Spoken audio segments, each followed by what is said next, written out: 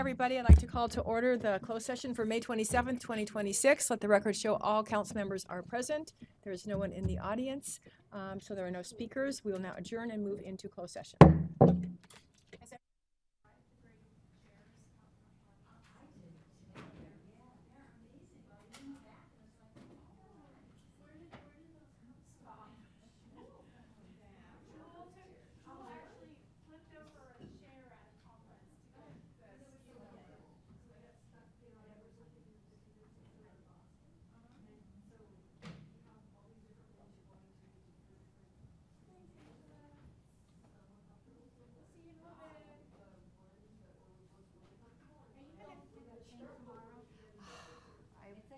right after the board meeting. I thought it was at 6.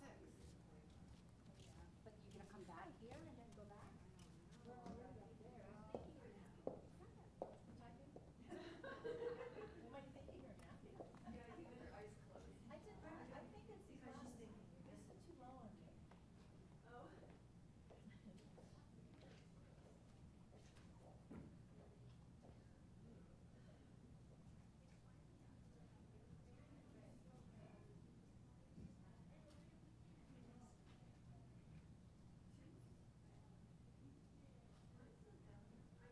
No, Jenna went and got it for me because You were thirsty. I was thirsty before I had to be interviewed. Yeah, it's so funny. I walked in first to Kathleen gave me this glass of water. She's like, I just got this glass. I haven't drank it. You sell it yours. Oh, that was very sweet of her. I was thirsty. It's so funny. I wasn't thirsty when I left the house, but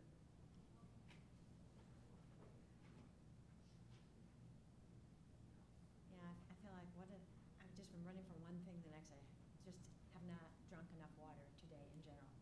yeah, and you know what's funny? When it's overcast, I feel like I don't drink enough water because I'm not thirsty. But right, because I'm like a plant. You're absorbing the humidity from the atmosphere. That's it, exactly. I would be like the little shop of horrors. Feed me, Seymour. That would be me. I actually saw that play last year off Broadway. Yeah. Yeah, my college roommate lives in Brooklyn, and whenever I go, we pick some plays to go see, and she picked that one. It was great. I think it's been off Broadway for like 40 years. Forever.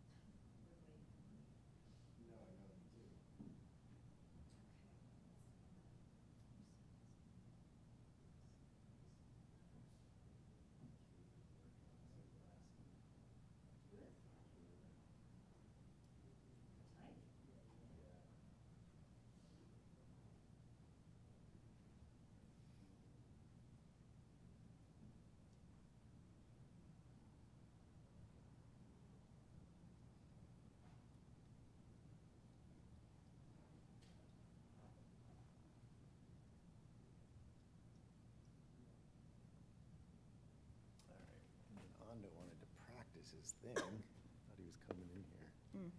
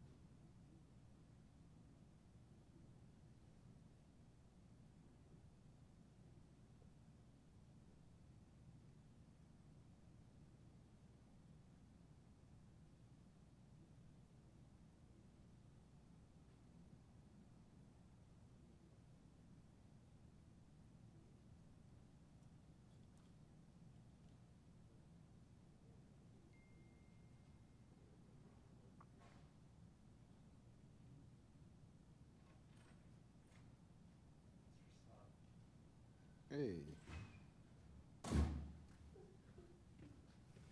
What's up? How we doing? Good. Hot shot at the. Oh, you're tag on that?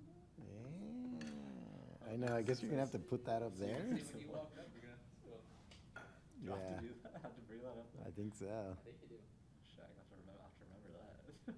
I'm just gonna sit low pro right where Scott said have the name tag. That's the way to do it. Incognito. But that all works and yeah, here. Oh yeah. So So the which one?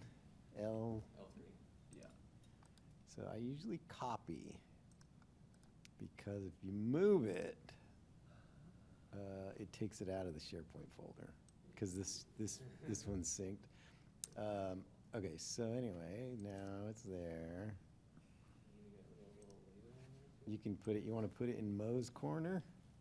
In Mo's corner. Oops, that's weird. Mo's Joe's corner is over here. Yeah, we can do that. I'm cool That's with where he always, that. Yeah, I like it in the corners. so then you know, because there's gonna be other stuff, right? Yeah, so I'll do that. That'll be my corner too.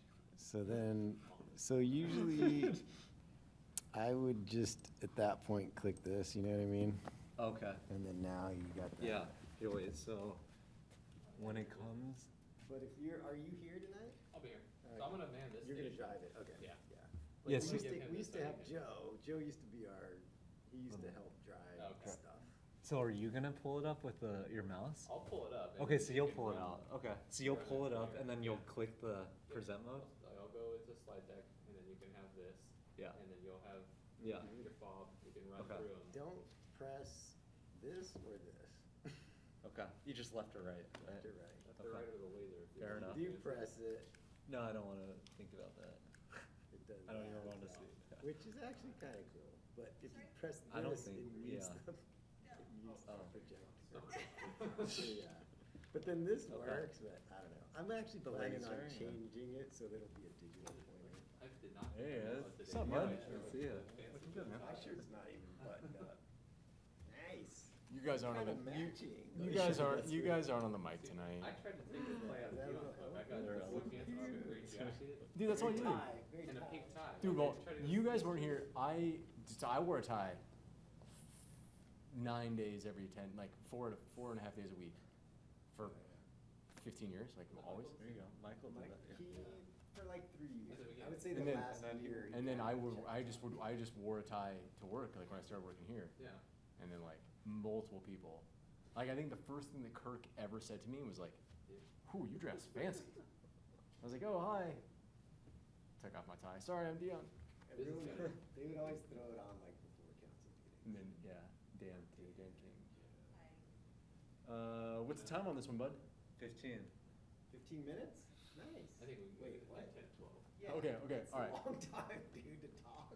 Dude, my presentation's 10 minutes. Work plan's gonna go for a minute. Work plan's gonna be an item too. Melissa's already briefed me on the work plan. They're gonna have, It's enough. they're gonna have Really? lots of input. Juice, yes. that's good. Yeah.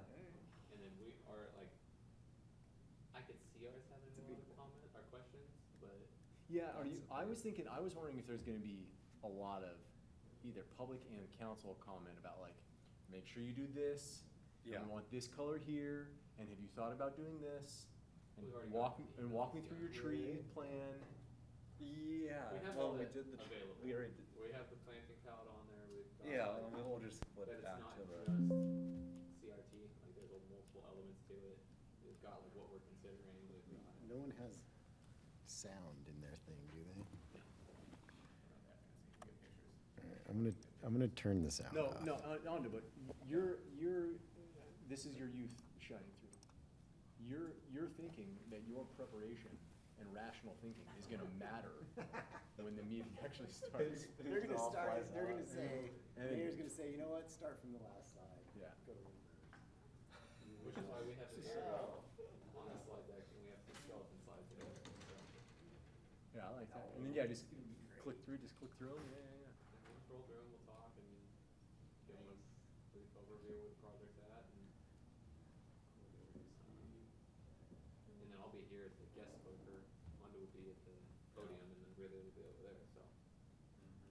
We'll be more than ready for answers. yeah, they're good.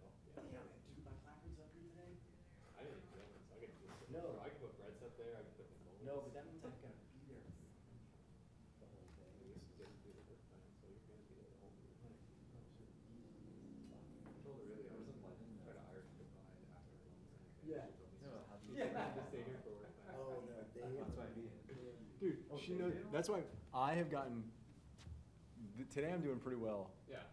but 5 of my items have Test. been the last item on the council agenda. Good evening, Mayor, City Manager, members of the City Council. Can I do a quick check Yeah. on, are my items? Yeah, go ahead, go ahead. You do what you need to do. I'm just gonna check. Yeah, no, you can get rid of it. You can exit. Let's see. There we go, employee. Ooh, I'm just now realizing, did I save it in the right spot? No, I did not. Yeah, I mean, Austin, this is pretty easy. I was gonna say, yeah, it'll be fine. I'll just sit there in Left, case right. it clicks off.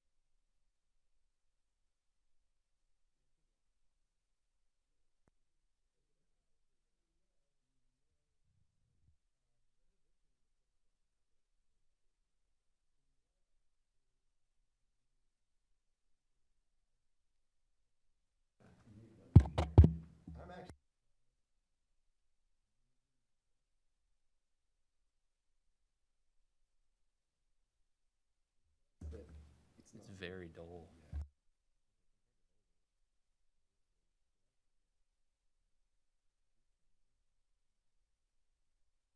It's like Yeah. a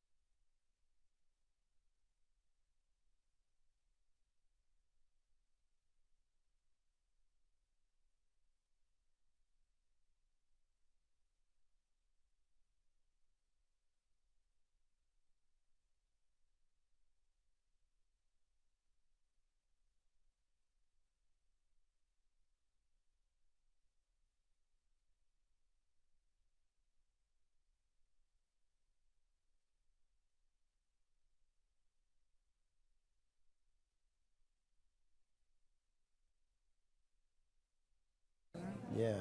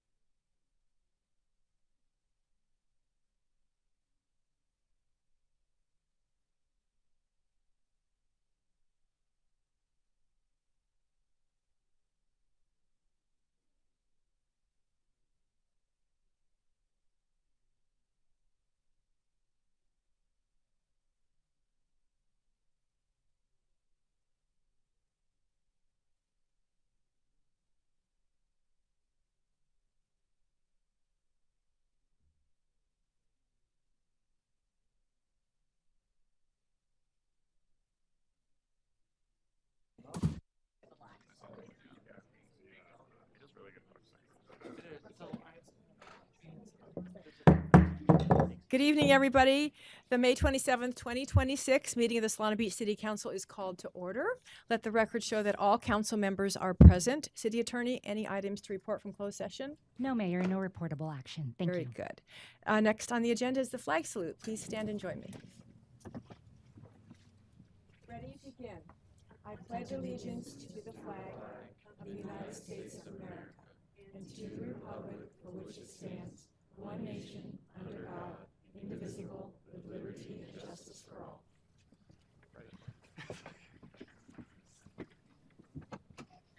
Okay, we have two special items. The first is a proclamation for Public Works Week. And this was, I think this is a Public Works Month, isn't it? Or is it week? Yes, it's, okay, great. So tonight we're recognizing our incredible Public Works team alongside our Public Works Director, Aurelia DeBral. Thank you so much.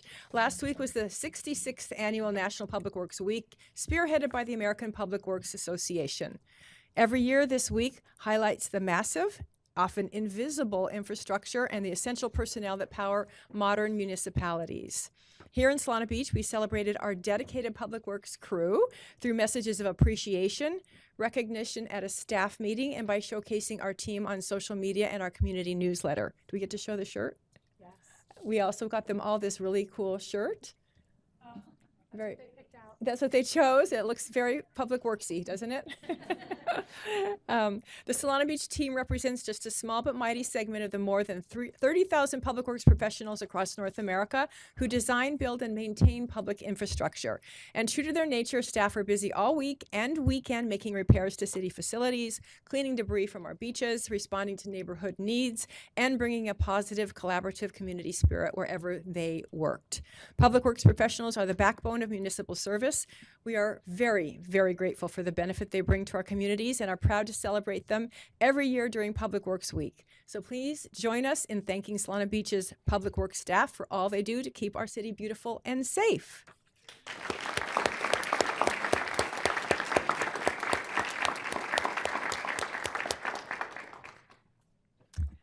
Thank you. And next we have a really special ceremony. This is an introduction to our new chief, Brett Davidson, fire chief, and his swearing in and pinning. So, and that's why we see a sea of blue out here. It's really lovely. I'll turn it over to the city manager, who will turn it over, I think, to the city clerk. I'm sorry, before we have some oral communication on Public Works for the Oh, we recognition. do. Okay, very good. Let's go to, if you could please call that speaker for Public Works Week. Sure. Cindy Clemens. Cindy and Kathleen Drummond. Our Let's two speaker seaweeders. slips. We have a small but mighty group of seaweeders. We do. Who would, How wonderful. who wanted to add to our gratitude for the Public Works team with some goodies. And it looks like they got the evening off. So will you be the keeper of the goodies for us? Thank you. These guys helped me recently unload, I could not have done it, obviously, myself, close to 200 plants that went into city gardens and were sold to seaweeders through our annual plant sale. And as Cindy has tested before, they've been invaluable in helping us add to our pollinator habitat in the city. And, we put flags and they put down plants, and they've just been wonderful. And we just wanted to add to our gratitude to the team and to you. Oh, I will drop those off first thing in the morning. Thank you. How lovely. Thank you, guys. Thank you. you so Thank you for all much. you do. And just one other thing, they do it all so joyfully. They act like, oh, it's such a pleasure to come and pick up those great big trash cans of weeds that you leave out on the rail trail for us. And they're just so inspirational to me. They have such great attitudes.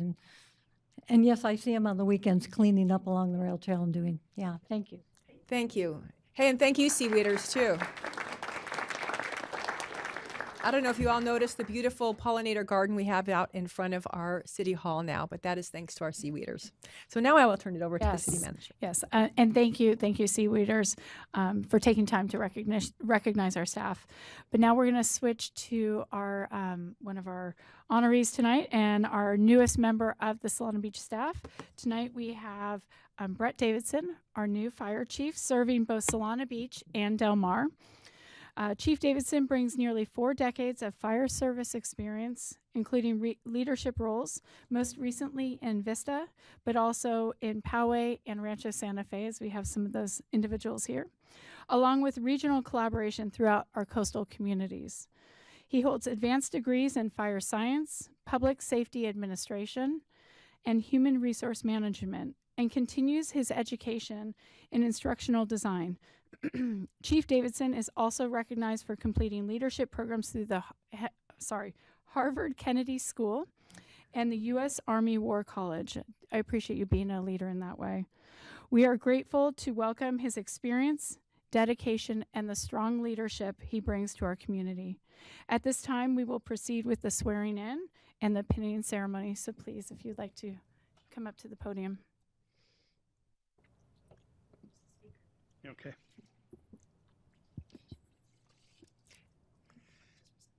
You go right ahead. I, Brett Davidson, do solemnly swear I will support and defend the Constitution of the United States and the Constitution of the State of California against all enemies, foreign and domestic. And I'll bear true faith and allegiance to the Constitution of the United States and the Constitution of the State of California. I take this obligation freely without any mental reservation or purpose of evasion.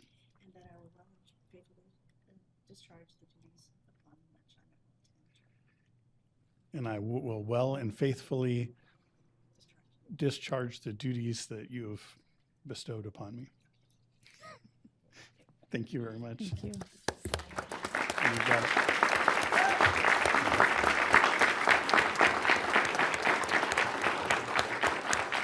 Now, we'd Thank like you so to much. invite Mary Davidson up for the pinning. Thank you, Mary, for being here. My pleasure. It was maybe asked, is this going to be a sharp pinning or a gentle tonight? Depends. What do you call me a foreign influence? Ow. Shut up. Thank you.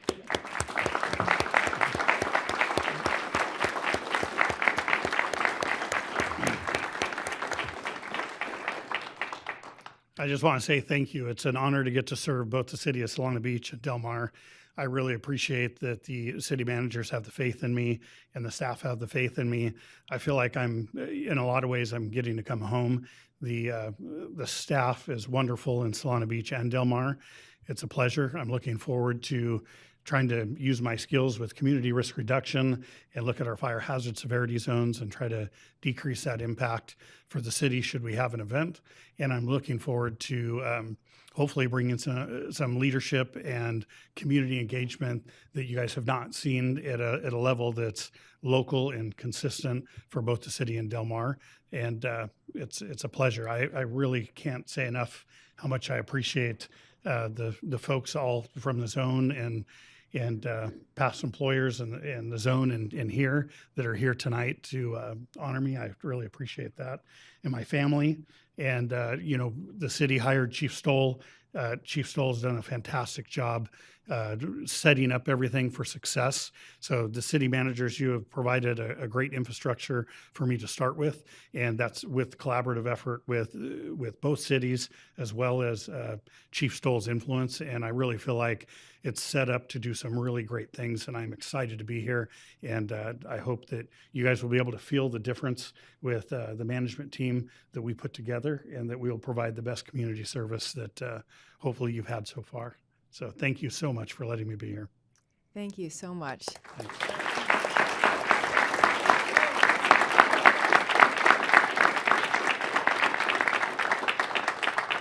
Those words were music to, I think, all of our ears. Thank you so much. We're looking forward to your service and your collaboration very, very much.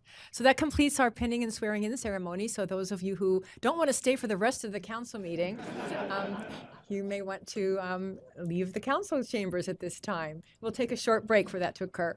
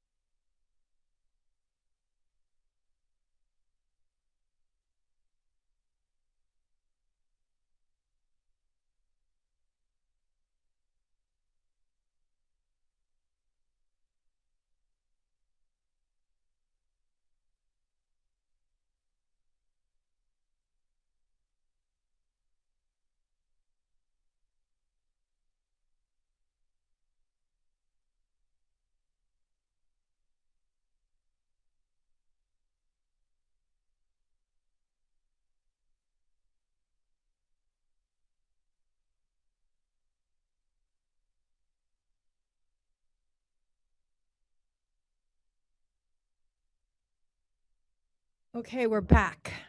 Now we're on to the approval of the agenda. City Manager, do you propose some changes, I think? I do. Just given that we have some guests here to present on our State of the Beach, I'd like to request from the mayor and council to move item L1 before K1, which is right after consent. Okay, very good. Okay, so I may have a motion to approve the agenda as was just stated by the City Manager. Motion by So moved as Zito. modified. Very good. And second by Edson. Please vote. Okay, the agenda is approved. City Clerk, do we have any oral communication speakers? Okay, so oral communications is the portion of the agenda that provides an opportunity for members of the public to address the council on items relating to city business but not appearing on today's agenda. Pursuant to the Brown Act, no action shall be taken by the council on public comment items. However, council may refer items to the city manager for placement on a future agenda. The maximum time allotted is 3 minutes. Please look at the lights. When you see the green, please go. Yellow means you have 1 minute, and red means please conclude. Please call the first speaker. Our speaker is Cindy Clemens.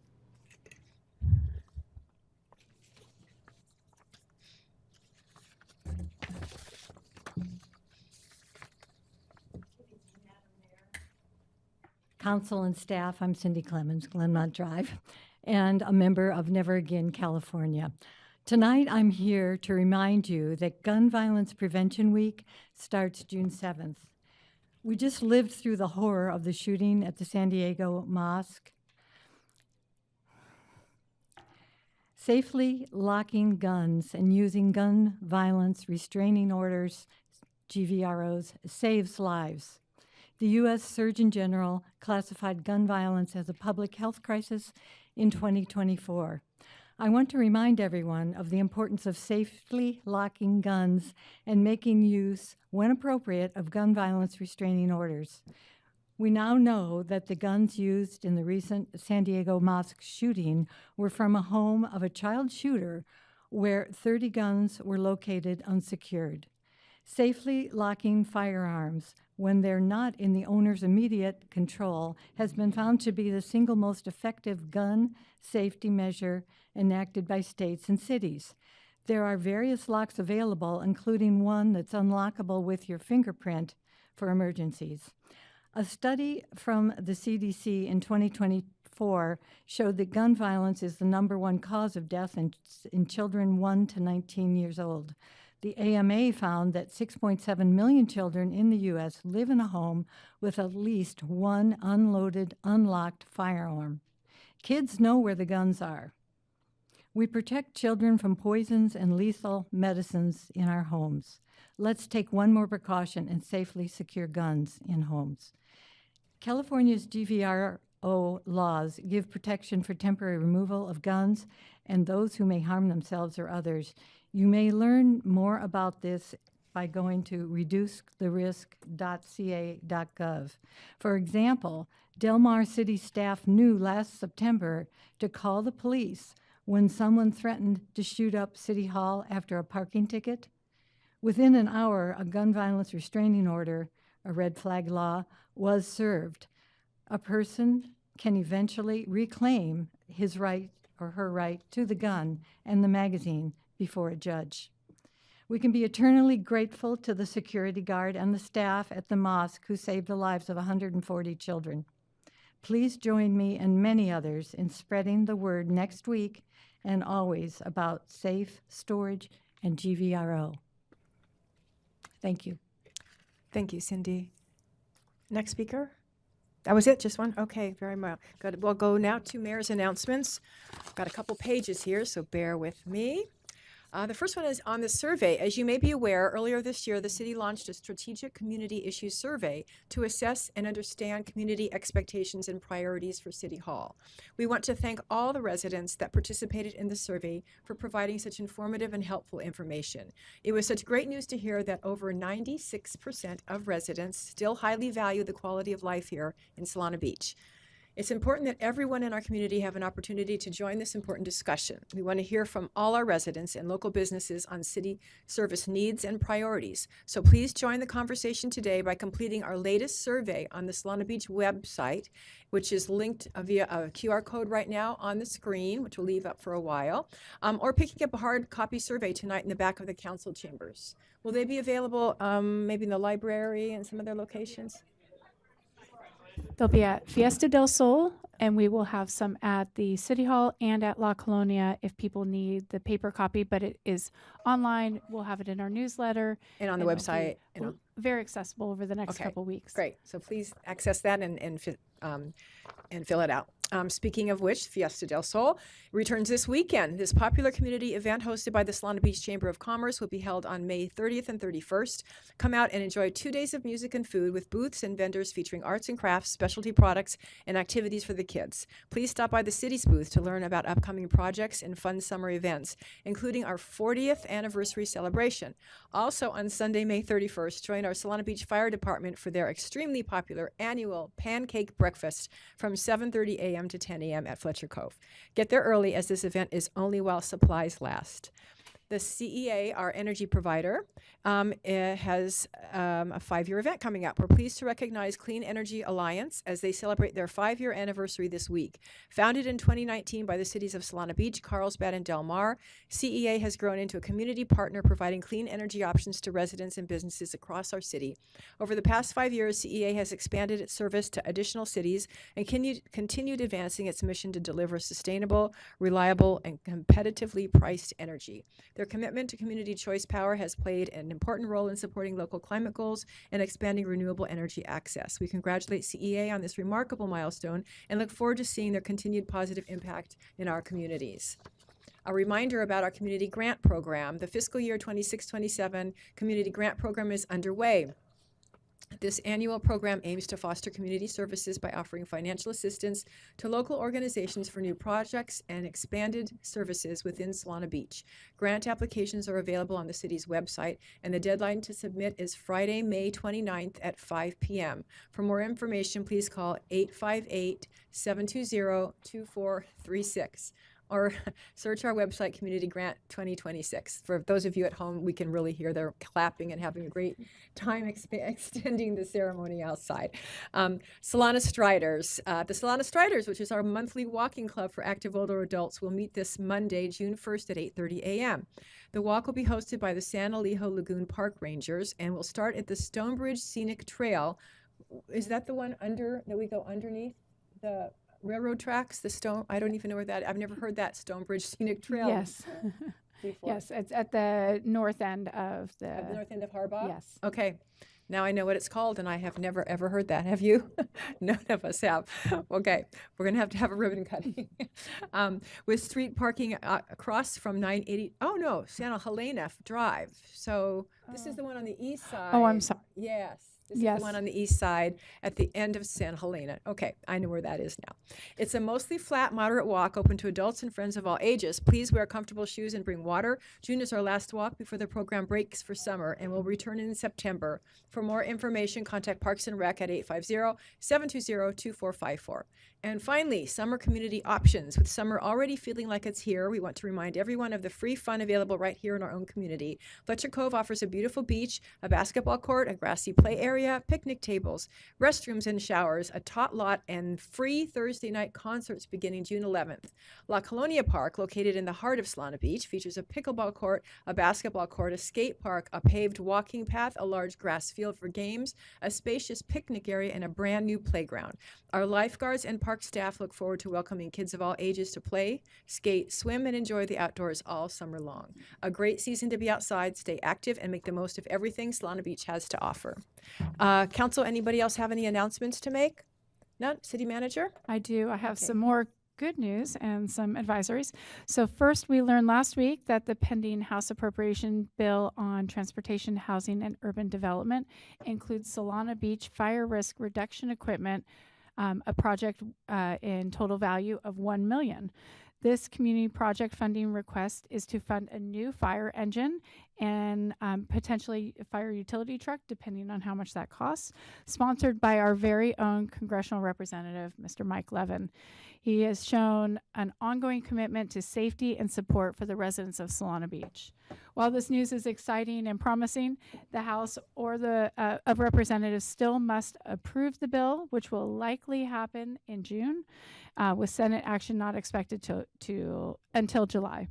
We are actively tracking this project, though, through appropriations process, and will report back to Council and to the community as soon as we receive further update. But we want to thank Congressman Levin for thinking about our city and prioritizing fire safety.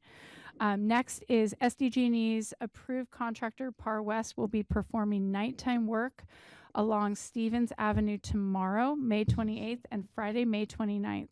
Extended work hours are through the night from 9 p.m. to 5 a.m. and will include replacement of existing wooden poles with new galvanized steel poles. Traffic control will be in effect along Stevens Avenue and primarily impact southbound traffic. SDG&E will reopen the lanes and sidewalk at the end of each shift, and emergency access will remain open throughout the work. Questions can be directed to SDG&E's contractor, Par West, at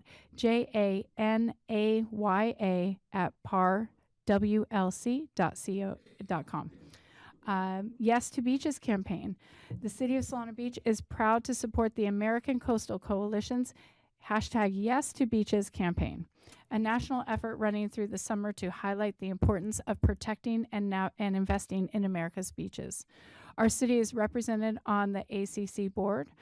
I sit in one of those board positions and represent Solana Beach and the West Coast.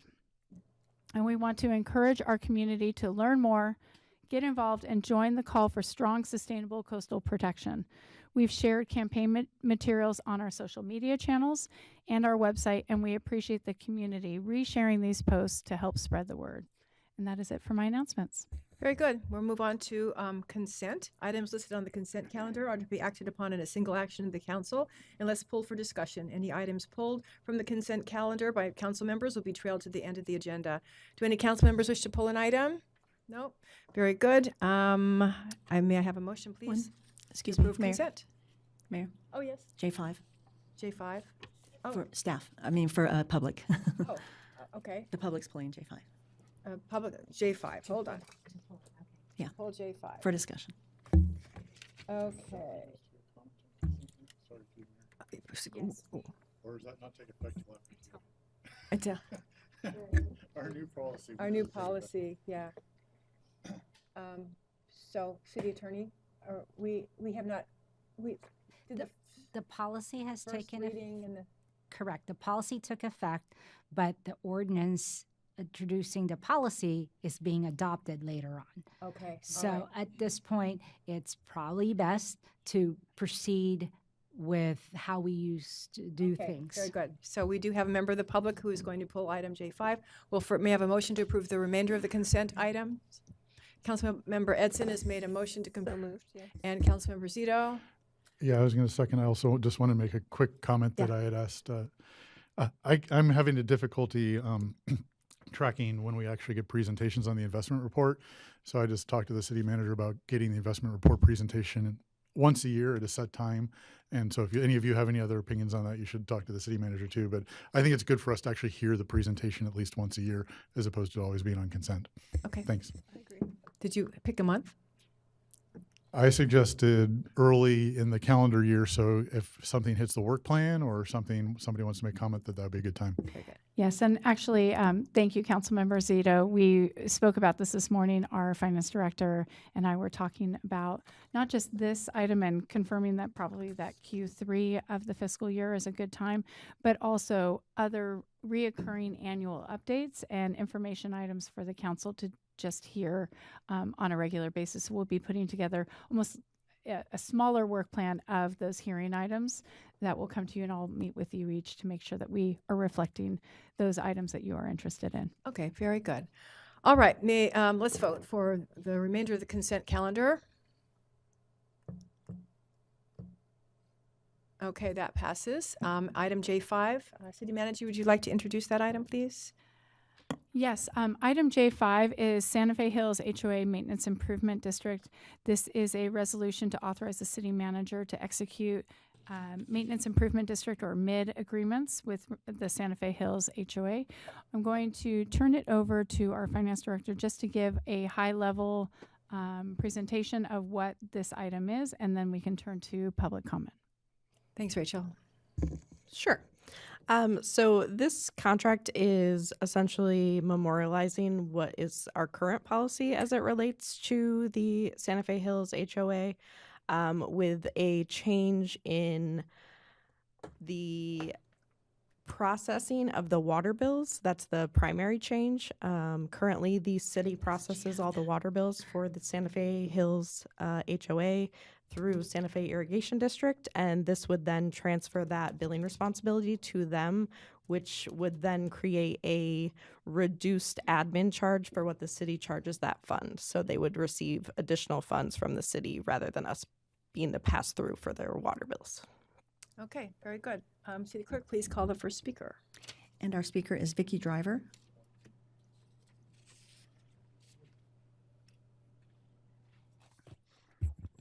Good evening, Mayor Hebner and City Council members. My name is Vicki Driver, and I serve as president for the Santa Fe Hills HOA. I am joined here by several of the members of our HOA board. And we are here this evening to respectfully thank you and your support and approval of the agreement before you.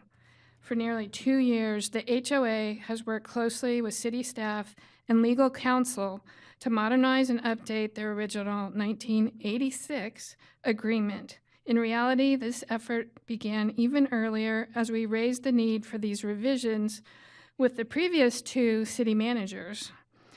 This update is long overdue. The purpose of the agreement is straightforward. It's to clearly define and formalize the responsibilities for landscape maintenance with Santa Fe Hills MID area. The HOA wishes to continue providing these maintenance services while also assuming responsibility for the financial administration of the MID areas. Under the proposed agreement, the city would transfer the associated benefit charges along with the association's allocated share of San Diego County property tax revenues directly to the HOA for administration and maintenance purposes. Historically, the city has used these pass-through property tax revenues and benefit fees to pay the association water bills through Santa Fe Irrigation District, as Rachel had said. Under the updated agreement, the HOA would continue paying those same water bills directly using the same funding sources. This agreement provides greater clarity, accountability, and administrative efficiency while establishing a modern framework that reflects how both the city and the HOA have already been operating in practice for many years. Thank you for your time, consideration, and the continued partnership with the Santa Fe Hills community. Thank you all very much for being here. Thanks. Appreciate it. Okay, may I have a motion to approve item J5, please? Motion by Zito. So moved. And thank you for the discussion and patience. I know these things take a while, so appreciate you taking your time working through it. And second by Councilmember Becker. Please push, there we go, and I will call for the vote. That passes 5-0. We all like efficiencies. Thank you. Okay, now we're going to move on to the first staff report, which I will turn over to the city manager. Sorry. The item L1 is a coastal project status update, or the kind of the state of sand in Solana Beach. We, as you know, are engaged in an Army Corps program, a 50-year program. We have invaluable and amazing consultants that have helped us navigate not only the process, but the implementation, and are here to give a report on that project. We have Leslie Meyerhoff from Summit Environmental who will present. We've also invited Keith Greer from Sandag, who is going to speak a little bit about the Regional Beach Sand Project and where the region is on that project. So I'll turn it over to Leslie. Thank you for being here. Thank you so much, and good evening, Mayor and council members. It's my pleasure to be here tonight with you. I'm very excited to give you some of the coastal project updates. Oops. Oops, let's see. Thank you. Okay. There we go. Okay. The coastal project update item that's before you is informational only. It's for receive and file. We'll be happy to take questions at the end of the presentations, but there's no action that's required or requested of you necessarily tonight.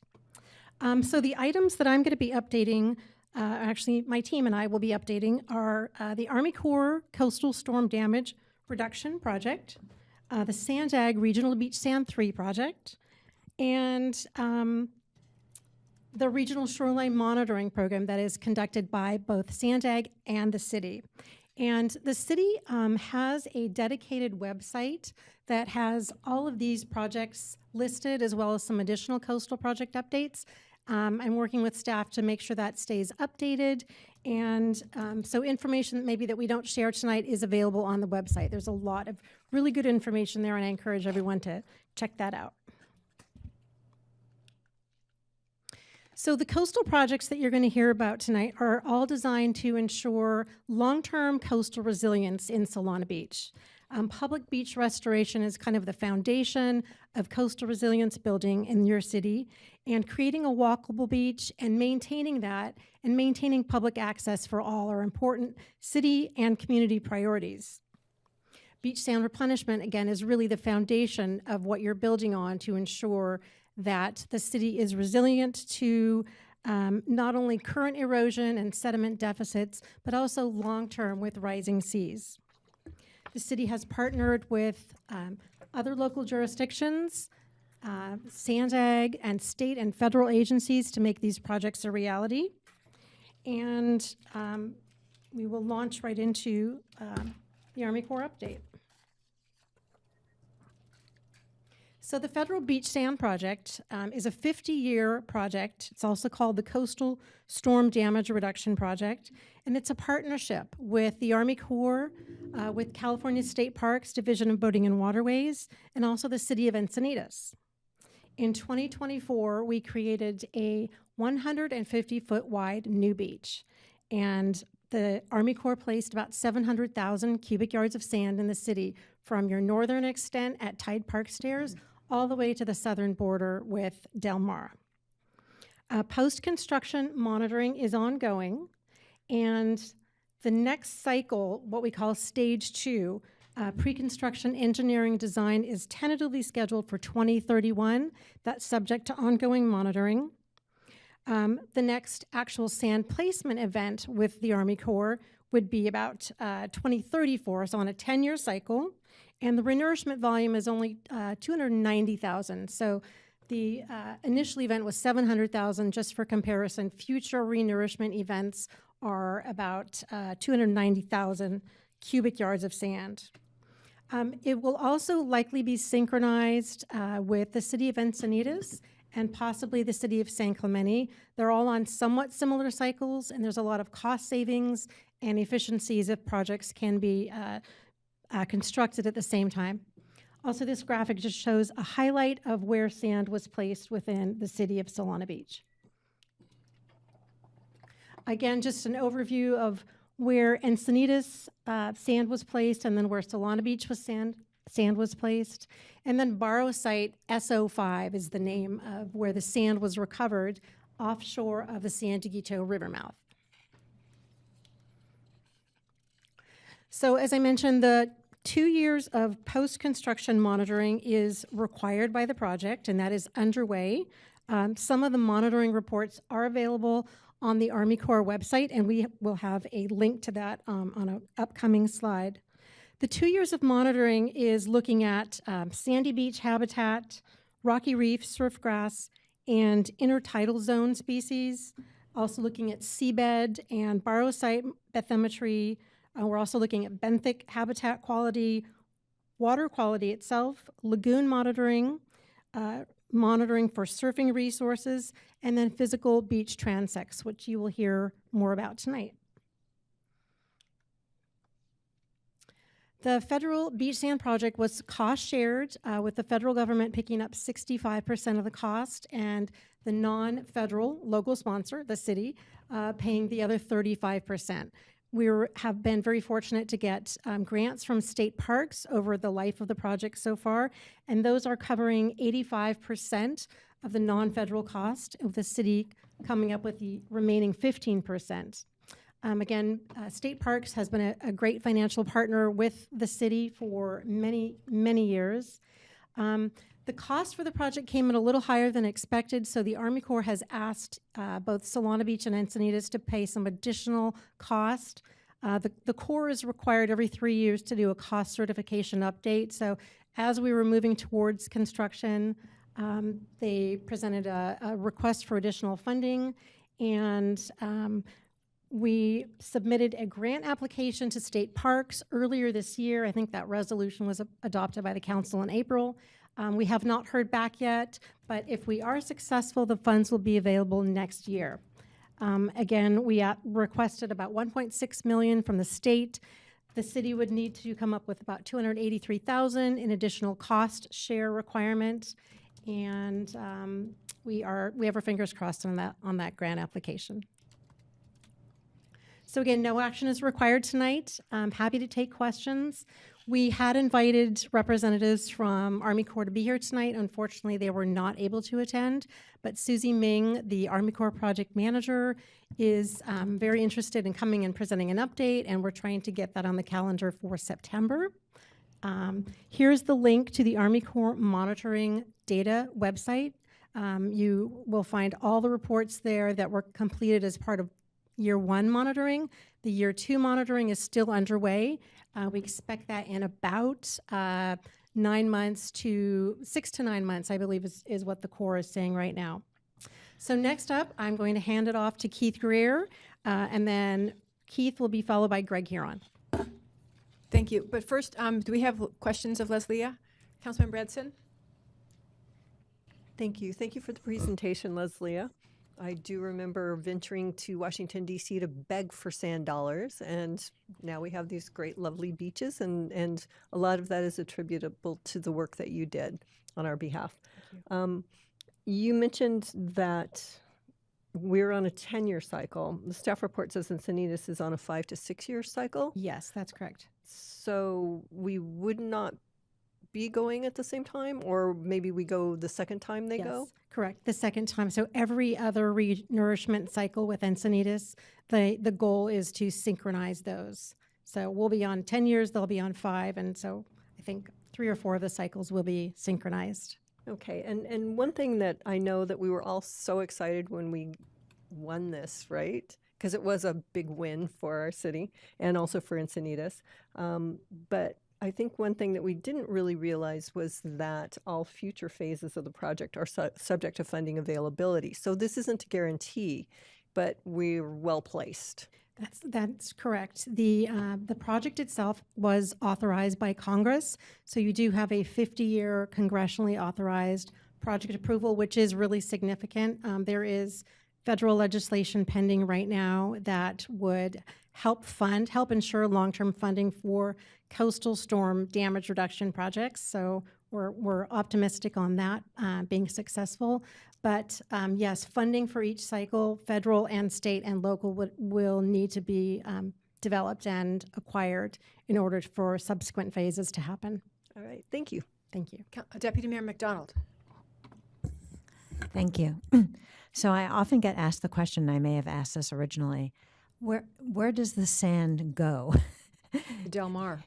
Does it go south to Del Mar and perhaps clog up the mouth of the San Diego River?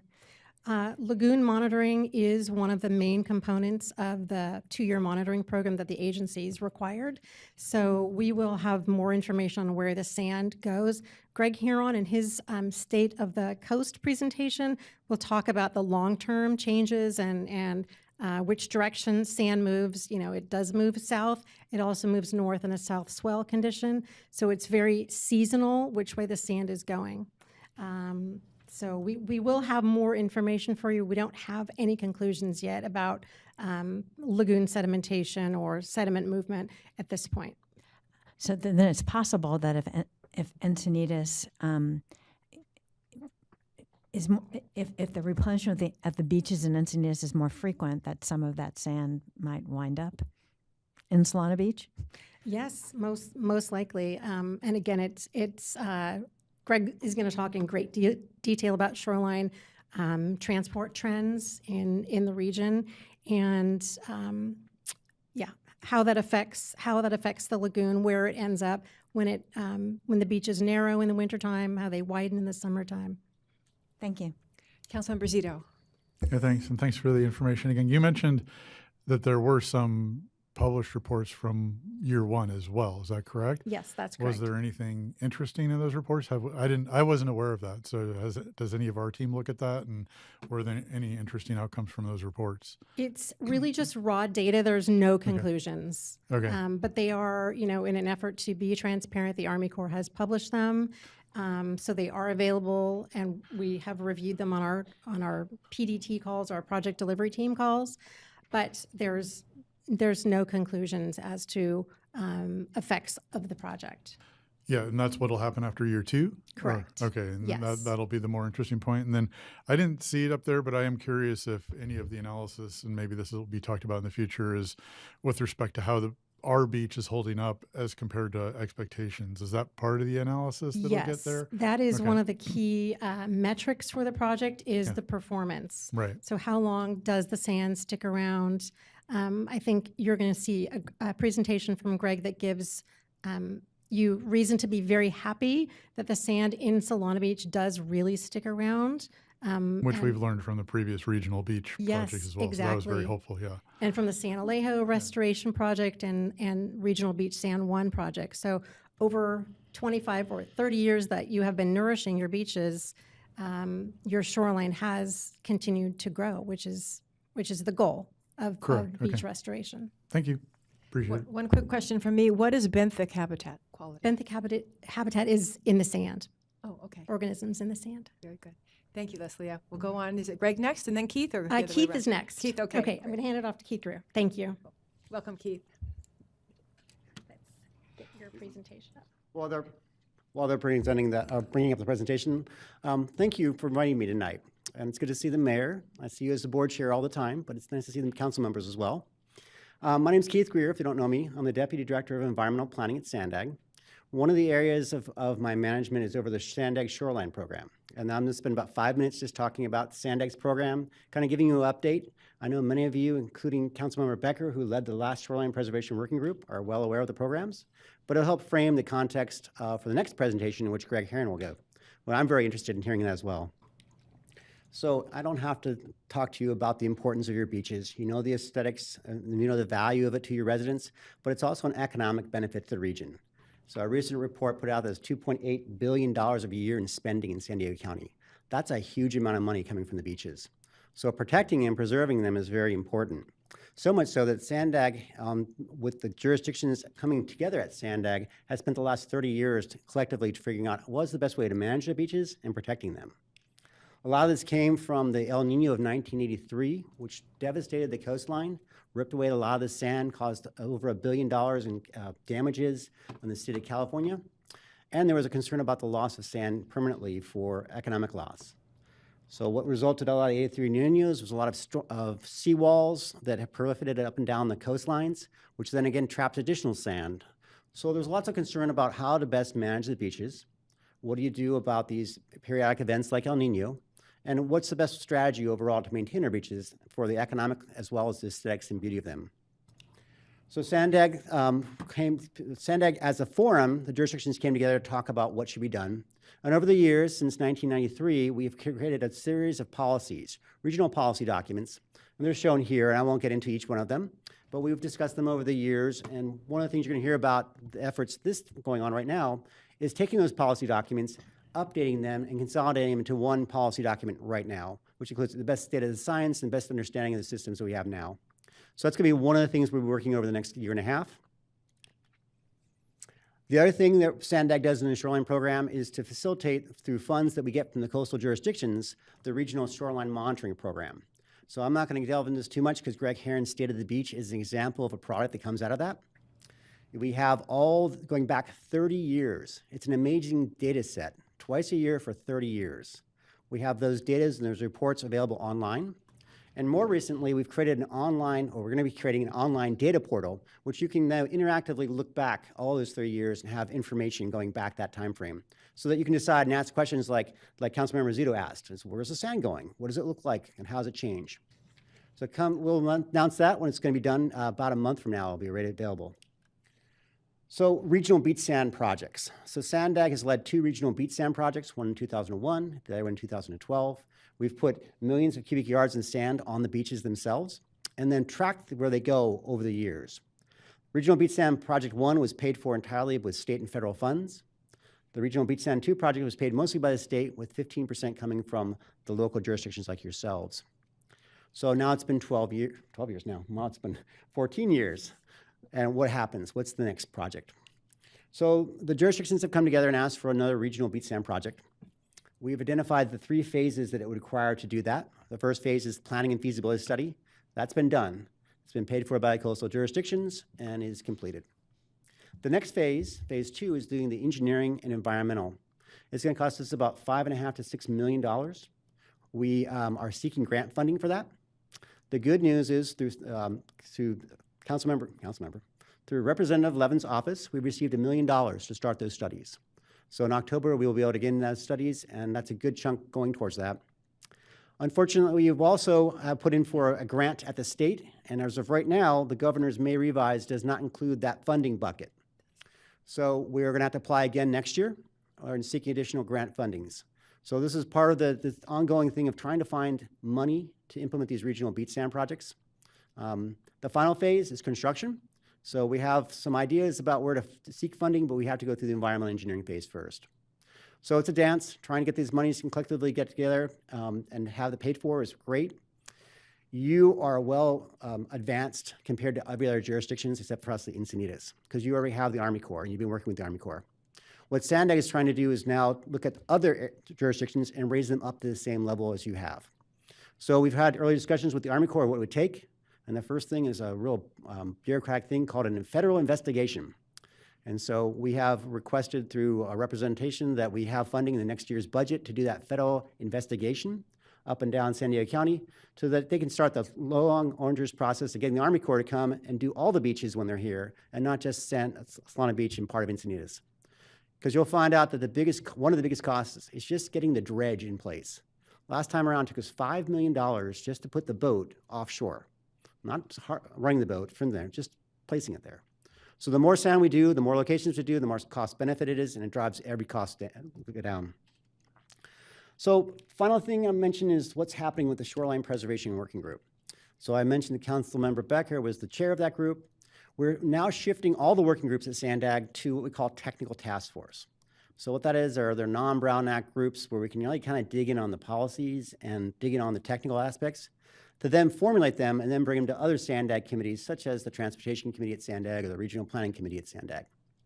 We will be kicking off the new technical task force in July, and we will be asking for representation from the City of Solana Beach and, through the City Manager's Office. The focus of that group for the next 18 months will be to update and consolidate the shoreline policies, and then to collaborate on the monitoring program, which you're going to hear about next, and then also on the Regional Beach Sand 3 project. With that, I'll conclude my presentation. Before turning it over to Greg, if there are any questions for me, I'd be happy to answer them. Thanks, Keith. Question by Councilmember Becker. Does that mean the June meeting is no longer? That's correct. Oh, okay. The working group. Glad that you were here. I would have been showing up. Okay. Okay. Any other questions? My question was going to be, when are we going to have the sand? But you said TBD, so we'll find out.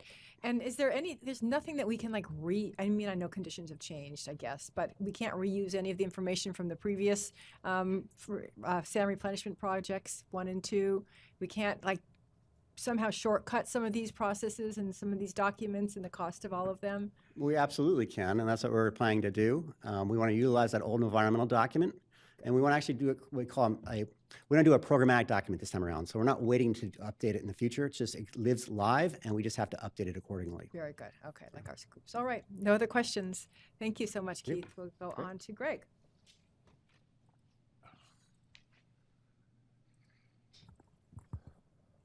Okay. Well, that was a perfect setup. And so let's talk about the state of your beaches now. It's been a couple years since I've come before you, and a lot has happened. So let's start with a little bit of background on previous beach nourishment, just to provide some context. Some of that was just presented to you. And then let's talk about the shoreline monitoring program so you understand the work that we're doing on your behalf. And then we'll get into some observation, what we've learned both on a regional level and then locally here in Solana Beach. And when we talk regionally, we'll be talking about the southern Oceanside littoral cell. So that's from the harbor, Oceanside Harbor, down to La Jolla, because what happens in this broader region directly impacts what's happening in Solana Beach. And then we'll talk about what's next, the future projects coming up, the importance of those projects, and then to put it into some context, how does beach nourishment figure into future sea level rise adaptation? So this plot shows cumulative beach nourishment in the Oceanside cell in the yellow line here, and it's just marching up, accumulated material placed in the cell, about 7.5 million cubic yards in the last 30 years. And then for context or comparison, this is how much has been placed in the Silver Strand cell. That's the Coronado Imperial Beach area and the Mission Beach cell. So a lot of material has been placed on the beach, highlighted by Regional Beach Sand 1, Regional Beach Sand 2, the San Elijo Lagoon Restoration Project, and most recently your Corps of Engineers project, the Coastal Storm Damage Reduction Project. So of that 7.5 million cubic yards, about 1 million's been placed on the relatively small stretch of Solana Beach. So that's, as Keith said, you're more advanced than a lot of your neighbors because all of this material has been placed on the beach through taking advantage of being part of Sandag's Regional Beach Sand 2, taking advantage of opportunistic sand coming from the lagoon, and then a lot of hard work on the federal and local level to get that Corps of Engineers project in place. So we've been conducting the shoreline monitoring program for you and Sandag for multiple decades. Sandag started their program in 1996, as Keith indicated, and then the city added some additional sites to Solana Beach to get more resolution in the city itself.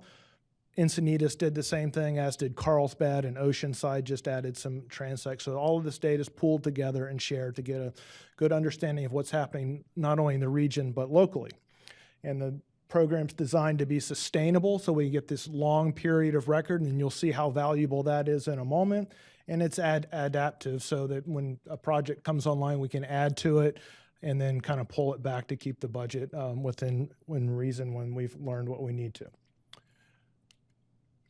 So we're doing beach profile surveys. So it's basically a cross-section of the beach from the back of the beach out to beyond what we call the depth of closure, where sand's no longer really being moved around by waves and currents any longer. So capturing all of that sand in the system. And so you can see here, this is an example at Fletcher Cove. Let me just point out this gray shaded area here is the range of where the beach was prior to Regional Beach Sand 1. And the blue shaded area is where it's been and is currently now, the red line, in that 25 years later. So much, much wider beaches, a lot more sand on the beach, and the recreational opportunities that come with that, and the storm damage protection properties that come with that.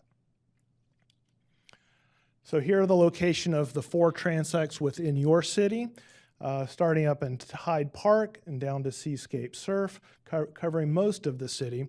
The city's also sponsoring a couple more transects now further to the south to support monitoring for the Corps of Engineers project. But tonight, let's just focus on what's happening in the city itself. So let's talk about what we've learned. Let's look at 2 scales regionally in this Oceanside littoral cell. And then locally at Solana Beach, we'll talk about mean sea level beach widths, the width of the dry beach, and the shore zone volume. So that's the amount of sand from the back beach out to this depth of closure. And so you can't have the beach widths without the volume in the system to support that. And then analysis period, we'll look at the evolution of the beaches over the last 25 years since Sandag and the constituent cities got involved with active management of the beaches. So here's a quick overview of the entire cell, the beach widths as of last fall in a stoplight pattern. The wide beach is greater than 200 feet in green. The narrow beach is red, less than 100 feet. So to pick out the wide beaches, Solana Beach is one, Cardiff is one, Encinitas is one. And why? Because of more persistent and more recent nourishment at those locations. And then, as was pointed out early, Del Mar's benefited from that as well. The graphic on the right shows the net change, the net difference of the beach width in fall 2000 and in fall 2025, 25 years later. So you can see areas of red where we've had erosion, areas of green where we've had accretion. Same areas are doing the best, and that's where most of the sand has been placed in the last couple decades. Real quick, Greg, is that red part between Solana Beach and Del Mar, is that the river mouth? Yeah, that's the Okay. river mouth, and that's not a great transect because it can be really impacted with where that river mouth is migrating. Okay, how much volume's in the system? This is the entire oceanside littoral cell, and again, you can't have the beach widths are going to come with increased volumes. So this is starting in fall 2000 at 0 when Sandag placed RBSP 1. We see these gains of volume coming in. We've held them for several years. We lost some in 2007 with some large wave storms, held steady, jumped back up with regional beach sand 2, held those to the 2015-16 El Nino, and then we've been on this steady decline for this 14-year period that Keith indicated that we've been between regional beach sand projects, but look, we get a big jump here when 1 million yards was placed from the Corps of Engineers project. But we're kind of back to where we started from, which volume-wise, which, you know, it's beach resilience and whatnot, it's a maintenance project. It's not a capital project that you do one time and it's fixed. You have to stay on top of it. Hence the programmatic approach that Keith mentioned.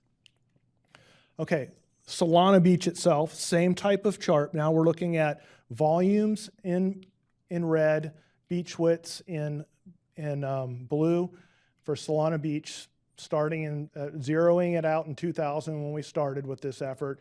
And you can see these increases after each one of these projects all the way up until now. Your beaches are almost 200 feet wider than they were 25 years ago.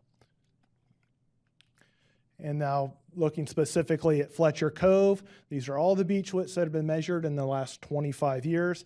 So you see this sawtooth pattern of spring-fall beach widths, wider in the fall at the end of the summer, narrower in the spring at the end of the winter. But look at the stair step of maintained beach widths after each one of these projects.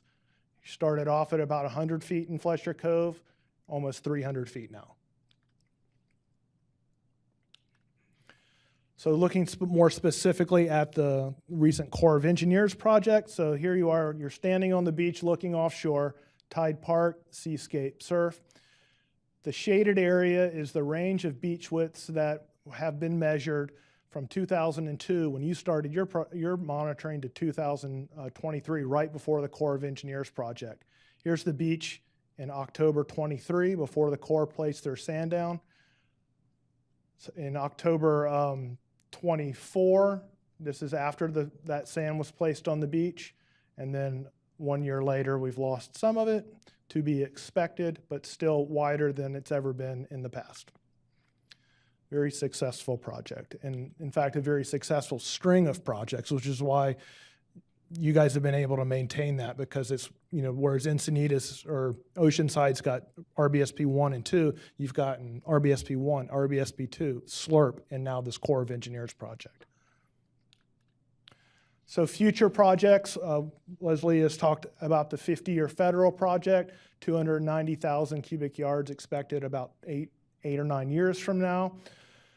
Sandag Regional Beach Sand 3, it's in the feasibility planning stages right now. 300,000 cubic yards proposed in Solana Beach. And again, exploring this programmatic approach, because for most of these beaches now, we kind of know how long that sand sticks around and how often we have to go back and replenish it to keep the beaches where we want them to be, so that we're not like that one chart where everything's red. You know, we've lost all of that. And then it's also important to exercise your SCOOP permit, your sand compatibility and opportunistic use program. So when material becomes available, a parking garage or a dredging project or somewhere else, get it on the beach if you can. Every grain counts. And finally, just to put this into concept as we look out into the future of sea level rise, what does sea level rise mean and how much sand do you have to put on the beach to counteract it? So sea level rise scenarios of 1/4 of a foot, 1 foot, and 2 foot, how much beach do you lose? So the water comes up, you have this apparent loss of beach, right? Okay, how much sand do you have to put on the beach to counteract that to get back to where you were? And you may be wondering, why did I pick 1/4 of a foot? Because that was the adjustment to mean sea level the last time NOAA updated it. So that's about how much it's moving up every 20 years or so now. So let's look at the middle scenario. 1 foot of sea level rise, if snap your fingers, water goes up, you're going to lose 45 feet of beach. But if you put 130,000 cubic yards on your 6,500 foot wide shoreline, you'll effectively counteract that. And the reason I wanted to show this is because these numbers aren't daunting. These are well within the range of what you guys are doing already. So for certain levels of sea level rise, beach nourishment is an effective tool to address that or adapt to it. And finally, 1 million cubic yards have placed in Solana Beach since 2000. We've seen the outcome of that beach is much wider than they were. And again, the recreational and storm damage benefits that come with that. Future projects, both locally and regionally, are critical to maintain these beaches. So you can't just forget about it for another 25 years. And you guys aren't. You know, SANDAG's active, the Corps of Engineers is active for you guys, and you've got that scoop permit. The beach conditions, we saw that stair step of sustained gains following each of the major nourishment project, about a 200-foot net increase in beach since 2000. And the beach widths are directly attributable to this effective sand management. Questions? Thank you. Councilmember Zito. Yeah, thanks for the presentation. And I know that, one of the things that we learned between RSB 1 and RSB 2 was that sand grain size mattered, and that's made a big difference with respect to maintaining the sand. I don't know if there's hopefully there'll be other aha moments like that. I don't think we've found anything quite that important yet, but in particular, because it leads to, you talked about sea level rise, but the other potential effect of climate change could be much more significant and or violent storms, which I think would also be problematic with respect to the amount of frequency that we might have to replenish. I don't know if there's been modeling done on that particular aspect of it, or just we have to wait and see. Well, it's some wait and see. There has been some modeling, like in the Cosmos Adapt. It has increased storminess, I believe, in it. So it could be more background erosion, right? But also, if there's larger storms, we're going to want more of a buffer, right, to provide bigger that surf protection. Too. Yeah, exactly. It's a lot less beach when we have 12-foot surf out there. Yes. It's pretty amazing. Okay. Thank you for that, though. It's great information. Welcome. Councilmember Edson. Yes, I think that you're the right person to ask this question of, but what are the potential benefits of doing a living shoreline as well as placing the sand? Because the whole idea is to keep to be able to maintain our bluffs, right? Mm-hmm. By keeping the wave action off of the toe of the bluff. Would a living shoreline add to the fact that we have sand? Yeah, yes. I think, so first, a wider beach is going to keep the waves from lapping at your bluff and contributing to that failure mechanism. You also have to have a pretty wide beach to maintain a living shoreline, right? So if you have no beach, you can put a dune at the back, but it's just going to get swept away pretty quickly. But what the benefit of that living shoreline, I think, would do for your beaches in the condition that you've been able to maintain them with, it's going to provide an even more robust last line of defense to those bluffs if we get a big storm that gets waves all the way up there and starts to erode the beach, but also provides a kind of an extra reservoir of sand, right? So it's almost like you've done a little bit more beach nourishment, but kind of tucked it up at the top of the beach to hold on to it for a while, and it'll come into play when it's most needed. So I think it can be beneficial, but you do have to have beach like you do now in order to support it. Thank you. And I have a quick question, and that is the flow of the sand. It looked to me like there was a little north and south, but given that we have maintained so much, is there something special about Solana Beach, our spot, where we it doesn't flow so much out and more in, or what? Yeah, so there's a couple spots along the coast. We have all these coastal lagoons, right? And so that kind of changes the bathymetry. It's almost like these miniature sand blockers, right? Under a lot of conditions. And Solana's is apparently pretty effective between Seaside Reef and San Dieguito Lagoon, the delta off of San Dieguito Lagoon. Cardiff is pretty effective at that too. Some of the other ones aren't as effective. And some of the things that Scripps has been looking at is that under normal conditions, sand likes to kind of hang out in these pockets and leak to the south. But when a big El Nino comes in, everything likes to really go to the south. And so if you're watching the news, they're projecting potentially a large El Nino this year. So that'll be something to watch. So we might flush a bit out of our little pocket here over the coming winter, depending on what kind of waves we see. I guess we'll see that in the next report. Yes, two more reports probably. Okay, very good. Yes. We appreciate your work very much. This is I- really fascinating. Thank you all. We of you. appreciate the opportunity to work with you guys. Great, thank you. Okay. Yeah. We will now move on to our public hearing. City Manager, I'll turn that over to you. All right, tonight we have as our, flipping around, for K1 public hearing at 146 South Granados Avenue. The applicant is Pelly, and the item is modification 26-002 and minor exception 26-001. And I will turn it over to Corey Andrews, our interim community development director. Thank you, Corey. Good evening, Mayor, members of the City Council. The applicant is requesting a modification to the DRP and structure development permit in order to remove or modify specific conditions of approval regarding fence height that were approved at the time of construction of the residence at 146 South Granados. And if the council can remove those conditions due to the changes in the site conditions, the applicant is requesting a minor exception to allow for 2 additional feet of fence height and to allow for the entire fence to be solid except for the area that's located within the front yard setback. Just to give you a little background, in 2003, the original developer submitted an application for a structure development permit in order to develop the lot at 146 South Granados with a 2-story single-family residence, an attached garage, and associated site improvements.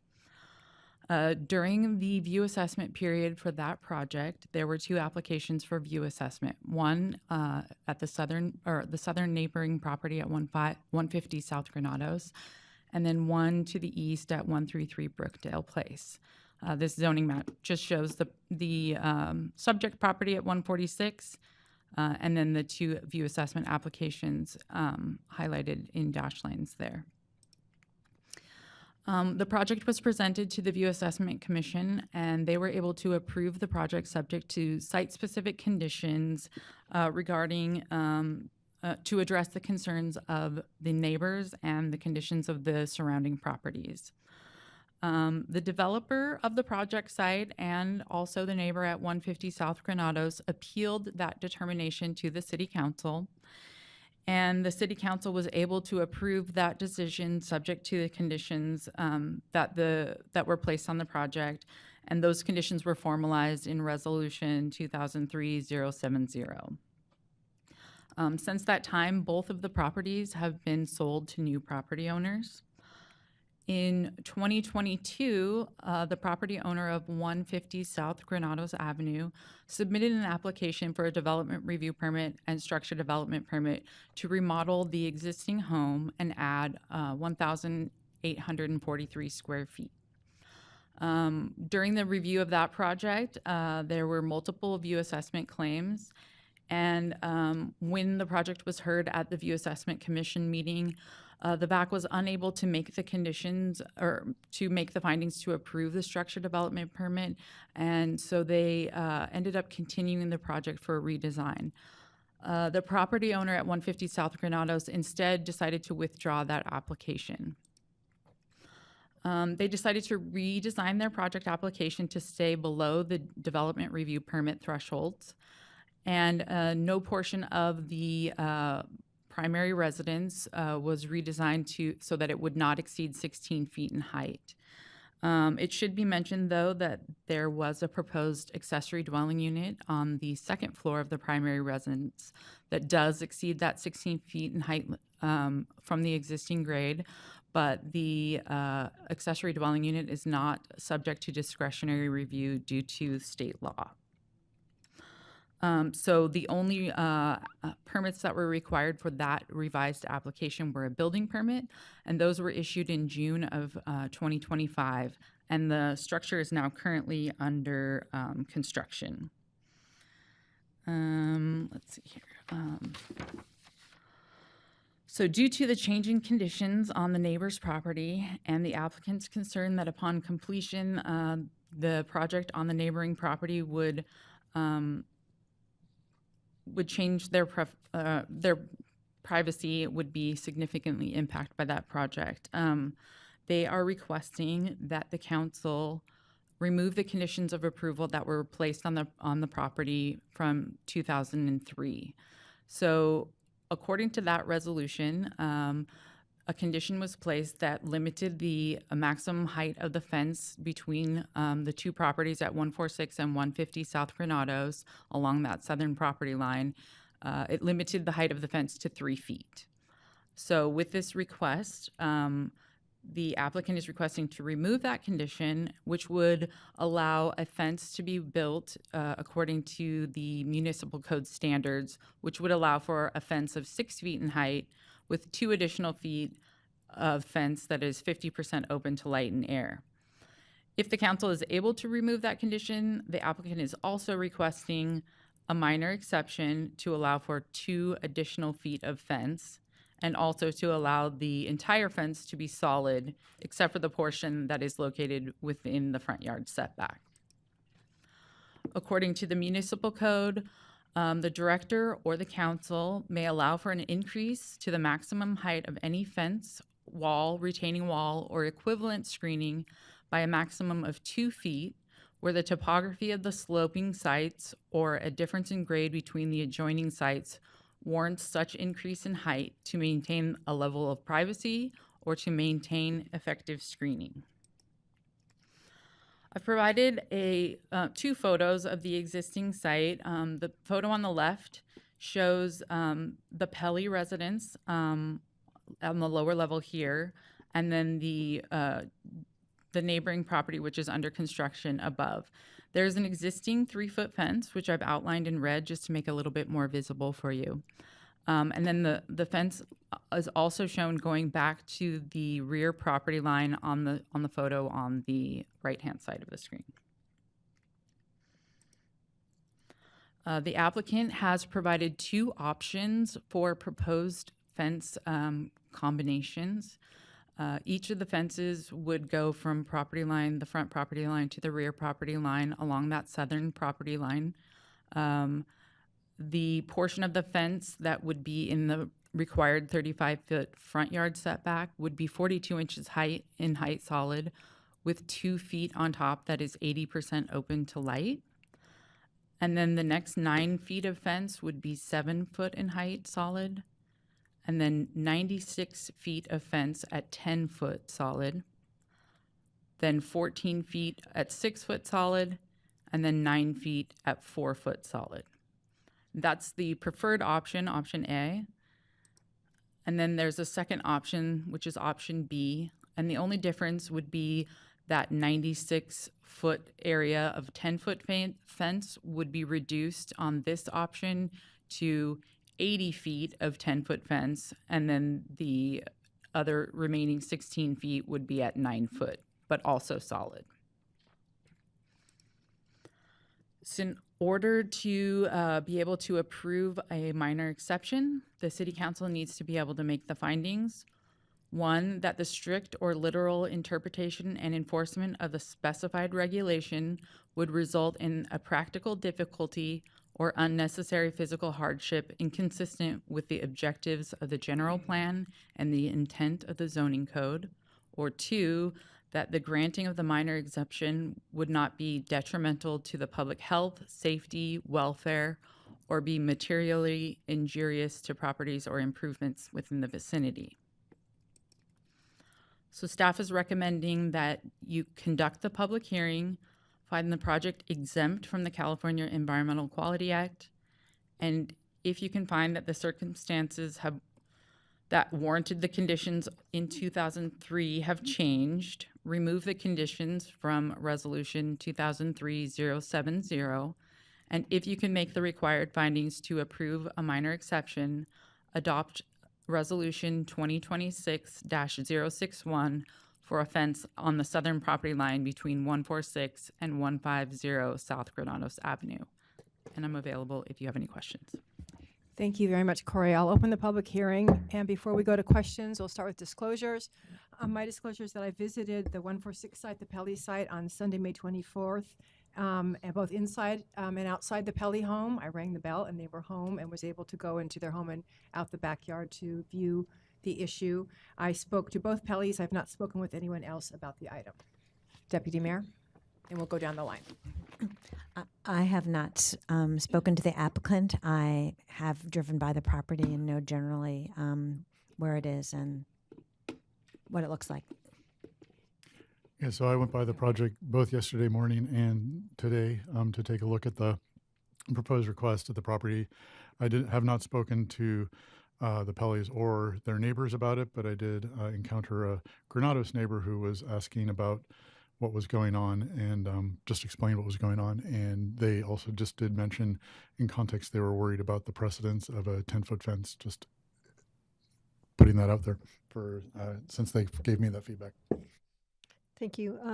I visited 146 South Granados on May 24th. Similar to you, Mayor, I was actually out front snooping around and was invited inside to come take a look. Thank you. I also, after I finished looking from inside the Pellys, I walked around 150 South Granados and saw as much as I could possibly see, given the difference in height between the two lots and also the construction fences. Also, I served on the VAC in 2003 when the proposed development of 146 South Granados was heard. I have not had an opportunity to view the 2023 VAC meeting to get any of that more recent information, but I have reviewed that staff report.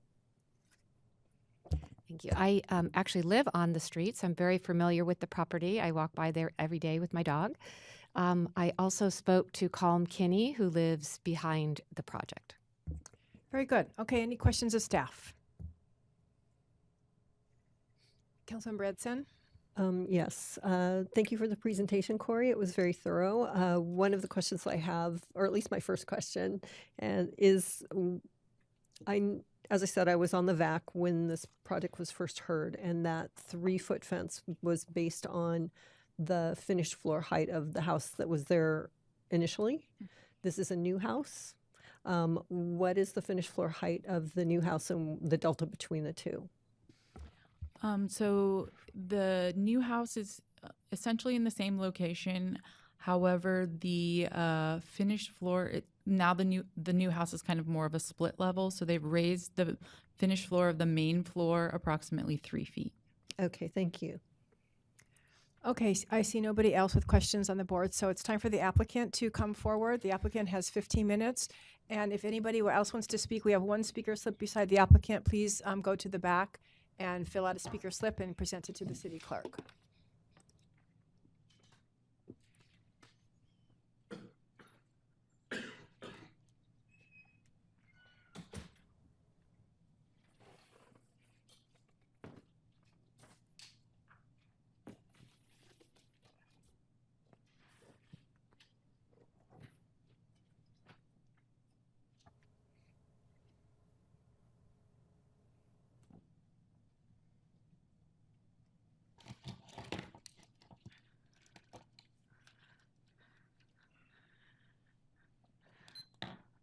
Good evening.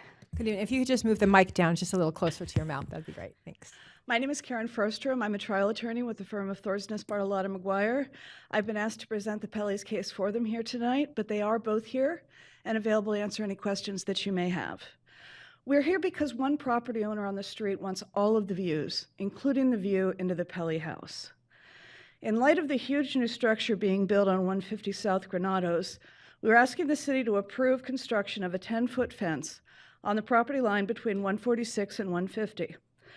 The city can reach this approval by making the findings on 2 issues. There is a change in conditions such that the original fence height limit on the original development permit is no longer applicable, and remove the limitation. Number 2, grant a 2-foot minor exception to provide the minimum protection required to return the Pelly's privacy to them. I will present this in a 4-point presentation. First, I will address the origin of the fence restriction on the Pelly property. Second, I will explain the change in conditions as a result of the new Durfus home. Third, I will address the elements of a municipal code minor exception remedy. And finally, I will present the civil engineering analysis supporting our request.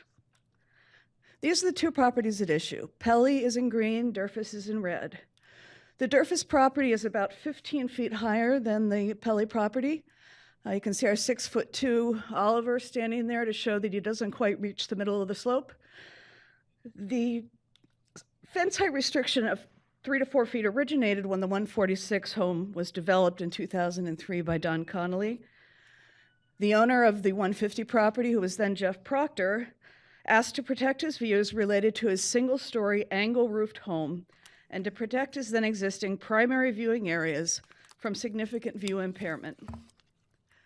The municipal code provides protection for a home's viewing area, which is defined as the best and most important view by Municipal Code 17.63.020I. On the Durfus property, the primary viewing area is due west to the ocean, from the old living room and dining room, which no longer exist. The 2003 owners requested that the city impose fence and vegetation restrictions. The change in conditions exists where the purpose of a property restriction can no longer be carried out. That circumstance eliminates the restriction. The protection that applied to the original 150 house are no longer applicable due to the significant change in the configuration of that house. The original house on 150 South Granados was about 1,553 square feet. This is what it looked like at the time. The windows on the original house were barely visible even over the 3-foot fence due to the A-frame roof. There was no second story, there was no property line deck. The viewing area was oriented due west. The new Durfus house has expanded the viewing area from due west to due west and northwest, looming down on the Pelly home. The original house has been completely demolished. The new house is over twice the original square footage, with huge windows on the northwest side and a large deck oriented to practically reach the property line. The new house has no similarity to the original house. They have raised the foundation, our engineer says, by about 6 feet, so that the first floor is now much higher than the original house was. The raised deck alone is serious cause for concern. Nothing buffers the Pelly property from the light and noise projecting from that deck. One imagines a social gathering with the door to the deck open and all of the noise from the house projecting onto the Pelly property. These huge new 12-plus windows peer directly into all of these areas on the Pelly home on that side. All of these areas are very negatively impacted. Here is what the Pellys now face. In fact, people have already been filming the Pellys from the Durfus' second story. These are the teenage children. These pictures beg the question of why Durfus wants his own house to be so exposed. Why would anyone want to do that? We can see him, he can see us. It's an untenable situation. The daytime impact of the 150 home is obvious. This is their view. The nighttime impact is even worse. We're a fishbowl. You can see everything that goes on inside. It's like it's a movie theater. Nothing on 146 South Granados has changed. However, when the Durfuses demolished the original house, they demolished the Pelly's privacy. It's important to note that the viewing area protected by the municipal code is a singular viewing area. In this case, it's due west from 150 South Granados. No one is entitled to panoramic views from every level of their property. Municipal code does not provide for that. The 12 plus northwestern windows are not in the protected singular viewing area. The protected windows are shown here, the ones that face due west. Nothing the Pelleys are seeking impact these views at all. In 2023, when Mr. Durfus originally sought planning permission for a 2-story house, these are his slides. He admitted that the viewing area was due west to the ocean. His 2-story build was denied, as staff explained, but he found a way to build it anyway. As such, this is the first time the Pelleys have had the opportunity to seek help from you. This is not the Durfus's primary viewing area. This is a private residence. And as staff also said, council had the authority to impose the restriction on 146. It has the authority to remove the condition. VAC itself, the toolkit, provides some illumination on what should and shouldn't be done. It indicates that the ordinance does not create a right to an unobstructed view. Views can be obstructed where needed to preserve neighborhood privacy. Again, views are important, but so is privacy. There is a need to protect lower properties from undue invasions. The toolkit also points out that screening, here vegetation, can be appropriate to preserve lower property privacy. Here we are asking for that screening in the form of a fence. During this process, city staff asked the Pelleys to reach out to the Durfuses and discuss the fence that they wish to build and the need for it. Rather than offer any suggestions for a solution, the Durfuses admitted that there was a need to improve mutual privacy, but they didn't have any suggestions about how to do that. So we looked around the neighborhood and we found that it is very common in this neighborhood to provide screening between properties to preserve privacy. This is 130 South Granados. You can see the large screening hedge that protects the houses from each other. This is 141 South Granados, similar situation. This is 145 South Granados, very large screen. This is that screen from a different angle. And this is the 30-foot hedge that the Durfuses maintain on their property to block the Brookdale view corridors. This is what the Brookdale residents see when they try to look at the ocean. They see the 30-foot hedge, and they see the homemade wooden fence that the Durfuses erected to block those views. How can he object to the Pelley fence, which does not even touch his primary views? Under the municipal code, fence height increases are available to accommodate differences in grade between properties to maintain homeowner privacy. That is what we're here to address. To find a minor exception, council must make 2 specific findings. Finding number 1, strict enforcement of the original permit requirements would result in practical difficulty or unnecessary physical hardship. This is present here. The outdoor living areas are completely exposed. South-facing rooms would require use of blinds. South-facing windows would need blackout drapes to avoid nighttime observations. And quite frankly, the Pelleys have no control over when or how many people are looking into their home. Finding number 2, granting the exception will not be detrimental to the public or injurious to any property. There is absolutely no impact on public views. There is no injury to 150 South Granado's best and most valuable view, due west to the ocean. Both findings here are satisfied.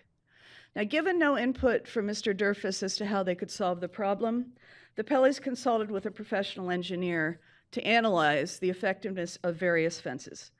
He's here tonight and available to answer any questions. He analyzed the effectiveness of an 8-foot fence and found that the sight lines of someone standing on this new deck looked directly into the Pelley home. He analyzed the effectiveness of a 12-foot fence and found that the Durfus sight lines would then be significant over the Pelley rooftop and was too high. He then found that a 10-foot fence was just the right height to protect the Pelly's privacy while still allowing the Durfaces to have a lot of views on that new deck. Maybe they wouldn't have a view sitting down. All they have to do is stand up, and they can see over the fence into the ocean. From the second floor, they can see everything. As I said, Mr. Roscoe is here if you want to discuss his calculations and findings. He has expressed confidence in the result. This is the plan view of the fence that we are requesting. We are proposing to limit the fence line height in areas that would not invade their privacy. The Brookdale neighbors do not oppose this fence. Significant view corridors will remain available to the Durfus house. The Durfuses will still have ocean views across the front of their house, somewhat to the northwest, and certainly panoramic views from their second-story ADU. The proposed fence does not affect any Brookdale views. It is well below the grade. To summarize the Pelly's request to the city, we are asking that the city remove the development permit fence restriction and approve a 10-foot fence due to changed conditions and under the minor exception rule. This is the smallest possible ask for the largest possible intrusion, and we thank you for your consideration. We did submit a written response to Mr. Durfus's opposition. I'd like to go through that just briefly today. He says he does not support vegetation. We are not asking for vegetation. Could you move the mic towards your face? Thank you. Sorry, I'm usually loud enough that it doesn't matter. He says the 10-foot fence would block some of his views. He's not entitled to panoramic views. He said the fence would block views from the side and rear of his property. Nobody's entitled to views from every single inch of their property. He's entitled to his protected primary view. He says that the fence would cause material injury to his property. Material injury is a legal term. Material has to be substantial and avoidable. His primary protected view is not being blocked. He says that the fence is 4 foot higher than provided by the municipal code. I think staff already walked you through how that calculation can be made, 6 + 2 + 2. And it is within the municipal code. He basically says that the Pellys could cover their house and their yard in a blanket and they won't have to see anything. That is extreme, expensive, and not required. He says he's open to negotiations with the Pellys. This is not a negotiation. He didn't negotiate with us when he decided to build his huge house to loom down on us. We did reach out to him, staff asked us to. He wasn't responsive. He says the Pellys want to install a 16-foot fence, a 16-foot bush, I mean. That's not what we're here to ask for. He says there needs to be due process. The city has followed due process. He said the person that sold him the property, Mr. Proctor, told him that the 2003 resolution would protect his view into perpetuity. That is not a true statement. That resolution addressed the balancing of the needs between the two properties, given what existed at the time. It does not address what exists now. I'd also comment that Mr. Durfus submitted a photograph purporting to show that the fence would completely overwhelm his property.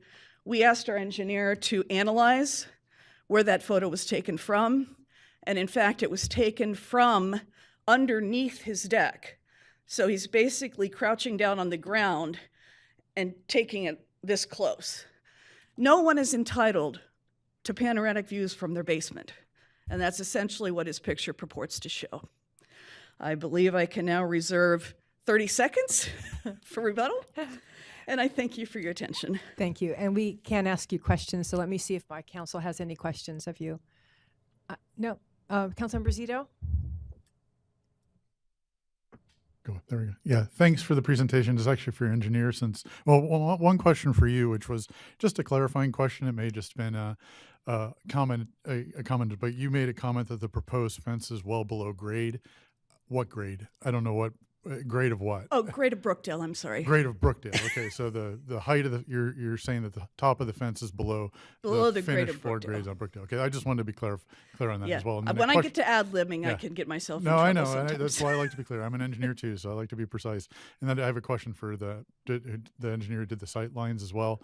I just want to know, where was that position that you were doing the analysis from? Was it the edge of the patio with a 6-foot male standing there looking? What was the exact view position that you Sure, were we placed what we call the surrogate, which is the 6-foot high person. We placed them in every perspective angle we could. So the edge of the deck, every single window, and what we found is that the 10-foot high would be minimally sufficient to. Okay, but for clarity, that was just an analyzing worst case scenario. Then is what you're saying.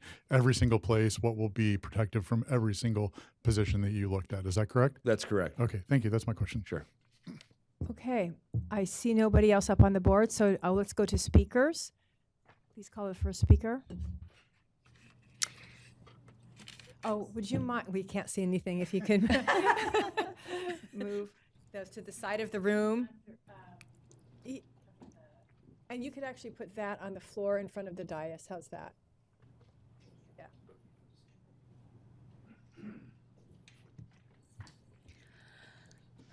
Yeah. Thank you. Okay, Angela. Our speaker is Gail Durfus.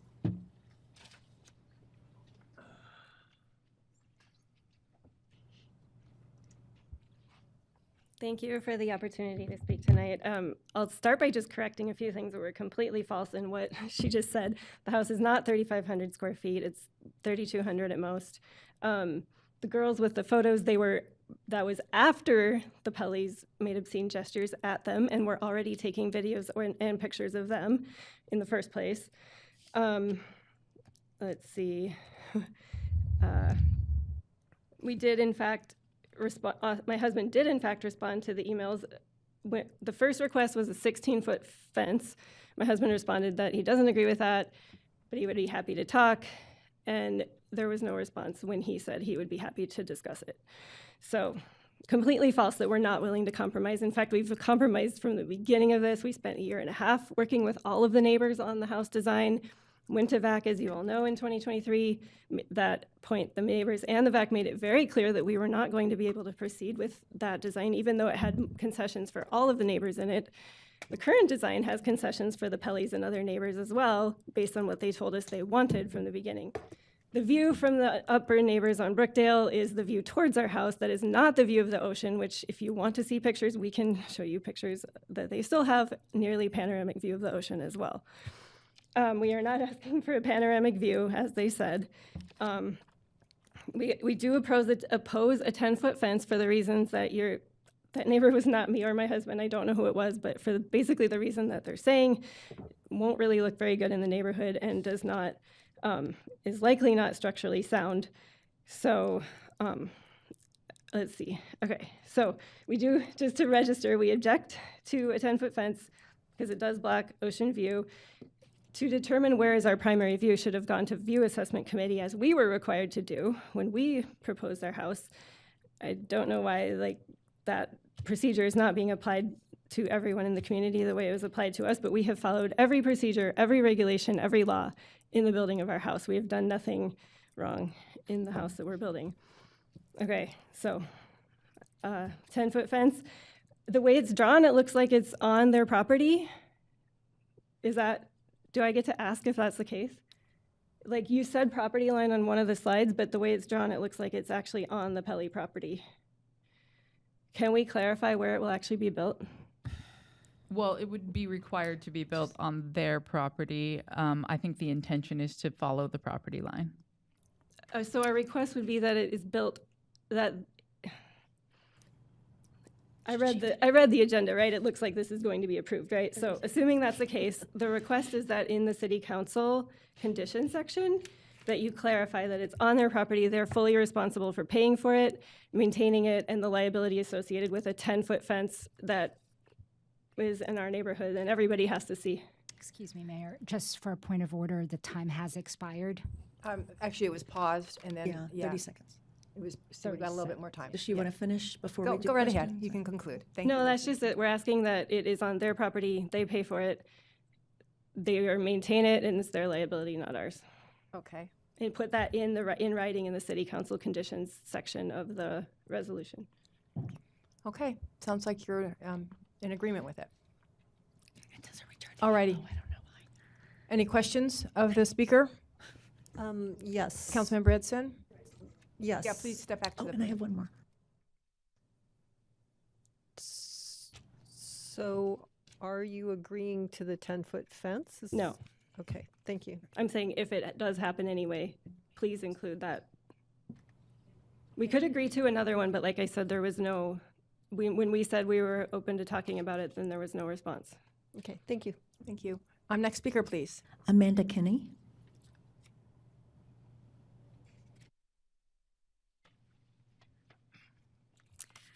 Good evening. My name is Amanda Kenny, and I live at 133 Brookdale Place. We're the upslope neighbors to both the Pellys and the Durfaces. A few months ago, the Pellys contacted us regarding their concerns about the construction at the Durfas residence, as well as their plans to erect a screen fence. They were thoughtful in considering the possible impact the fence could have on our view and invited us to review the situation with them. Mr. Pelly viewed the construction site along with the proposed fence area from our yard so that we could better understand the alignment and estimated height of the fence. He later shared a schematic of the proposed fence alignment and elevations with us. Based on our review, we do not believe the fence will negatively impact our view, and we do not object to the proposal. We sincerely appreciate the Pelly's consideration, transparency, and willingness to communicate openly with the neighborhood property owners throughout this process. We value a cooperative and respectful relationship among neighbors and believe that open communication and collaboration are important in maintaining a positive neighborhood environment for everyone. Thank you. Thank you. Any questions of the speaker? No? Alrighty. Okay. I'm going to keep the public hearing open, and it's time for council deliberation. And I think I will start this time. So as I see it, this is an unusual circumstance because the processes for approving projects that we've had in the past is no longer available to us. So that's why we haven't seen many minor exceptions before. But now a remedy for what has occurred could be what is called a minor exception. In my opinion, as a member of the council, we're to ensure the public health and safety of all our residents and to ensure that all of our residents are able to enjoy the basic rights of their home. We've always said you don't lose your property rights once your home is finished being built. In order to do so, our municipal code does contemplate that there would be times the council has to be flexible and adjust to unusual circumstances. And so we have in our code the minor exception, which is before us today. It is very clear that the conditions from 2003 have changed. The minor exceptions, and I'm going to read them again just because there's been a lot of information thrown at us, and the people who are at home watching on their computers or wherever they're watching might want to hear this again. So the minor exception regarding fence height says that in any zone, the director may allow an increase to the maximum height of any fence, wall, retaining wall, or equivalent screening by a maximum of 2 feet where the topography of sloping sites or a difference in grade between adjoining sites warrants such increase in height to maintain a level of privacy or to maintain effective screening, provided the following required 2 findings could be made.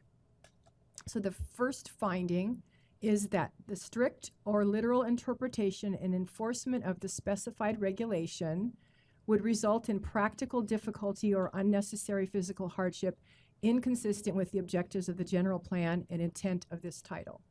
So I am able to make this finding on this request for a 10-foot fence.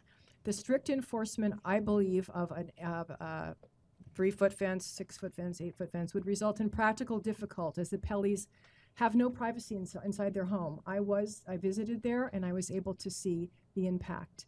They don't have any privacy without having to close windows, draw blinds, etc. And it also precludes them from enjoying their outdoor areas.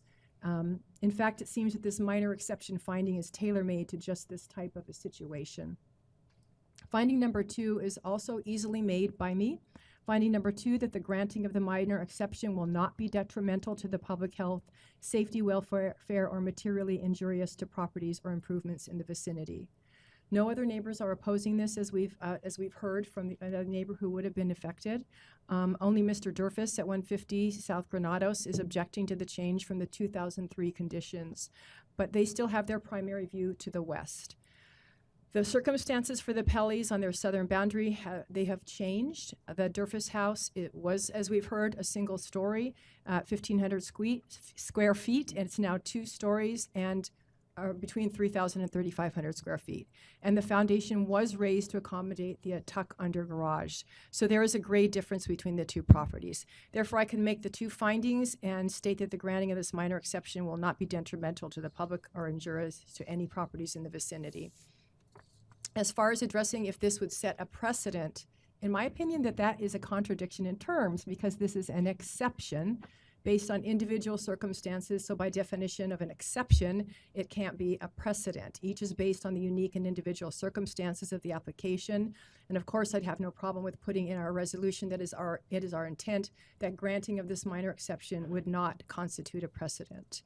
I see no other requests to us from the applicant, so I will then go to other speakers on the board. Councilmember Zito. Lone person on the board. Thank you for the comments, Mayor. I'll have to say that was very well presented, and I agree with much of what you just said. And I think it was very well stated. I do want to clarify that we do have two things to look at us before us. One of which is whether or not conditions have changed, which authorize the removal of the previous restriction, and then the other one, which was the minor exception requirement or conditions which allow going above the current zoning limitations for the fence height. And I agree with what some of the applicants said, but I do, my perspective is slightly different in that one of the reasons that fence heights are allowed to go higher when there's a grade difference is working with the assumption that the fence is starting from the lower grade, not starting from the higher grade. And so, for example, my property sits 4 or 5 feet below my neighbor's. My fence is on my property, so maybe it should be going a little bit higher, versus where if it was on my neighbor's property, it would already be starting from a baseline 4 feet higher, and thus would be justifying raising the fence height a little bit more to cover for that. I don't know if that's the literal interpretation of the code. Literal interpretation can probably view it either way, but that's how I choose to interpret when this would come into play. The way I look at this, there are literally hundreds, if not even over 1,000 properties in the city that are similarly situated like this on slopes, where people could come in and ask for a similar minor exception based upon wanting to establish some privacy because of the grade differences going forward. And, that would be their right, and we would have to hear that. But the other thing that I noted when I asked the engineer is what was the analysis? And the analysis was to protect the privacy from every single vantage point in the worst case scenario, which I don't know hardly any properties that don't have some ability to view into a neighboring property from any point in the adjacent property that might be commonly used. So I think that, a lower height could work. I believe, as the mayor stated very eloquently, that the conditions have changed and that there's a reason to remove the existing restriction because of, when that restriction was put in place, there were different conditions on the adjacent property. There was different expectations what would happen with the adjacent property and different vantage points that might be taken advantage of there. So I'm certainly totally comfortable removing that existing condition and allowing for a 6-foot fence with additional 2 feet, 50% open to light and air, as is allowed by our current code. But at this point, I don't know that I'm comfortable granting an additional 2 feet on top of that from my perspective. That's my comment right now. Thanks. Councilman Bredesen. Thank you, Mayor, and thank you both for your thoughts on this. It's difficult. It's always difficult between neighbors, especially with situations like this. At this time, I am able to make finding number 1. However, I'm not sure I'm able to make finding number 2. I don't believe that we have to make both. Is it correct? Wasn't there an or in there? It's an and. So I'm confused. You would have to be able to make both of the minor exception findings to approve the minor exception. Okay. But it's more of like the request, are you able to modify the original conditions because the site conditions have changed? And if so, are you able to approve the minor exception? Okay.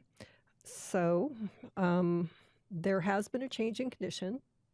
As a result, I am favoring an exception to the fence height to determine the best balance between preserving the Pelly's privacy and the Dreyfus's desire for a view. I recommend we continue this item so staff can take photos and council members are allowed to view from inside the Dreyfus property, the area in question, to actually look at the impacts. I would ask that the Pelly's story pole, as is our normal process with VAC, and a proposed fence at 6 feet, 7 feet, 8 feet, 9 feet, 10 feet. So basically story poles, but with string lines in different colors, so that we could view from inside to really see what that sweet spot is that would be a best balance between the two parties. I served on the View Assessment Commission for 11 years, and I look back to that as being a compromise that's based on the best balance between the two parties. So those are my thoughts. Thank you. Councilmember Becker. Yeah, thank you. Thank you. As Councilmember Edson said, this is really difficult, especially since all three of you here are my neighbors, and I wish that we could have come together on this before having to come to council and having us decide for your properties. But I do see that the circumstances have changed drastically. So I too can make the findings. I can make the both findings for those exception and for the minor exception. I'm just wondering if at all, maybe my council members would be amenable if we went for the 8-foot solid and 2 feet of 50% light. Neighbors across the street have this slatted type open fence at the top, and you can't see through it, and it looks very nice. And I don't know if that would make people feel more comfortable because we're kind of at the 8-foot solid, and then we have a little bit of a more opening, and it does lighten up that heaviness of the look of a fence. So I don't know if that would be something that would be amenable for any of my council members, but I do feel that something has to be done here since things have completely changed from 2003. Thank you. So for Councilmember Zito, you are at 6 + 2. Would you be willing to? Are you interested in 8 + 2? Are you interested in continuing the hearing? And same with you, Deputy Mayor. I haven't heard from you. So where are you on this? So we can. And Councilmember Zito first. I'm not quite sure what was stated by Councilmember Becker from the perspective of if it's 50% open to light, but you can't see through it because it's privacy. I don't know what that means. It's either open or it's not. Well, no, it's you can see through it. the 8-foot solid, and then No. the 2-foot, according to our code, which is Right. the 50% open to air and light. Right. No, I understand that, but you can easily see through that. just for clarity.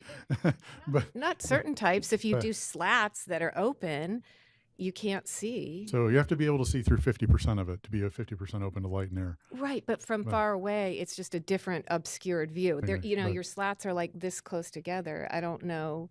It's just it's like looking through those blinds. You can't Right. see. So, from that perspective, I'm certainly open if the parties are willing to let us take a look. I think the story poll idea is good. It's a good way to get a specific, analysis of what is the right balance here.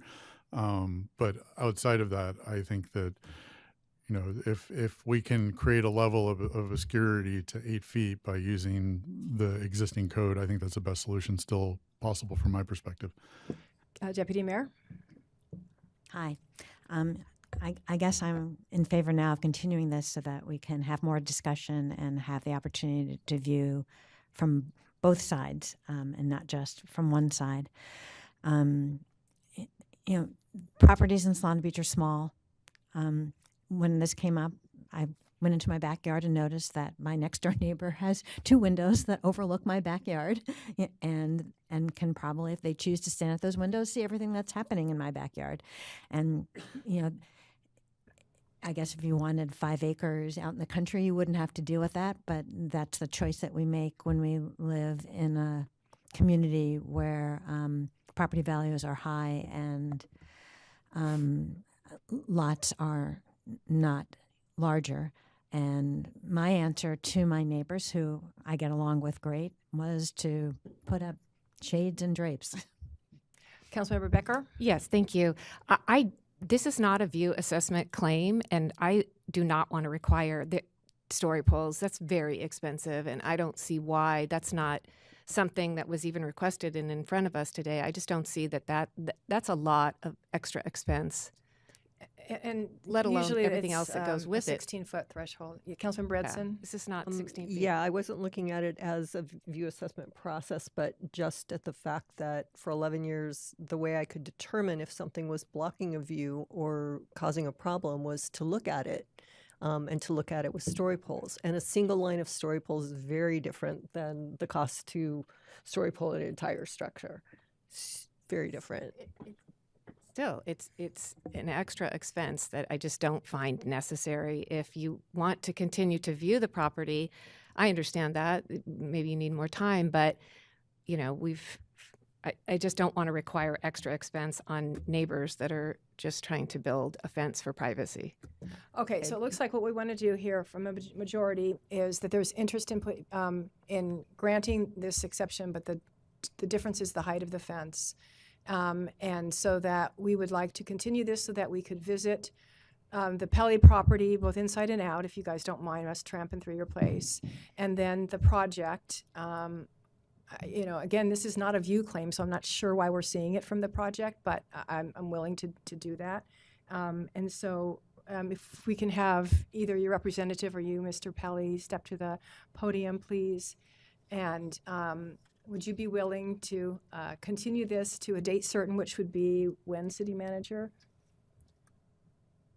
Assuming that everything can be accommodated, our next meeting is June 10th, and then from there it's June 24th. Okay, June 10th or June 24th. And maybe not story poles, but if you could somehow indicate 6 foot, 8 foot, 10 foot. So if my understanding is the issue at the moment is that everybody's in agreement to lift the STP condition due to change conditions, but there's some lack of clarity around that additional 2 feet or some disagreement. Yes. After I guess it'd be 6 + 2. So all council members are in agreement, it sounds like, to go to the 8 feet, and the additional 2 feet under the minor exception is the question. Is that my understanding? Yes, that is what you're hearing. Okay, and so seems like that question is circling around, well, what would it actually look like? And there's some talk of story poles, et cetera. But that's why we have Mr. Roseque do the analysis, and we could put them up again under time I constraints. understand, but we have seen lots of simulations. Some people just prefer to see it in person. I see. Okay, that's fine then. So we could continue. To June 10th, or would you like the next meeting, June 24th? June 10th is fine if everybody. Are we going to be required to put up story poles by then? No, 'Cause that'd be I pretty think, tight. is there a way you can think of that you can, I don't know, take I don't know what you could put up there. Like you can go to the hardware store and get some of those pipes, the PVC pipes, and put them up at different heights. I mean, I could do something very simple. If I know when people are coming by, I can just hold a dowel. I'm 6'2", and if I hold it up my face, and there's 8 can feet on measure top it. of that, so everybody can see. Would that work for everybody? Yes, that would require you being home when all of us are available, which might be difficult. Do you work from home sometimes? I think I maybe do. you do. Okay. Yeah, I mean, I have a flexible schedule, so I can be home if I Okay, know is that when going to people work are for you all if we have that? Are you talking about standing where the existing fence is now that's 3 feet tall so that we can see the difference at that level? I think that's really... You probably don't want to stand up on that slope. So we probably need to figure out a way, and I think we could do this offline, figure out a way. Are you willing to figure out a way to indicate 6 foot, 8 foot, 10 foot? I've actually stood up by that fence you're- line. yeah. So I'm comfortable going up there just to move this thing along and hold the pole. The other question through the mayor is, would you be willing to accept the 8-foot fence, the 6+2? Well, the problem is that, I mean, yes, as a starting point, but I would also ask for the minor exception. Just a very simple common sense analysis is their deck is 6 feet high. So if a 6-foot person is standing on a 6-foot deck, their eyeballs are 12 feet up in the air. If we have an 8-foot fence in total, they're still looming over us by 4 additional feet. And the issue isn't, incidental windows to the side. They turn their entire house, so we have 12 windows facing into every area that we see down here. So that's why I'm asking for the minor exception. So I think it's important that we just go see them, okay? Yes, but I just would like to clarify something, Mayor. So the current fence is 3 feet tall. Their deck is the same height as the 3-foot tall fence. At least their that's deck what is I 6 saw. feet. Okay, that's just why I need to see it again. Yeah, okay, yeah. And I have one clarification. So because staff will start to formulate some of the information for the resolution, the first item is the modification, that is to remove the condition related to the fence. Then there is a 6-foot plus a 2-foot at 50% visibility as for air and light. Is the council in agreement on changing that to an opaque with no opening, or because that's a nuance there? And then this last part, the minor exception for the additional 2 feet beyond the 8 feet, I definitely don't Solid hear or the open. concurrence at this point. So that 2 feet of solid or open at 50% is that still up for consideration by the council? It is for me. For me, again, I'd like to see it. Thank you. That's because I it's just difficult to know if it's Yes. going to make a difference. Maybe it needs to be opaque to actually achieve the goal, or maybe it needs to be solid. Yeah. I don't know until I see the actual in person. I think the thing we also did not do here is talk to Mrs. Durfus to see if we can please go inside and take a look. Yes. We will need for her We would to- need your permission. Can you? Can you please step to the speak in podium, please? It has to be recorded for the record. Thank you. The construction people have the site locked up, right? So you would need somebody to let you in during the day. We work all day off a site. So there might be a day we could coordinate it, or maybe weekend or evening, like A late weekend would afternoon. probably There might work. be a way. It's just not like every single day we're there all the time to let Is you there in. a contractor on site? Yeah, I don't know whether I can't speak for him if he's willing to do that, but How about if you do this? How about if you, through the city manager, Coordinate with staff. come up with some dates that you're available? Yeah. That we could come, and Yeah. then they'll share those with the council, and then we'll work it out in our schedules. Sure. Hopefully. And weekends are probably okay. I'm going out of town on Tuesday till the following Monday, so Yeah. And I would recommend that we have the Corey go out as well and just take some photos from the neighbor. If you are if at some point it is not feasible for you to make it to the Durfus's property, but we can work together on that. Thank you. yeah. Thank you. You can have a I seat. think Thank we you. did that before too, with a pole and a couple flags on it. Like, I think it is possible to do something pretty cheap to just show the levels. We Thank could you. help with that if Yeah. interested.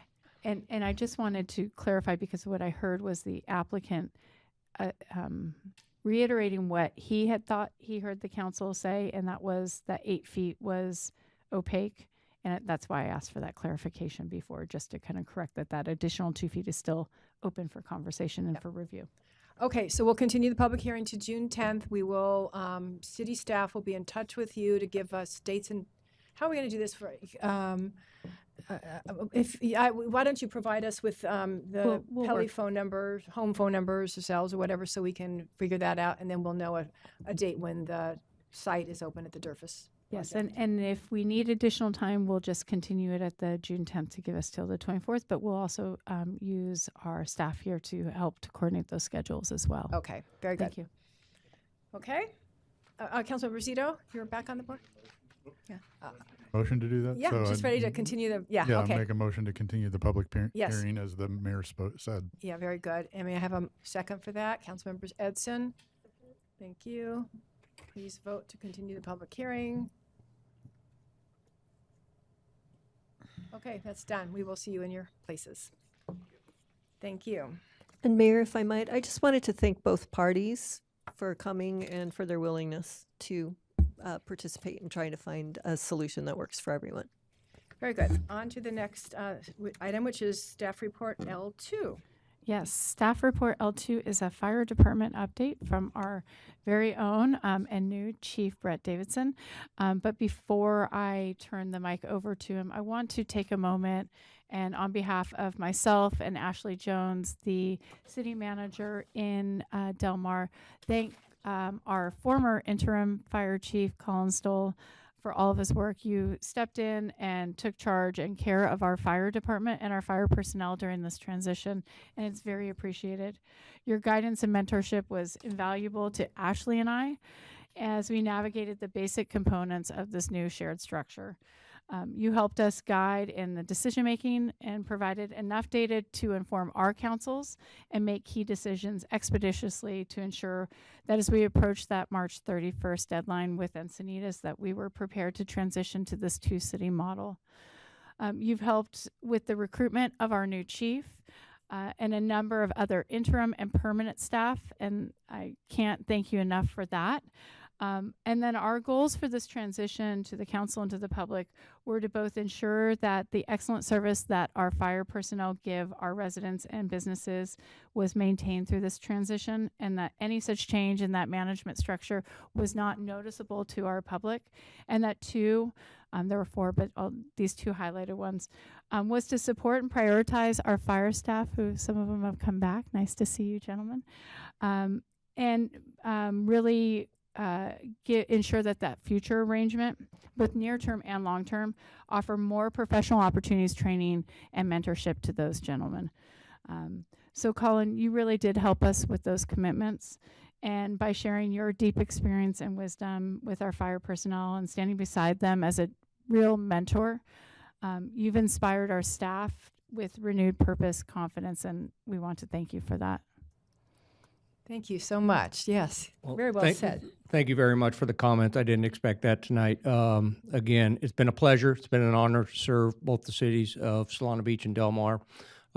As I came in here in January and promised you to hopefully make the transition as smooth as possible, and I hope that I fulfilled that promise to you as well.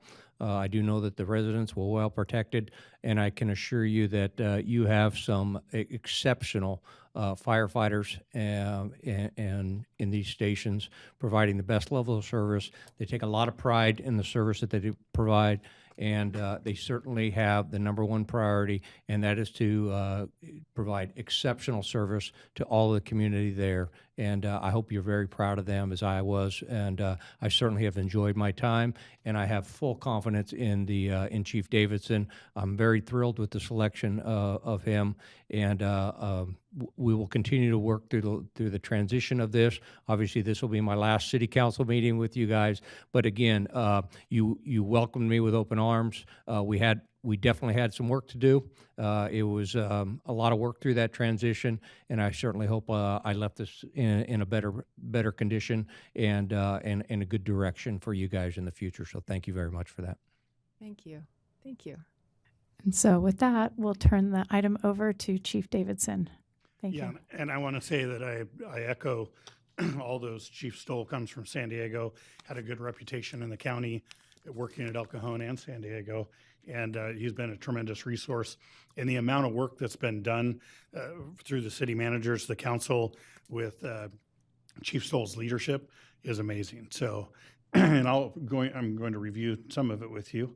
Can we pull up that presentation? Thank you. So I'll try not to read all the slides to you. So I'll briefly go through them. But as you guys are aware, the city of Encinitas decided to terminate the cooperative agreement on March 31st, 2026. So Del Mar and Solana Beach decided to go jointly, immediately talked about going jointly into a joint management agreement or an interim agreement in January. And that's when you guys brought on Chief Stoll in 2026, and then it was amended in February. Chief Stoll came on. You guys also got a interim fire marshal and 2 part-time fire inspectors. So in pretty short order, the city managers were very responsive in making sure that you guys had the staff we needed in order to serve the community. So during that period of time with the city and staff and Chief Stoll, they ordered vehicles that were going to be needed for permanent staff. So there's been 6 vehicles that have been ordered. 3 of those have been through the city of Solana Beach. 3 of those have been through the city of Del Mar. So it has been a shared cost. Ongoing operational coordination of staff has helped. Originally under this agreement with Encinitas, Del Mar, and Solana together, there was a proportionally shared cost of 9 fire management employees, administrative positions that resulted in about $950,000 worth of shared cost.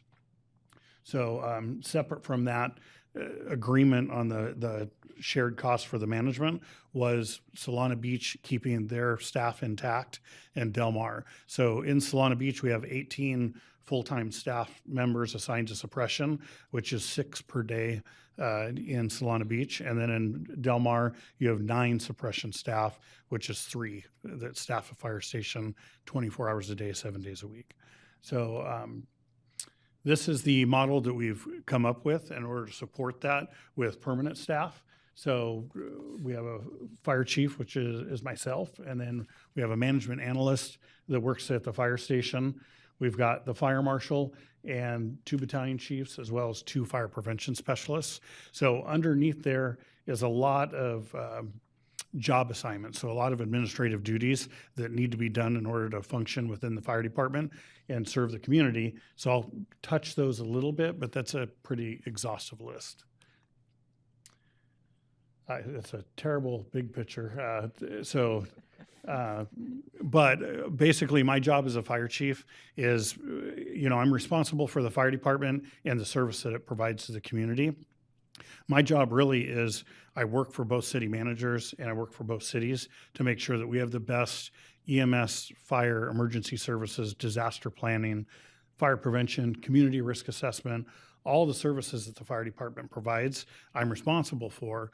But I also work with my peers. So the department directors in both cities are my peers. So I need to work well with engineering, planning, the lifeguard service, public works. We all need to work cohesively together to serve the community, and the fire department can help each of those agencies as well. And it's my job to work with those folks, and it's also my job to work with the surrounding fire departments to represent at the state, local, and in the zone level for the fire department, and take a look at what's going on with the dispatch centers and all the other fire departments, and liaison with law enforcement as well. When it comes to our fire management analysts, we have an analyst in there that's important. I like to tell our folks that, we try to get educated in budgeting and procurement, and we want to make sure we follow all those rules. But when we started in the fire service, I thought I was going to be putting water on fires and starting IVs on people. So, but we want to be well-versed and responsible for the government funds that you provide to provide those emergency services. We have a management analyst. She coordinates the procurement process, makes sure that we do budgeting, that we are appropriate in how we acquire POs, and she helps us with RFQs, the request for qualifications, requests for proposals, so that we make sure that we're responsible for every public dollar that's spent, because we need to be transparent with that. We need to be good stewards of the public funds.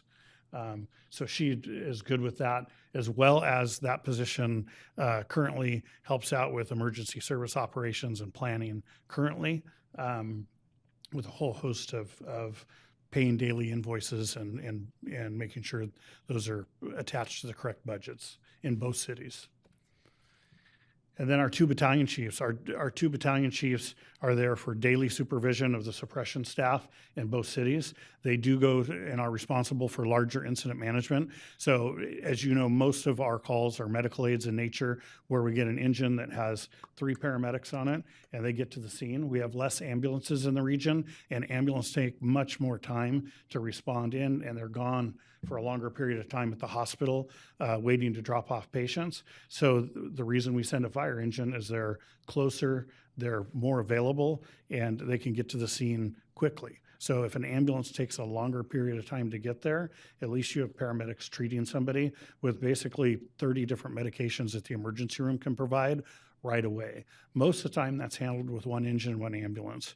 The battalion chiefs, however, are there to coordinate multiple unit incidents. So when we get a rescue traffic accident, we have a large incident at the beach, we coordinate with the beach lifeguards.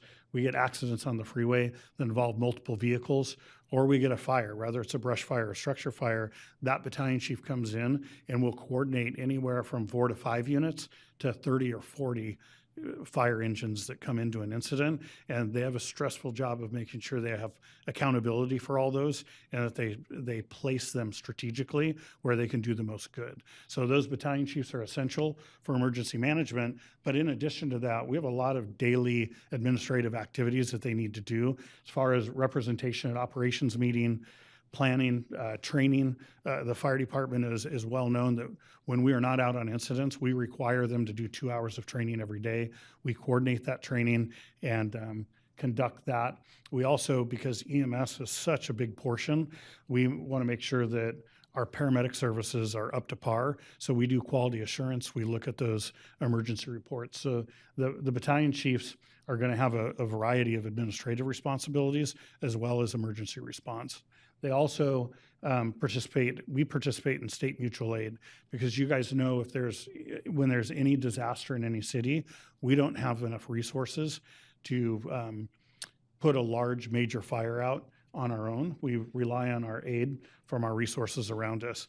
We also give those resources out. So when there is a response up in Napa and the city is burning down, or Paradise, or even the Palisades fire, we will send resources and backfill them here so we can provide services, but we send our units throughout the state of California to assist in major emergencies as well. So the battalion chiefs need to be trained to manage those resources so they can help out with that as well. And then our fire marshal. Our fire marshal is our primary contact for code enforcement, plan checks. They're our primary conduit to engineering and planning to make sure that we build new properties according to the fire code. The city handles the building side of that, and the city also handles the fire side. So we look at access, water supplies, things like that. The fire marshal is primarily responsible for that, but in addition, he or she supervises the fire inspectors that have a variety of jobs too. And we have 2 designated fire prevention specialists that are proposed in the plan. And both of them, you guys know the high fire hazard severity zones affect Solana Beach, and we want to make sure that we have an inspector that's dedicated to helping communities learn how to be fire wise, help them with retrofits, help them to understand what the dangers are and how they can mitigate those dangers in their homes. So a lot of our intent for our fire prevention specialists is to really get out into the community and communicate with them. We also want to delve deeply into community risk reduction and make sure that you guys understand that with having your own staff, hopefully this next year, you will feel a difference in that you will hear more from the fire department. You'll see more from the fire department. These guys do a terrific job at emergency response, but the administrative side of the fire department wants to make sure the community is aware that we're here and that we're here to communicate and educate and really contact the community as much as possible. So, and then the plan that we showed you is Solana Beach hiring the fire chief, 1 fire prevention specialist, and the management analyst, and then Del Mar to hire the fire marshal and 1 fire prevention specialist. And then currently we have 2 battalion chiefs that are approved. They've just tested, and we've offered tentative jobs. They haven't been formally accepted yet, but we are in the process of hiring 2 battalion chiefs. So that's very exciting, and I really appreciate the support that both city managers have given and the priority to the fire department in really making sure that we have a great community service. So I'm looking forward to that. So lastly, though, the cost of doing this ourselves is more expensive, but hopefully you get a better service out of it. So we anticipate the total cost of $1.7 million. But again, because this is a joint effort with the city of Del Mar, hopefully those costs will be shared significantly with the city of Del Mar and help to reduce that. It will be a later presentation on how we calculate that cost share and what the cost share will be from Del Mar. But that is the approximate costs that we're looking at estimating currently. So, but there will be the benefits are we do have more direct oversight and control of your management staff and how we interact with the community. We should have enhanced service delivery to meet all your community needs. And that we're all going to be very dedicated to both cities. So I'm excited to be here. Thank you for welcoming me. And do you have any questions? I'll see if we have any questions. Councilmember Zito, are you going? Just speak. Thanks. Yeah, thank you. First, thanks. I want to add my thanks, Chief Stoll, to your service here. I would note that at least so far, I haven't heard nothing but really good feedback on everything that's been going on. Maybe I'll get a little bit different story on your way out at the pancake breakfast on Sunday. We'll find out if they have any dirt to share. But no, I really appreciated the time that you've had here, spent here, and as well. And you know, since I do tend to be a little bit snarky at times, I do have to make the comment that, you know, I appreciate your comments because it clearly you didn't find us as difficult to work with as Encinitas seems to be. So, it's really been great having you on board, and appreciate your term. And Chief Davidson, thanks for coming on board. Looking forward to work with you. It's going to be really easy for me to remember your name, so that's that's additionally helpful. I did have a question, or just a comment, I guess more of a comment as well, which you mentioned about the additional cost, the 1.7 million. Just in case people are watching, that actually isn't the incremental cost. That's the total cost, because we were paying the city of Encinitas beforehand a bunch of money as well, and so there is an incremental cost, and it's very real. But as you noted, we're going to get measurable benefits. I believe we're going to get measurable benefits out of this change as well, and I'm looking forward to that and appreciating it. But I do think, for transparency's sake, going forward, as we get future updates, it'd be, you know, again, we've seen this. I am very helpful, and I will thank the fire department as well for helping support Measure S, because this would have been way more painful of a change if we didn't have those funds available to us to do this. Because, you know, what isn't represented here is I think around between Del Mar and Solana Beach, the $500,000 that's been spent on equipment at that point as well. And, you know, I do think, and when we come back, you know, when it comes back in the future, we should not only be talking about salaries and positions, but the equipment's just so the community understands how much we really are investing into this organization, and for good reason, because it's very important. As you said, we've got high fire severity zones, and hopefully we'll get a lot more benefit out of it. So appreciate your service and looking forward to working with you. Thanks. Thank you. Councilmember Edson. I think my parade was just rained on, but I would just add my thanks to former Chief Stoll, former interim Chief Stoll, and also my welcome to you, because fire is very important to us, obviously, and especially with the news of what's happened in places like Paradise and Altadena and the Palisades. We know the importance of having equipment, having infrastructure, having the ability to get people in and out in fires and or during fires, and being able to fight those fires. So thank you. No problem. Yeah, ditto. Thank you so much. Thank you, Chief Stoll. Really appreciate. It was a heavy lift probably that you did behind the scenes. We don't know all of the details that you worked through, but I like the fact that it was seamless, and appreciate your expertise, and also in helping find Chief Davidson. Welcome aboard. That was a really informative presentation. I've always wondered what battalion chiefs were, and I guess they're kind of like the deputy fire chief in a way. I mean, it's just a different word that they use in the fire world. Is that accurate? Yeah, you know, different organizations, depending on the size, have additional rank structures. But battalion chiefs are kind of that first line into management, where they still manage people on the floor, but they also have a lot of administrative duties. So Yeah, I it's didn't a good realize, position all the there. administrative, very interesting, wonderful. We'll look forward to continuing to work with you through all of this transition. And I'm very interested in your review of some of the policies that we've got I'm also interested in the fire hazard maps, and we'll talk about this more, I'm sure, but that the canyon area was removed has always been kind of questionable to me. And I'm really interested in talking with you about how we can kind of continue to keep an eye on that and maybe implement some policies that are only right now in the high fire, but really maybe should be there. So very curious about that. Yeah, I'm excited about looking at future prospects for maybe grant funding and working with some of the other state agencies to try to do fuel reduction and defensible space projects. So Yeah, that's I'm exactly excited what about that. we're gonna need in that area. Thank you so much. Thank Appreciate you. it. Thank you guys for being here. Okay, we're now on to item L3. Mayor, could we take a bio break? Yes, we'll take a bio break. Thank you. We'll take a 5-minute break till 9 o'clock. Yes, I think we have 5 more items. So. No, we have 7. I counted. Ugh. Are you counting?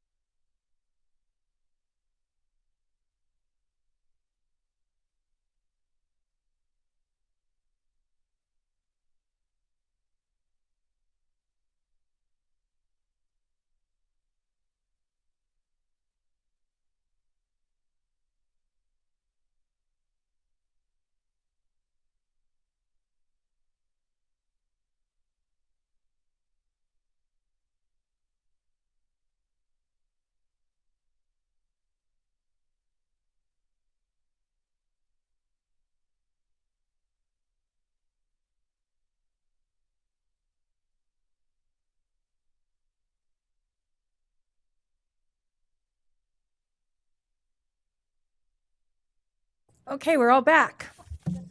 City Manager, I'll turn it over to you to introduce the item. Yes, item L3 is the long-awaited Loma Santa Fe Corridor East Improvements Project. We are really pleased to bring before you the contracts to start construction in the fall. This evening we have Mr. Onda Wright, who is our newest senior engineer here. promoted, Congratulations. at the City of Solana Beach.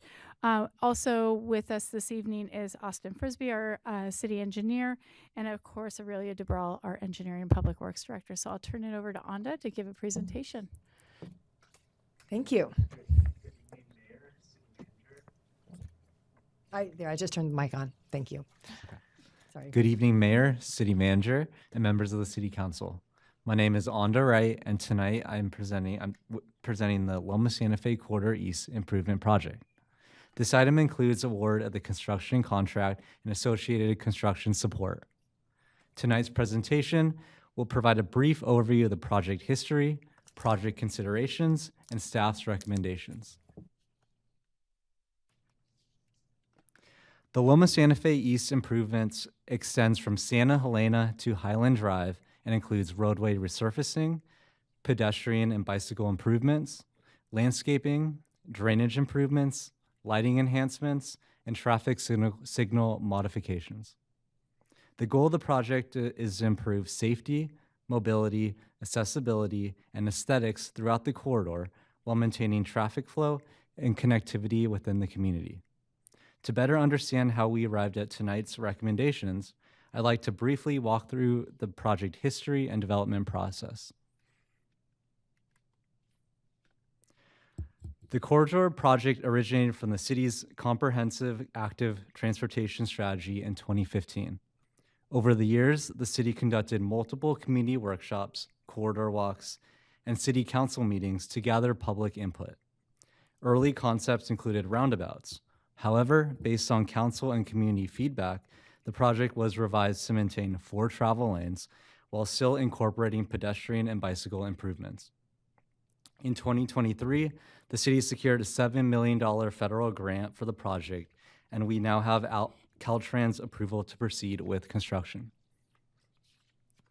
In 2027, staff anticipates completing construction of the east segment while also finalizing the design and updated cost estimate for the west segment, which will position the city to pursue future construction funding opportunities. This slide highlights the proposed multi-use trail improvements included within the project. The trail enhancements intend to improve pedestrian and bicycle connectivity while creating a safe and more accessible corridor for all users. The project also incorporates landscaping and streetscape enhancements that are consistent with the city's existing coastal rail trail design themes. In addition to mobility improvements, the project also includes several enhanced streetscape and pedestrian amenity features throughout the corridor. This slide highlights the landscaping seating areas proposed throughout the corridor. There are 2 landscape seating areas to provide pedestrian rest opportunities and create a more inviting streetscape environment. You may recognize the seashell seat walls shown on the right from the Coastal Rail Trail, ensuring consistency throughout the city. The landscaping palette is consistent with the city's approved plant list and includes California native and climate appropriate species. The selected landscape will provide long-term sustainability, reduced water demand, season variety, and consistency with the surrounding corridor character and other city improvement projects.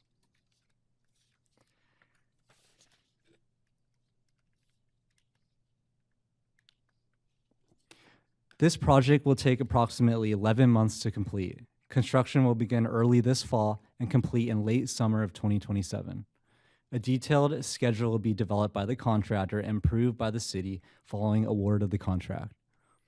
At least 1 travel lane will be maintained in each direction throughout construction. The city will monitor traffic control and working hours throughout the duration of the project to see if any adjustments are necessary. The city has modified the working hours to consider community activities, including schools, holidays, special events, to reduce impacts to residents, visitors, and local businesses during peak activity periods. Prior to construction and throughout the duration of the project, the city will maintain a strong focus on communication and public engagement. The city will provide routine updates on construction schedules and statuses throughout the city's website and newsletter. There will also be a dedicated community hotline and project email for community's questions and concerns. In addition, there will be direct stakeholder outreaches to the HOAs, the school districts, and local businesses. The city, contractor, and construction management team will initiate proactive outreach before construction begins and throughout the duration of the project. This project is well positioned and fully prepared to move into construction. The city advertised the project for construction bids in March 2026 and opened bids in May 2026. The bids reflect a fair, competitive, and successful bidding process with strong contractor participation and favorable pricing for the city.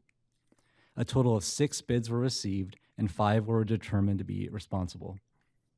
Tri-Group Construction and Development was determined to be the lowest and responsible bidder with a total bid amount of $6.74 million, which was below the engineer's estimate of approximately $6.96 million and within the $7 million federal grant. Tri-Group is a local contractor with experience in completing projects in both Encinitas and Del Mar, and they're currently performing the Rosa Street Bridge lighting work for the city.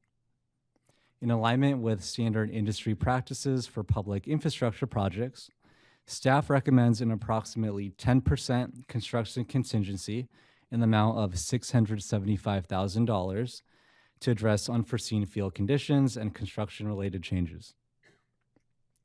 The total contract value, including contingency, is approximately $7.41 million. In addition to construction contract, staff is requesting approval for associated construction support.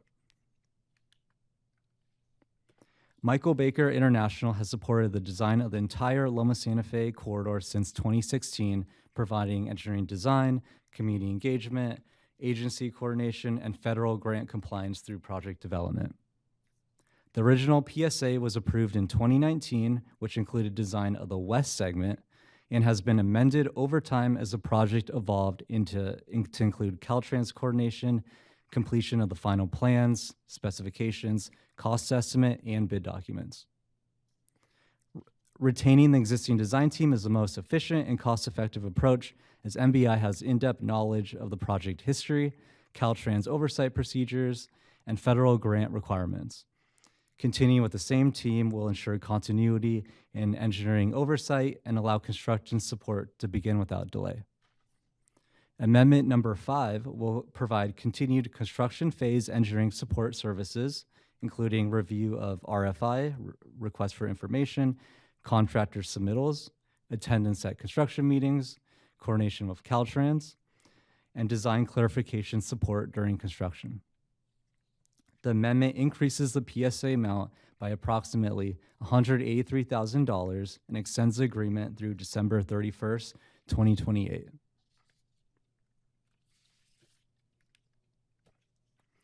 Because this is a federally funded project with significant oversight and compliance requirements, staff solicited proposals for construction management support services for the project. Staff evaluated 3 proposals submitted by Kleinfelder, Murrow Development Consultants, and Unico. Staff determined Kleinfelder provided the strongest overall proposal and most relevant project experience. Kleinfelder will provide full-time inspection services, construction management support, laboratory testing, materials testing, labor compliance monitoring, and community outreach coordination throughout construction. Because this is a federally funded public works project, prevailing wage requirements apply and require additional oversight and compliance monitoring throughout construction. Staff negotiated the PSA amount to approximately $980,000 for a 2-year term.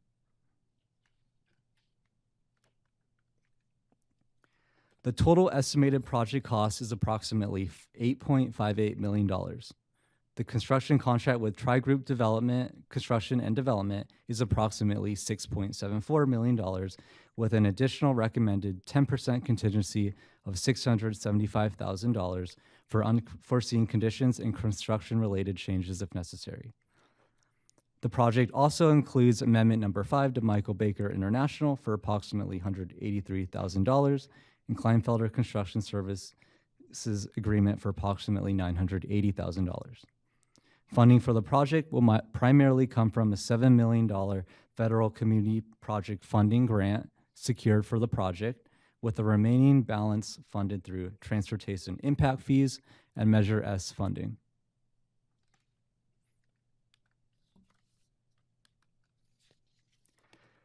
With that, I'll conclude with staff's formal recommendations for City Council tonight. Staff recommends that City Council adopt a resolution to award the construction contract to Tri-Group Construction and Development in the amount of approximately $6.74 million and approve the associated construction contingency in the amount of $675,000. Adopt resolutions for associated construction support services by approving an amendment with Michael Baker International in the amount of approximately $183,000 and award a new PSA with Kleinfelder Construction Services in the amount of approximately $979,000. Staff is also requesting City Council to authorize the City Treasurer to amend the fiscal year 25-26 adopted budget accordingly. Thank you. This concludes my presentation, and staff is available for any questions or comments from the City Council. Thank you, Anda. Very well done. I am just so thrilled that we're doing this tonight. And I'm really amazed that this has come in at our estimate, our engineer's estimate. I can't tell you at Sandag how many 30% overs that we're, we see a lot of that. So kudos to, the team who put this together. That's pretty amazing. I also think it's interesting that all the bids were very close, which it gives me comfort. I see everybody almost on the board, but I just also want to quickly say that I think the relationship with Kleinfelder and the community is going to be extremely important. So I'm looking forward to, I guess, once all of the contracts are signed, they'll be coming to council and we'll be introduced to them, and we can work more closely with them. So that'll be great. I'll go to Councilmember Edson and then Deputy Mayor McDonald. Thank you, Mayor, and thank you, Anda, for the presentation. It was excellent. Well done. I have one question, Mayor, but beyond that, I would be happy to recommend staff's recommend that we approve staff's recommendation. I'm already getting loopy, sorry. And adopt resolution 2026-057, 2026-058, and 2026-059. But before doing so, my one question is probably for Rachel. And so on page 5 of the staff report, it shows table 4 with project funding sources. And there are 3 sources: the miscellaneous grant funding of $7 million that we were able to obtain through our Congressman Michael Levin, and then some TIF dollars, 1.170, and then the Measure S miscellaneous CIP dollars. So if we don't have need for the contingency dollars, would those go back into TIF, into Measure S? What would be, are we going to run through the grant money first and then start on the next tier? How's that going to work? Typically, we would use the grant funding first, but it would depend on if there's a shared portion with that match for the reimbursement. And then we would go from there to determine, the best case of spending for the additional fundings. Okay. I feel comfortable with that. And again, I would like to make a motion. So, as stated, very good. Deputy Mayor McDonald, would you like to second that?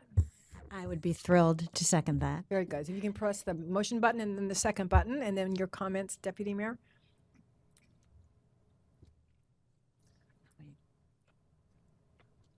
Go ahead. Oh, you just wanted to second the motion? Yeah. Okay, very good. Councilmember Zito. I was going to make the motion. Okay. Yeah, no, thanks, Anda. Great presentation as well. Just a couple of questions. Once I may have missed it somewhere in the resolution stuff, but I didn't see any details behind the working hours or days. I mean, have we covered things like we probably don't want them working on opening day of the races and or maybe even the first day of school? Maybe, if it happens to be July 4th, I don't know, is it going to be a Sunday next year? But anyway, if July 4th falls on a weekday, maybe we don't want them, they'd probably be off on a holiday anyway. But I don't know where that's covered, but what is covered from the perspective of special days? Yeah, so we were considerate of that. We have the city standard holidays in there, and then we also added additional non-working days to be considerate of the Del Mar fairs, opening days for those, the first week of school in the surrounding areas, the last week of school. There's also modified working hours wherein work will not start until 8 a.m. to be considered a school drop-off, and then it'll extend till 5:30, and that's Monday through Friday. Okay, great, thanks. And then I don't know if there's any overlap with possible impacts from the double tracking, but if there is there a way to coordinate, make sure that we're not getting 200 trucks on the same street at the same day?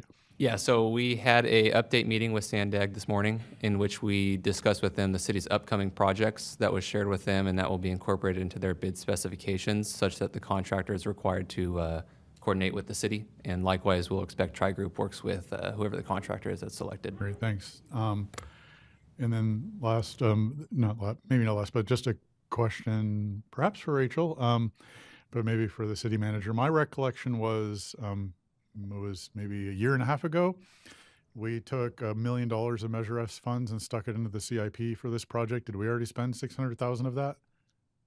You want to go ahead? Yeah. Because I Rachel. only see 409 listed here.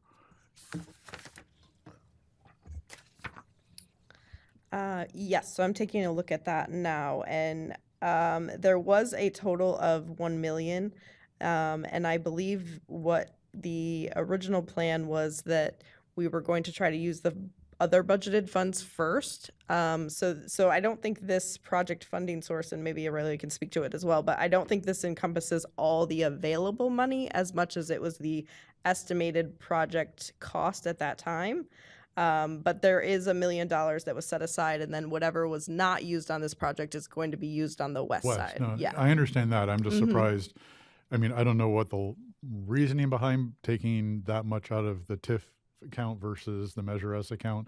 I know but originally the TIF was budgeted back in 2024 as part of the adopted CIP budget, but that's not to say that we have to use that first. We could use the Measure I'm S fine first. using it first, but it also then goes back to clearly Councilmember Edson's question. If we're taking it from there first, it should go back there first too. If we have, if we don't expend it as well, then.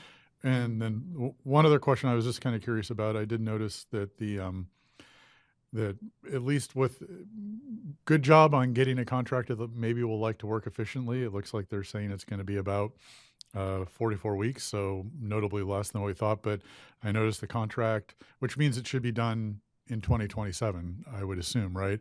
But the contracts for Michael Baker is going through 2028. So why are we adding another year, maybe year and a half to that contract or beyond the term of this construction project? Yeah, and I did follow up with staff again on that today because I know we discussed that. Right. There will be some post approval items that they will need to help us wrap up with all of our grant reporting and any final documentation. So it does extend beyond. And then, of course, it is 11 months. But if there are any sort of challenges, if we have any extreme weather with El Nino, I think another council member mentioned to me that might extend it a little bit more. And These guys are working in the rain. They will work as much as they can, definitely so. Sorry, So okay. it was to be prudent with the 2 years. Okay, And that thanks. entire 200,000 is the budget anticipated for the work done. And that's under- time and materials. Yes, correct. Okay, thanks. Appreciate it. Those are my main questions. I'm just like everybody else, thoroughly excited. This thing is finally moving forward. It's been a long time. It's been a long Years. road. 8 Yes, years. you saw the chart you put up on that went back to 2016. It's like, oh wow, 10 Oh, years. 10, But very excited to get it moving. I can't wait to be making use of it, and I hope a lot of my neighbors on that side of the city will be making use of it as well, because it looks really wonderful. I do, the mayor knows this better than me. I do know that the last project of this scope, I think, which was the 101 redo, we had to be agile. We had to react to things going on. Communication, as the mayor said, was incredibly important. So let's, be thinking proactively ahead of time how we can get those things set up. But I am so looking forward to this project moving forward, and thank you, and fully support the effort. Thank you. Deputy Mayor? So this project is in my district, and I think maybe the first city council meeting I went to was probably discussing this project. The roundabout one? The roundabout one, right. That was 2018. And as I recall, at the time I was in Morocco visiting my son, and there were roundabouts there. So I went and walked around his neighborhood to see how roundabouts worked, because I think at that time we were less familiar with roundabouts than we are now in San Diego. But there will be no roundabouts in this no project, roundabouts, just right? making that no very clear. roundabouts. So this project is going to start after school starts in August? After Labor Day. After Labor Day, okay. So when we talk about things like the fair opening or the racetrack opening, that's assuming that it will likely still continue into the summer of 2027. Yeah, we would expect it to continue into the summer, but the hope is that by starting in September, we're near the punch out or the punch list era, and it's really just cleanup at that point, and the major detours are already taken into consideration and completed. Okay. All right, I'm just going to reiterate what Councilmember Zito just said. Communication is essential. I have no doubt that I'm going to get a lot of phone calls and emails from my neighbors, from people in my neighborhood, and it's a route that I travel often, probably every day, one way or the other. So I'll be very interested to see the progress and to hope that it requires not too much disruption. Very good. Let's vote. And can I make one last comment too? Quick. Yeah, very quick, which is, so we don't get yelled at, this is an incredibly intense bicycle corridor. So can we make sure bikes are treated correctly through the construction phase of this project and know where they're supposed to go and have it be reasonable? Okay, very quick. Quickie. So as I recall, we do not allow smoking on the CRT. I suggest we add the same restriction to the Loma Santa Fe corridor multi-use trail. It's a trail. It's a park. Yep, that's it. Okay, very good. All right. Thank you, Anda. Thank you, Austin. Appreciate it. Thank you, Aurelia. Let's move on to our climate action plan implementation status review and update. City Manager, did you want to introduce that further? No, I will just introduce Nicole Grecky, who's here to do the presentation, and Nicole and Diana. Diana are our strong but small but mighty two-person team on sustainability and a number of other matters. And Diana, thank you for being here this evening. And with that, as Nicole is pulling it up on our screen, I will turn it over to Nicole. Thank you. Good evening, Council. I'm excited to bring you the Climate Action Plan Progress Update.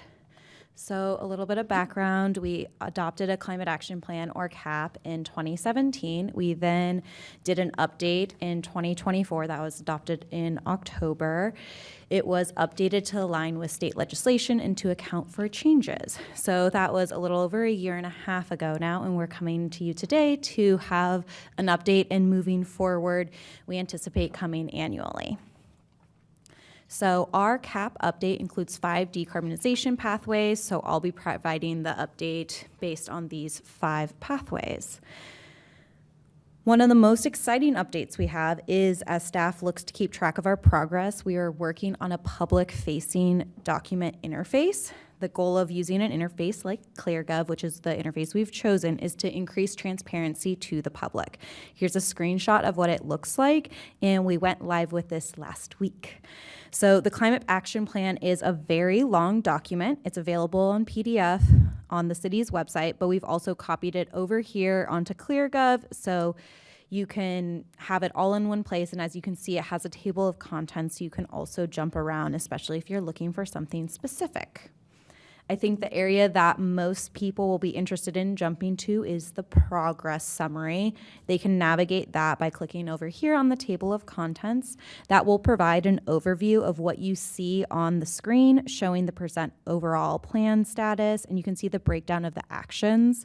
As you can see here, our CAP has 39 actions, and we're showing a 31% complete status. Here you can see the progress broken down by pathway. This matches the 5 pathways that were stated earlier. I'm going to walk through this platform very quickly before jumping back to overall progress, but these are all clickable. So for instance, if you click the decarbonize transportation, it will lead you to this screen where it then breaks down the measures. Kind of as a reminder, we have the 5 pathways, and then each pathway has 1 or 2 measures. You can see in this case, there's 2 measures below.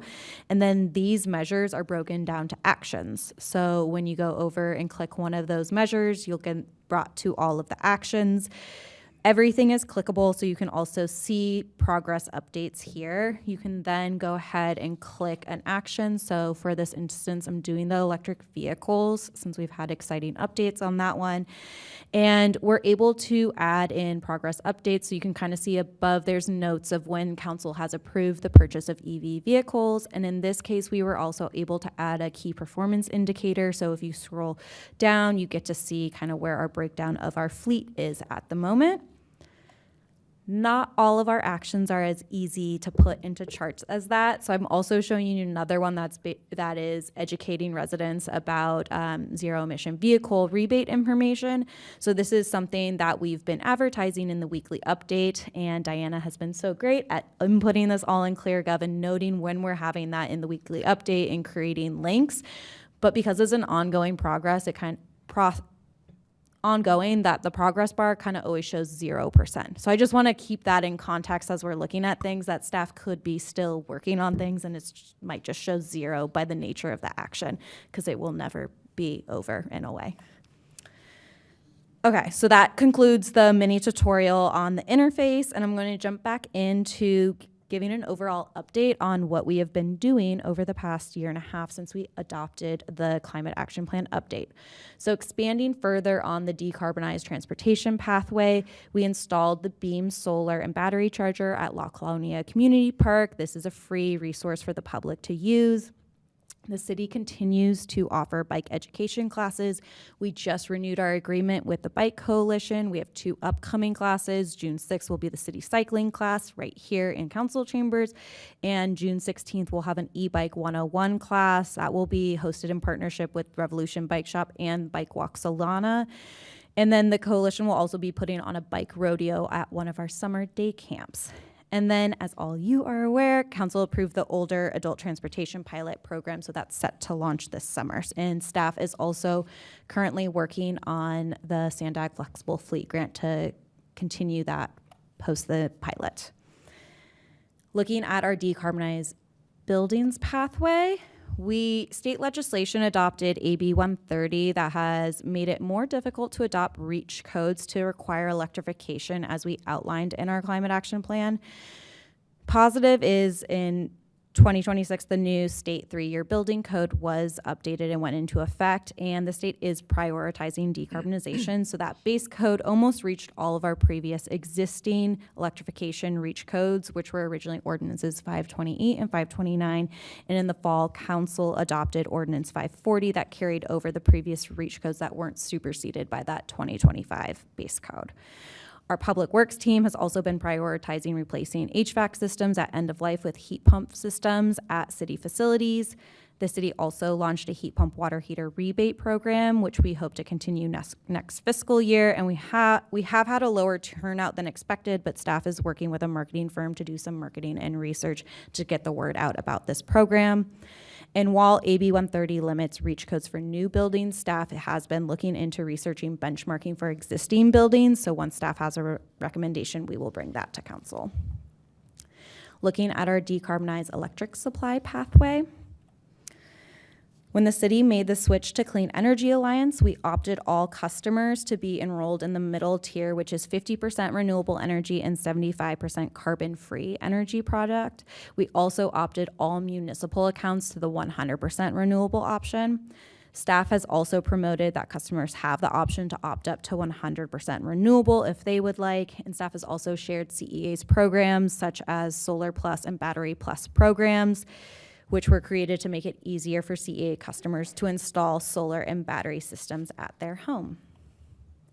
Looking at the utilized land use and natural climate solutions pathway, staff has worked with our contracted arborist, WCA, to complete a tree canopy coverage assessment and published a public-facing tree inventory to highlight the impact and benefit of trees. Staff presented that to council last summer. Based on the direction from council, staff also directed WCA to inventory additional trees focused on the northeast corner.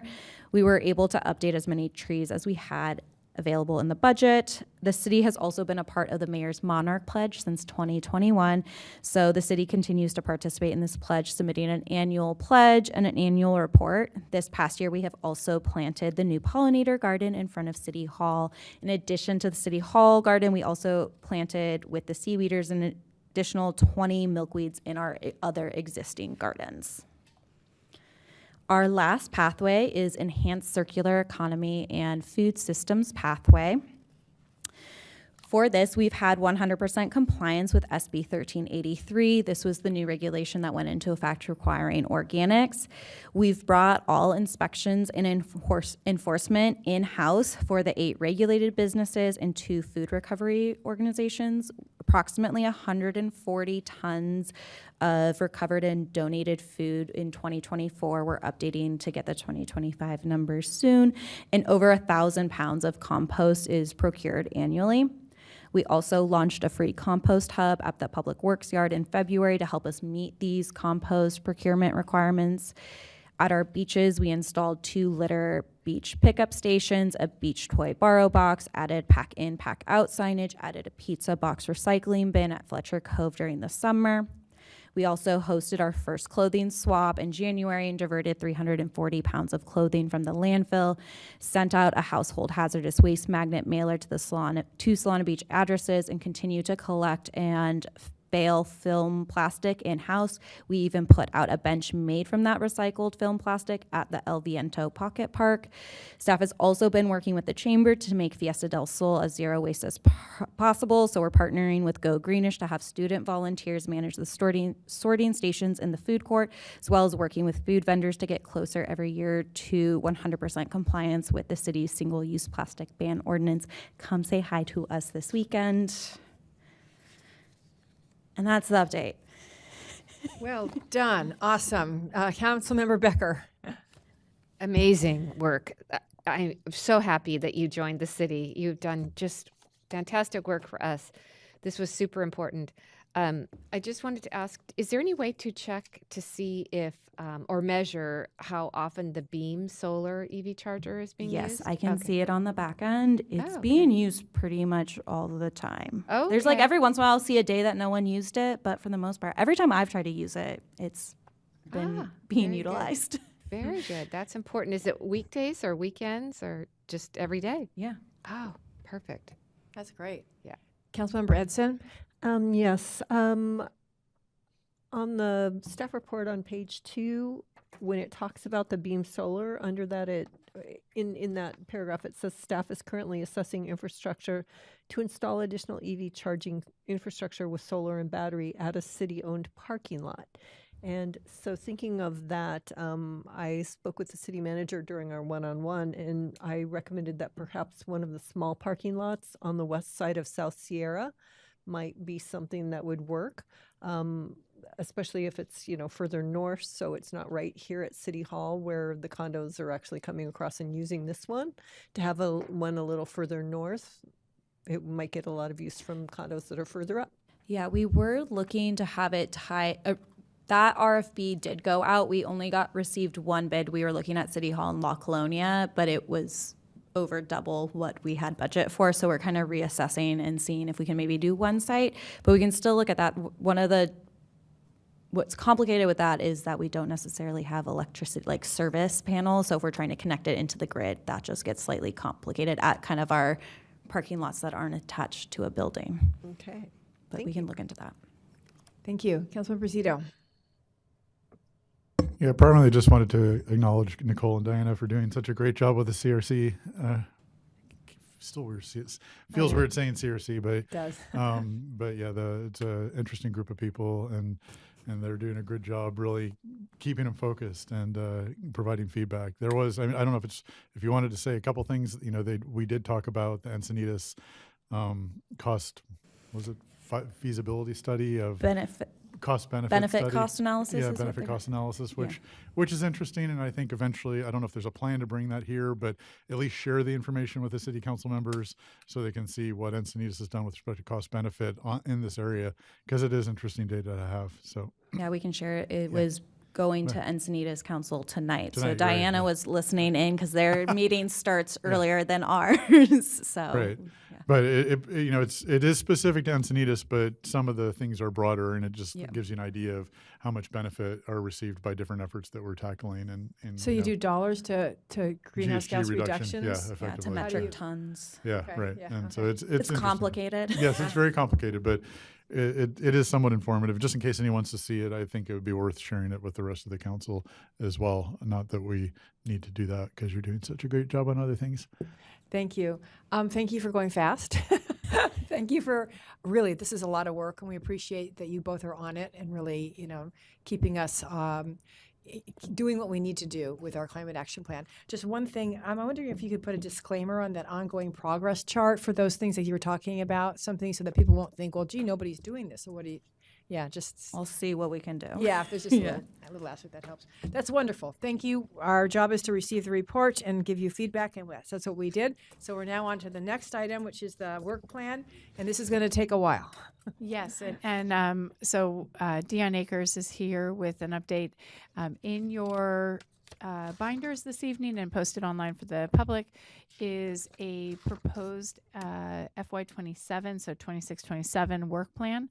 I have to give recognition not only to Dion Akers, our government affairs manager, but also Kayla Moshke. What's your last name? Still Moshke. Still Moshke, okay. Who just got married. Yeah. But Kayla and Dion have done a fantastic job of really streamlining the document so where there were duplicative references, that they are more cross-referenced and focused, and that this document really reflects the council's feedback from the constituents, from the businesses about what priorities are, your decision about those priorities, and then a work plan for our staff to move forward and to feed that into the budget. So it's really our guide to make sure that we are meeting the expectations of the public in a roundabout way. So with that, I'll turn it over to Dion to give an opening, and then we'll turn back over to the mayor to guide us through the work plan. Thank you, Alyssa. Good evening, Mayor and Council. My name is Dion Akers, Government Affairs Manager here in the city of Solana Beach, here to present on the 26-27 work plan. My presentation is about 10 minutes. I'll try to move through it quickly, and then we've heard much of this before, so hopefully it won't take up too much more. And then I'm going to take it page by page. That's right. For everybody, because there's a lot of changes. Okay. Thank you. Each fiscal year, the City Council approves a work plan which outlines the city's projects and program goals and actions for the year ahead. The work plan is drafted by the City Manager in collaboration with staff and the City Council. Along with the legislative policy and the budget, the work plan serves as a guiding document that outlines much of the city's work and priorities for the year ahead. The council provided initial input in the development of this draft plan last month when reviewing the status and updates of the current FY26 work plan. And we'll see an additional final draft work plan once more next month alongside the mid-cycle budget update at the end of June. The work plan maintains the 5 key areas of focus from our legislative policy and from the previous year: affordable housing and livable communities, transportation and mobility, environmental sustainability and energy, community well-being, general governance, and fiscal responsibility. Like I said, we'll briefly discuss each section of the work plan and highlight some prominent changes, and then we'll go through the plan one by one. Following last month's status review, staff began drafting and updating the FY27 work plan to reflect council's feedback, recommendations from key stakeholders, and departmental priorities for the year ahead. We're proud of the fact that the drafting of this plan has been a highly collaborative process with multiple departments and staff leads involved in identifying and leading on work plan projects and programs. In addition to these inputs and recommendations, earlier this year we launched a strategic community issues survey to further assess and understand community expectations and priorities for City Hall and our work plan. We discussed this survey actually at the beginning of this meeting. The survey yielded incredibly helpful and insightful results which are further informing this draft plan. The draft work plan has undergone numerous refinements during development. Multiple projects and goals that were recommended to continue from last year have been edited. Some projects and programs have been renamed for clarity and consistency. Duplicative items have been combined, and some items have been eliminated to reflect input from council, staff research, and reprioritization. In addition, staff have drafted the plan with a strong focus on building goals and projects based on staff's capacity to execute, availability of funding, and prioritization of projects and goals that can be completed within the fiscal year. As the plan has been developed, numerous consistent themes and focuses took shape within each priority area, and staff added new subcategories this year that provide additional focus and organization to these consistent themes throughout the work plan. We'll briefly review each section of the work plan now. First is affordable housing and livable communities. This area has 13 projects within 3 categories: housing and land use planning, zoning and regulatory updates, permit processing, and customer assistance improvements. As council is well aware, the city of Solana Beach has long been committed to addressing the critical need for affordable housing while working to maintain the city's character as a coastal, resilient residential community. And owing to the ongoing threat of wildfire in the region and our efforts to promote fire prevention and preparedness policies, the city will work to bring forward a new brush management landscape permit to improve the process by which homeowners can clear brush from near their home while also respecting and protecting sensitive habitats. Also highlighted here is that staff will be working to move forward with our ambitious goal of developing affordable housing on city-owned land this coming year. The next area in the work plan is transportation and mobility. This area has 15 projects within 3 categories: housing and land use planning, zoning and regulatory updates, permit processing, and customer assist improvements. The transportation and mobility section focuses on creating a comprehensive transportation network that supports safe, efficient, and sustainable mobility options. This includes reducing congestion, promoting alternative transportation, and ensuring access for all residents to community resources. Highlighted first in this section is the new annual pavement management program, or the PMP. The PMP will support the city's ongoing efforts to maintain and improve roadway conditions through a data-driven and cost-effective assessment management approach. During FY 26-27, the city will continue implementing prioritized pavement improvements to extend roadway life, improve public safety, reduce long-term maintenance costs, and maintain acceptable pavement conditions targets throughout the city. Also highlighted in this slide is the Fletcher Cove Park and El Viento Pocket Park Trail Improvement Project. The existing trail system in both locations are subject to significant erosion during storm events. This project would convert the existing decomposed granite trail pathways into more stable, semi-pervious surfaces that can withstand high precipitation storm events and are ADA compliant. This specific project was listed here as an example of some of the refinement and reorganization of the updated work plan. Portions of very closely related work for both of these trail projects were listed in last year's plans, but within different areas and within slightly different larger programs. This year, they've been combined and reorganized into a single project under a more appropriate priority area. Our third priority area is environmental sustainability and energy. This area is broken down into 3 categories with 13 projects total: the Climate Action Plan, Mayor's Monarch Pledge, and infrastructure improvements. For this section, it is important and relevant to highlight the significant overlap that with projects and programs from our Climate Action Plan, which we've just heard a lot about from Nicole. Now part of our plan is the addition of the new Urban Forestry Plan, which aims to develop a comprehensive community-wide urban forestry strategy and adopt a tree canopy coverage percentage target for Solana Beach. Also highlighted is the new sewer system improvement project. For this, the city will initiate development of a comprehensive sewer master plan to evaluate existing system conditions, identify long-term infrastructure needs, and support strategic planning for system reliability and capacity management. I would note that the city's last sewer master plan was completed in 2003. Community well-being is our 4th priority area. This has 21 projects over 6 categories: parks and facilities, age-friendly action plan and senior services, city of kindness, arts and culture, hospitality and tourism initiatives, and healthy and livable communities. Community well-being is driven by Solana Beach's commitment to fostering a community that supports the health and well-being of all of our residents. This includes providing services and opportunities for youth, seniors, and all members of the community to engage, thrive, and contribute to the social fabric of the city. There are many new and dynamic elements of this section, but two priority projects that have been discussed in the past that we are very excited to move forward this year are our Public Arts Strategic Plan and our new city logo and branding manual. The Public Arts Strategic Plan, building on the city's 2007 Master Arts Policy, will help create a clear roadmap for the future of arts and culture in Solana Beach by identifying goals, priorities, and opportunities to continue expanding the city's public arts program in a strategic and structured way. For our new city logo and branding manual, staff will begin working with a professional design consultant to develop an official city logo and comprehensive branding guideline manual that better reflects Solana Beach's growth, creativity, coastal character, and evolving identity. Our final priority area is general governance and fiscal responsibility. This has 13 projects over 5 categories: staff development and workplace culture, communications, information technology, financial health and stability, asset management, and master planning. The City of Solana Beach strives for effective governance that encourages the community's long-term stability for growth while being fiscally responsible and transparent. The city emphasizes the prudent management of our public funds, the welfare of our staff, and the efficient adaptability and responsiveness of the city's operations to meet residents' needs. We also recognize that a well-supported, motivated, and skilled workforce is critical to developing and delivering high-quality public services and achieving the city's goals. This section has the widest range of topics and departments in the work plan involving the city manager's office, IT, HR, and public works. Many items in this section are carryover items from last year's plan, and will focus on supporting our employees and organizational health.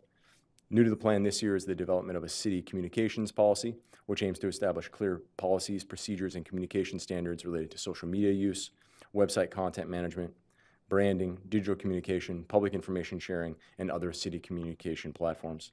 And our last, but certainly not least, item in the work plan is the new pavement preservation moratorium policy, which will help minimize premature roadway deterioration caused by utility trenching and excavation activities following pavement rehabilitation projects. This concludes the staff presentation, which has touched on just a fraction of the items in the actual full work plan. We now welcome additional feedback and questions and discussion from the council. We've posed some questions here to help guide the discussion if needed. Thank you. Excellent, Deanne. Thank you. And this was a lot of work to reorganize this. Really well done. It's just over the years, it has gotten better and better and better. And this finally kind of got it down to a reasonable size and in really good categories. And I think we could all use this, for discussing things with our community members. And I know that staff's going to be using it as sort of a to-do list. And also, thank you, thank you, thank you. We're going to go page by page. And so just instead of pushing your button, just say something.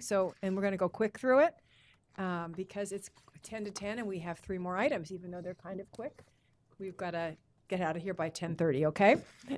All right, so page 6, anything? I'd like to start on page 5. I just have a quick, with regard to our mission statement, I think that now might be a good time to look at our mission statement to ensure it aligns with our goals and 5 policy areas, because it's old. Okay. All right, page 6. Page 7. I did ask for a change, but I think that staff may have made that. I'm not sure. Has that been done? I have made your edits in my version, and those will get carried forward. So any small edits that are kind of inconsequential, those have been noted, unless you found new ones since we've talked. Okay. Thanks. Dave, did you? No? I said something. Okay. No, just kidding. But no, just sorry, I'm just teasing the mayor. The Sierra Affordable Housing Project, it says release revised RFP. So it will be a revised RFP. We're going to make some changes over the previous RFP since we got no responses last time. Yes, and so we revised it, and we'll be sending it out to a much broader potential development pool. And if I could just add, if we could please put in there to apply for Sandag's REAP funds or REAP funds through Sandag. And that item is on for Friday. Sorry, stole your thunder. And Dion and our community development staff will be listening to that meeting for regional planning group. Very good. Okay, good. The next page, page 8. I have something on that. And under general plan safety element update, if we could please adopt the full fire code, including Appendix D, that would be great.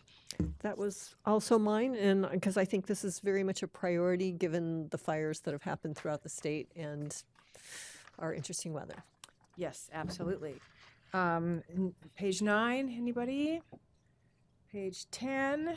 Well, again, are we prioritizing things at all, or is everything a priority? Everything's a priority. Okay. Should we mention if things aren't as much of a priority to us? Sure. Okay. That'd be useful.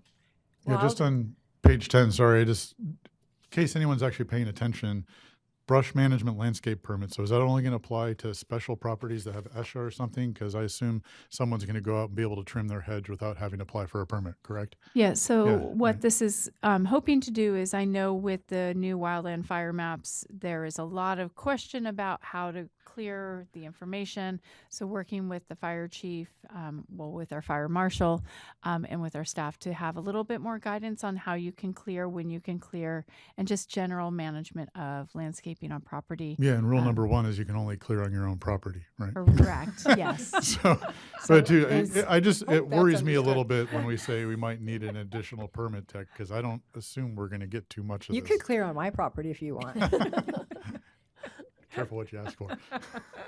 I have one on 9 and one on 10. So Okay. Short-term vacation rental permit ordinance, I would just add to this under the actions violation to add that the 3 strikes rule that we have to increase the violation fees, to look at increasing the violation fees and permit cancellation, and make sure that we are definitely, making sure that this is looked We're into. enforcing it. Right, exactly. And then on brush management, would these be paid permits, or is this just a permit that's across the table, no payment? We don't have a clear proposal yet. Okay. This was just a concept, a need, especially as we've seen some clearing occur offsite, but also clarification on the onsite, and with Zone 0 also coming down from the state of what that means. Okay. Yeah, I think just on the surface, I would think not a paid permit, but I guess we're going to look at what everybody else is doing and decide then. Yeah. And, yes. and maybe we can figure out in my neighborhood, because there's this area between the golf course and the homes along some streets, which no one's really sure who owns what and whether they can Clear what? clear or are going to get in trouble if they do clear. Because lots of people only have fence lines on the flat part of their property, and the area slopes down, and I don't think people are really clear about the area that someone fenced in maybe 40 years ago and what's allowable and what's not. Yep. Another thing, thankfully we have a new fire chief. All right, page 11 and 12. I have something on the permit processing. I don't know if I see it here. I thought that maybe it was like 8 years ago, we talked about having online, where you could go online and see where your project was so that you could save time. It was called Track It at the time, and then something happened, COVID happened, and then they did we lose track of that? Because I think that would be a really important Corey, can you speak to thing to what have is visible through eTrackit? I believe that it is visible through eTrackit. You can look up your status. So if you have the permit number, you can go online and see when a review is supposed to be returned online with eTrackit right now. Okay. So for clarity, sorry. Yeah, through the go mayor, ahead. I don't know that you can see, when having done this with my solar system, you could see where the permit was. You couldn't see a date when it's supposed to be returned. It's like it's out for, we've given feedback. It's with your contractor, or now it's with us and it's under review. I don't think I saw a date saying it'll be done by this time though, when it was under review. I But think maybe it it's changed. depends on the permit. Permit type, okay. And the information that's put into the Trackit by each person. So Okay. it's kind of.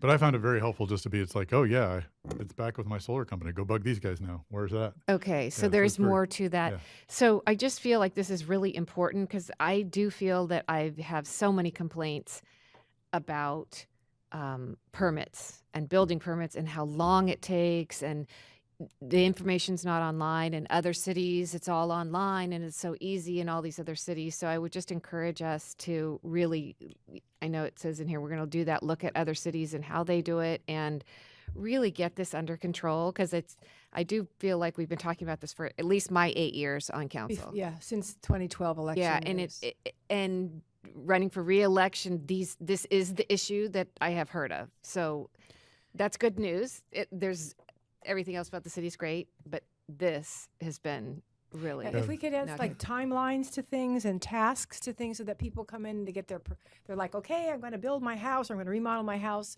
And then everybody gets the same application. And it's like, even if you just want to like, put in a new window or whatever, you get the same thing that somebody's building a house is what I hear.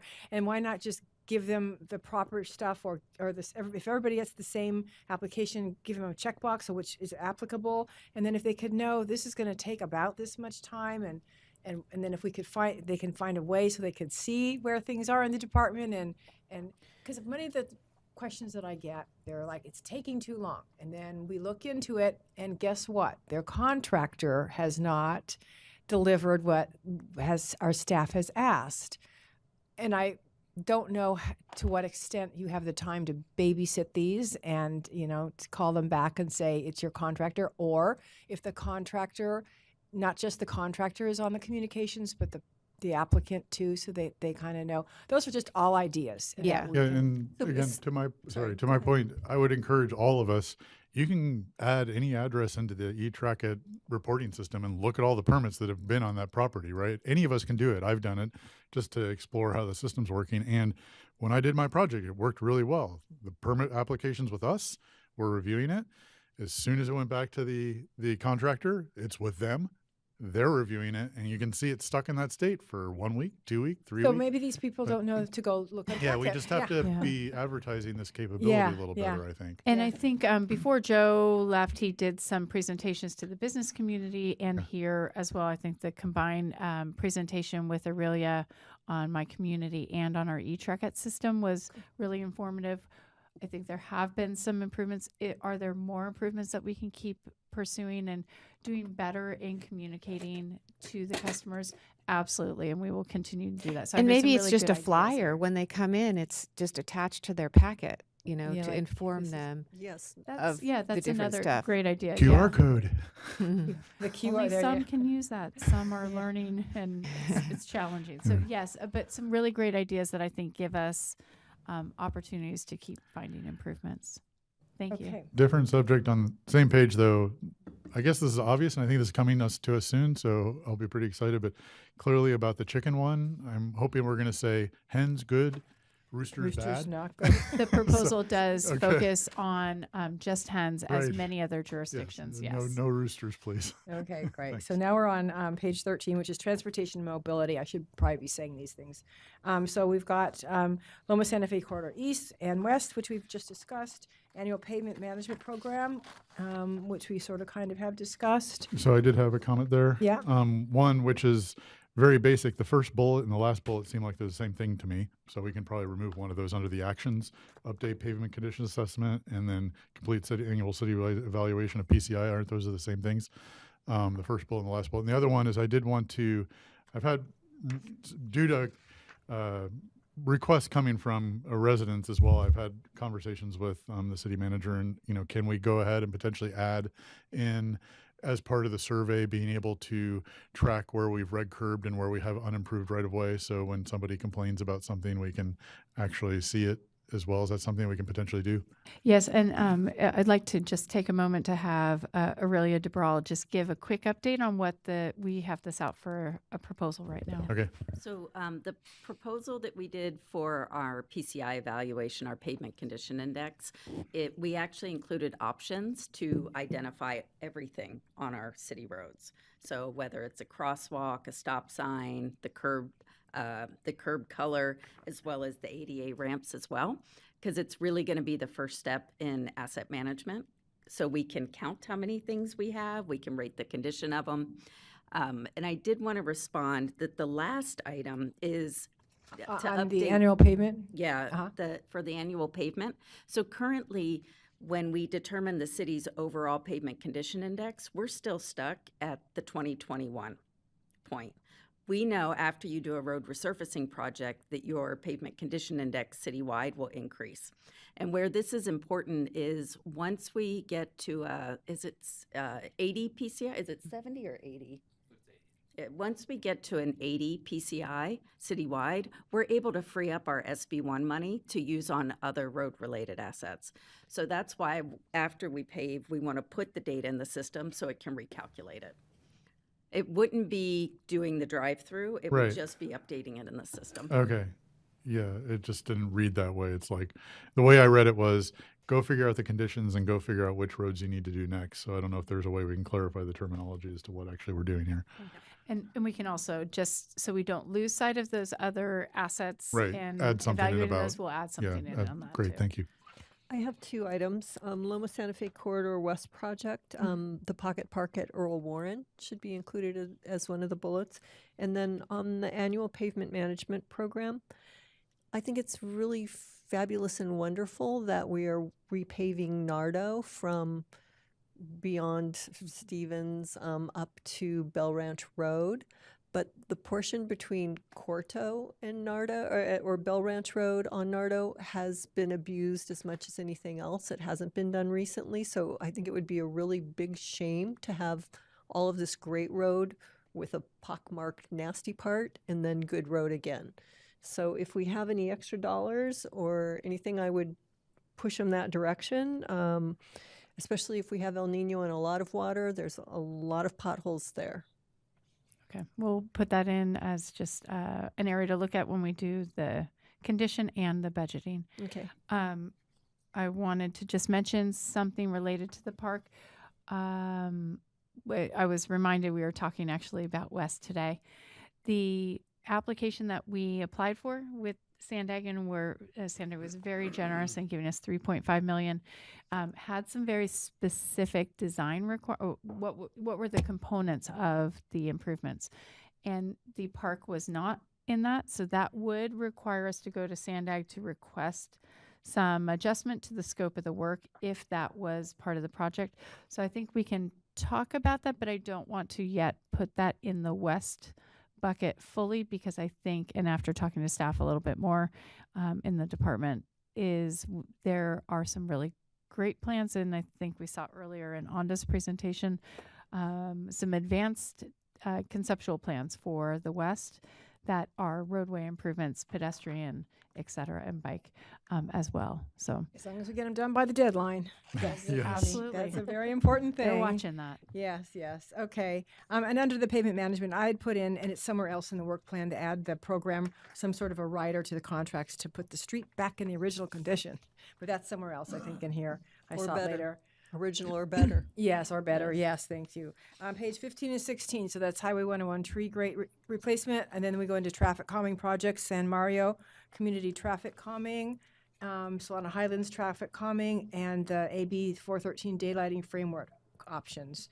What do you guys have on those? So under Solana Highlands traffic calming, and this may not be the appropriate place to put it, but I believe I've mentioned this before, but we have this irregular intersection of Nardo, Nardito, Solana Circle, and it's a four-way stop, but because it's not a traditional four-way stop, the people on Nardo think it's a two-way stop and kind of California stop it and run it, and I've seen it on several occasions where near misses.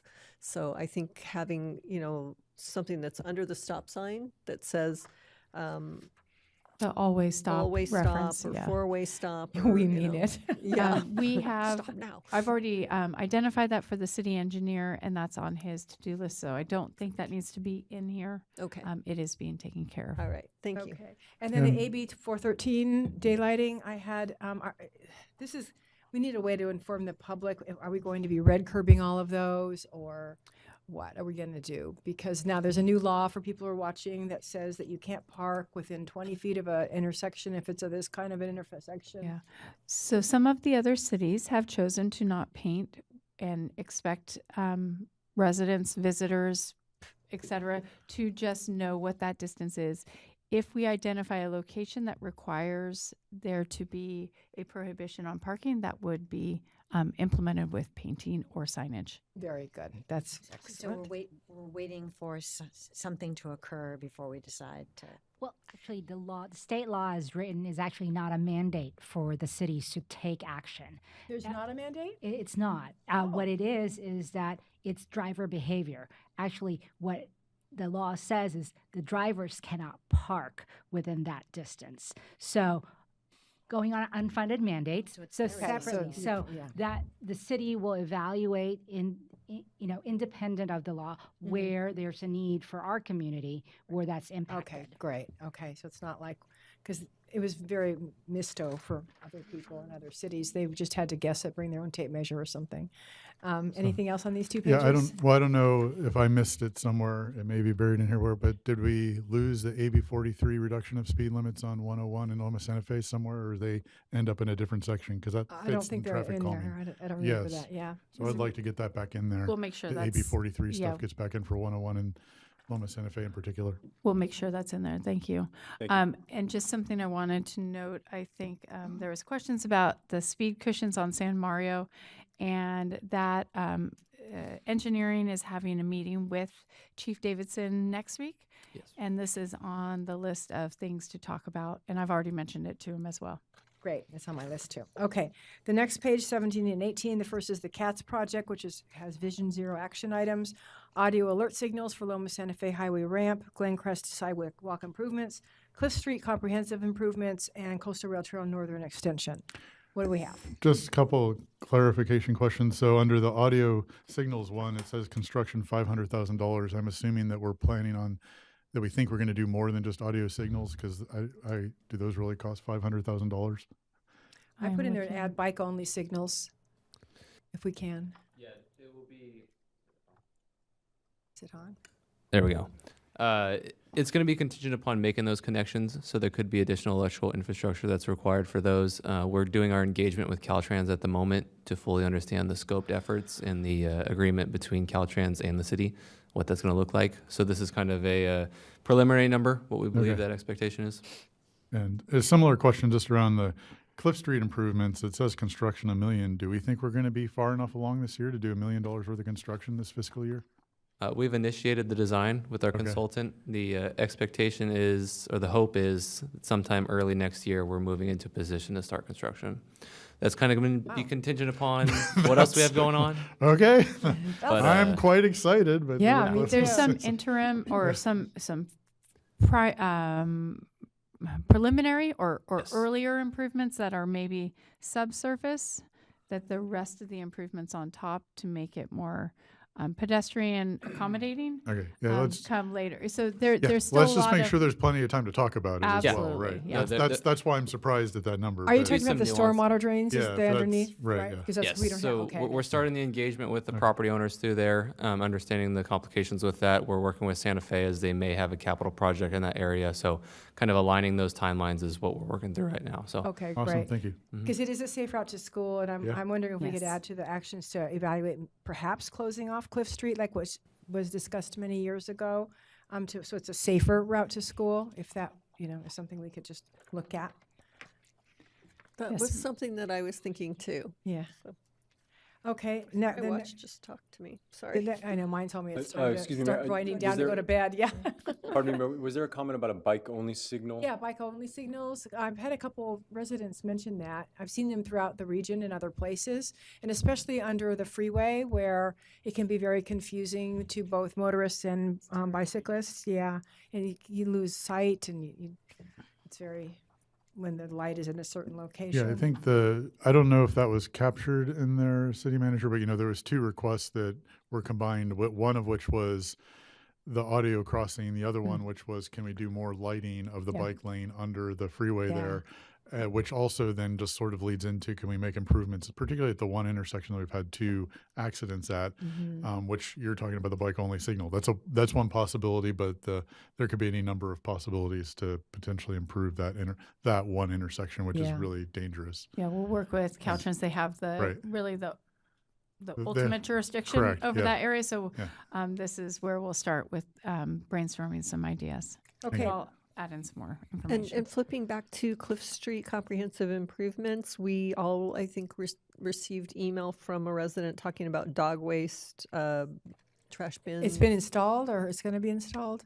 Yeah, we've chosen a location to install it, and we have a surplus at the yard, so it will be installed shortly. Awesome. Thank you. And there was the dog waste, and then we will be sure that we add a trash bin as right. well to Yes. have a place to put your used bag after you are Yeah, done. and for clarity, that was at the East base side. of the bridge, so Yes. it'll be right on Correct. the bridge. So On the west they were side of- asking at the corner of east Cliff. side. They were asking on the east side of the bridge. East side of the bridge, East west side of the bridge, road. but they Oh, were thank also you. asking at the corner of Seabright and Cliff, which I don't think it makes sense I think there, they were but- asking either or Right, yes, or but both. east but side of the bridge there. East side Yeah, of the perfect. bridge makes sense. And I did think we it ever makes more check sense there. to make sure they were compostable dog bags? Because the ones out there are very thick and black. They will be the compost friendly, yeah. Okay. Yeah, they're all. No. Sorry, They're, one- they're, one- They're one- not one those comment black about- ones are not. nope, Nicole's up here. Yeah. I'm going to ask Nicole. Sorry. We have switched from the compostable since that bioplastic is not Compostable, compostable. Yeah. So the black is a recycled plastic. That was kind of what our next best option was from a sustainability perspective. So they go into the trash can, Right. not into your green bin. They shouldn't go into the like those. If you buy the compostable ones, Oh, those God, should no. not be going in your compostable. No, I didn't. I know you don't put that in the Organics. compostable. Yeah, so but when just we the were- bag itself then could at least It's preserving your compost. dog poop for years to come. So to get it straight, nothing decomposes in a landfill.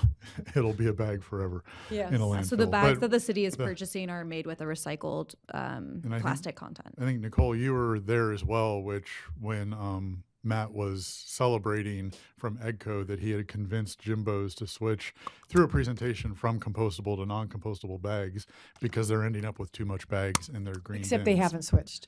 Oh, they haven't No, switched? I, They I had? shop there all the time. They Okay. did on Earth Day. Oh, okay, on Earth Day and only? that- Okay. It was only Earth Day. And I'm like, Too why are these funny. back? Oh, well, great. Never mind. But so Just- EGCO really wants us to move away from compostable bags. But maybe we get should it. do I don't like them. compostable dog waste bags. Yeah, everybody knows because not to throw those in the Because they're not going to put them in compostable. their green waste if they're out and about, right? They They're do gonna put all 'em the in time. trash. do. I've had I've had to people tell walk residents by not to and put get them in 'em out. green Yeah, bins. I think there's Oh, a okay. misunderstanding because I buy ones online that claim that they're compostable, but I know they're really not compostable.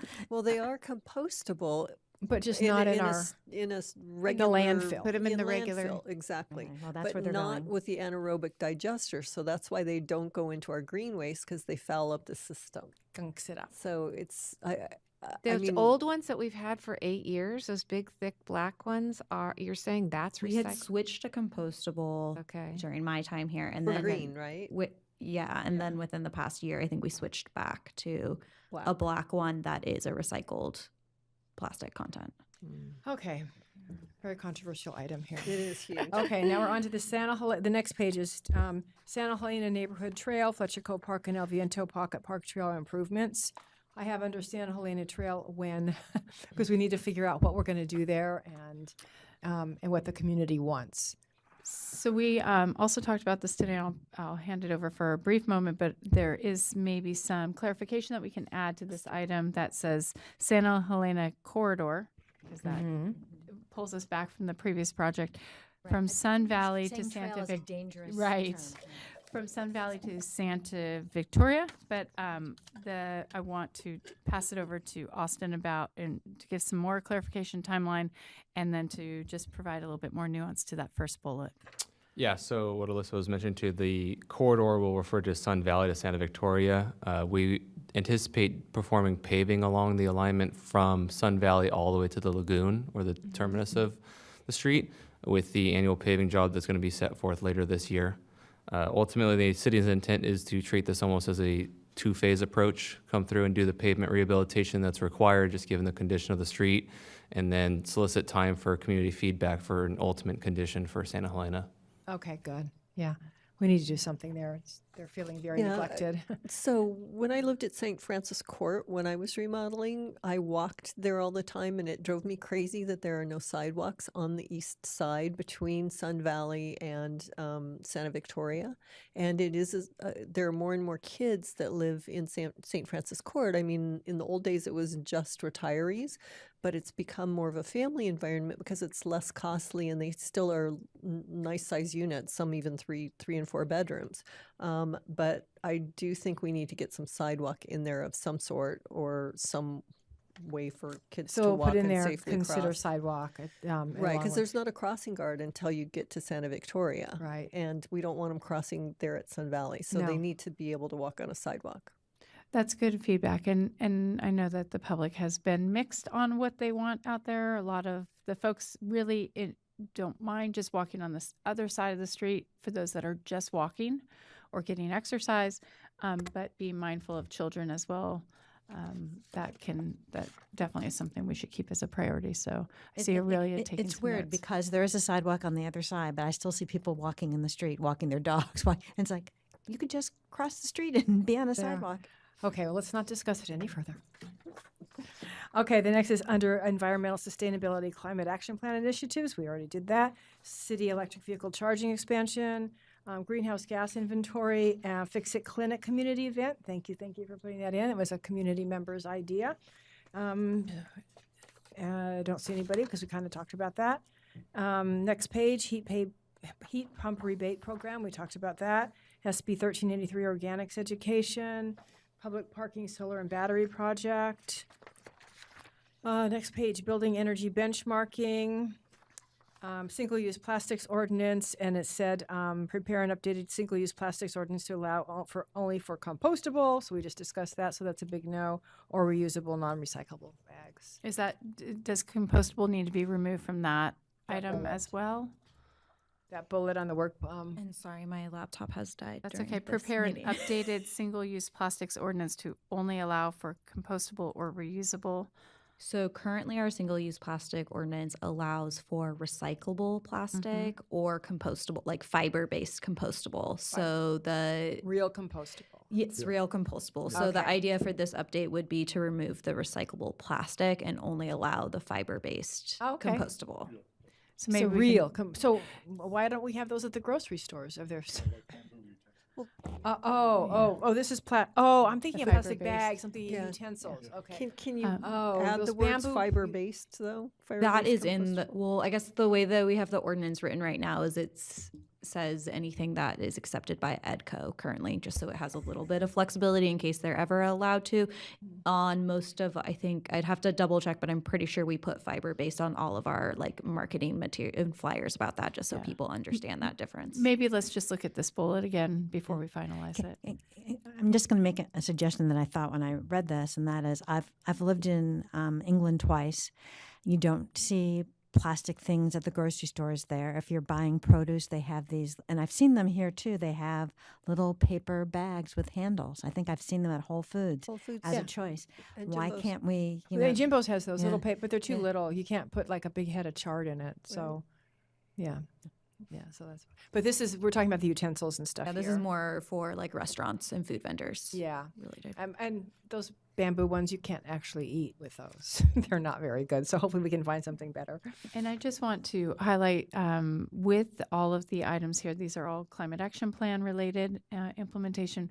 What Nicole has done a good job with, and our directors here as well, is really incorporating climate action plan into all the departments. So some of these are going to be under the stewardship of Public Works, engineering, community development, and not just sustainability. So really pushing it out and being all sustainable within our city All green. practices.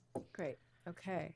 Now we're on to infrastructure improvements, city facilities, and energy efficiency and decarbonization. So decarbonization. the previous page under Native Pollinator Garden Conservation Program, yes, in case this typo wasn't caught, under 2026-2027 actions, second bullet says El Jardín de los Niños at La Colonia. Los Niños. It's probably Los Niños.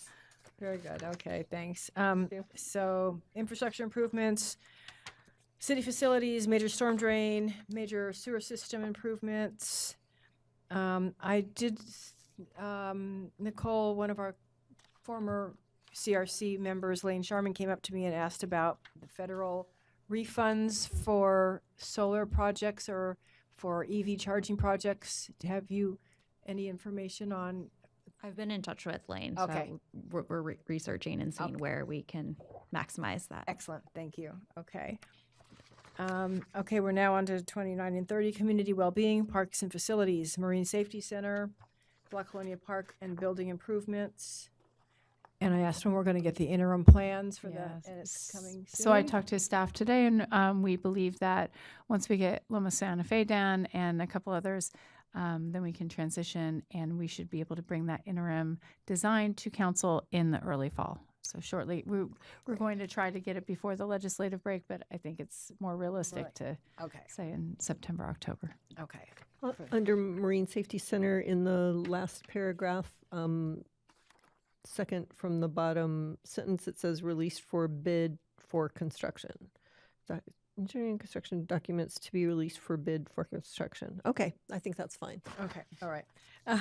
Okay, page 31, 32, Fletcher Cove Bulletin Board upgrade. Then we're on to age-friendly action plan initiatives, including the Senior Transportation Pilot Program, Senior Services City website update, and senior and intergenerational pilot programs. So I did talk to the city manager about this. So Solana Beach Community Connections, on our website, there are maybe 55 different organizations by category. So let's not reinvent the wheel, because we did a lot of research as to what resources were available to seniors in North County, and vetted the organizations before we posted them on our website. Excellent. Okay. And something that I think is missing under Senior Transportation Pilot Program, it talks about the pilot project and $100,000, but it doesn't talk about how many months of funding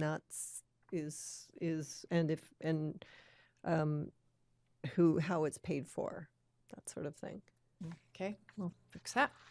The next page, City of Kindness, so promoting community kindness, Solana Beach Cares program expansion, and then we're going to move into arts and culture, public arts strategic plan. When did we adopt the City of Kindness? 2018 or 19? 29, yeah, I think I was off council at that time. Yeah. Okay. Yeah. Yeah, but you were mayor in 2018 and 2019. Okay. But I wasn't, I remember I wasn't on council at the time, but I met with you guys here, it was 2019 then. Yeah, I just think it should go in there so we know, right? Because it doesn't say. Oh, okay, all right. City Council Chamber art improvements. We could use a little improvement in here. It's gonna, yeah. New city street banners. The next page, we're under hospitality and tourism initiatives, Fletcher Cove Destination Swing, new Highway 101 special event lighting. I love that.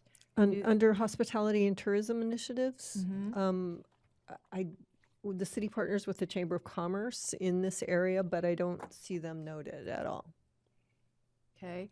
New city logo and branding manual. Lesser priority for me. Yeah. But 40th anniversary city celebrations. Healthy and livable communities, Solana Beach Community Network Group, which is a new proposal. Yeah, and I'm thinking that could maybe also be a new council committee where we would put 2 city council members on that.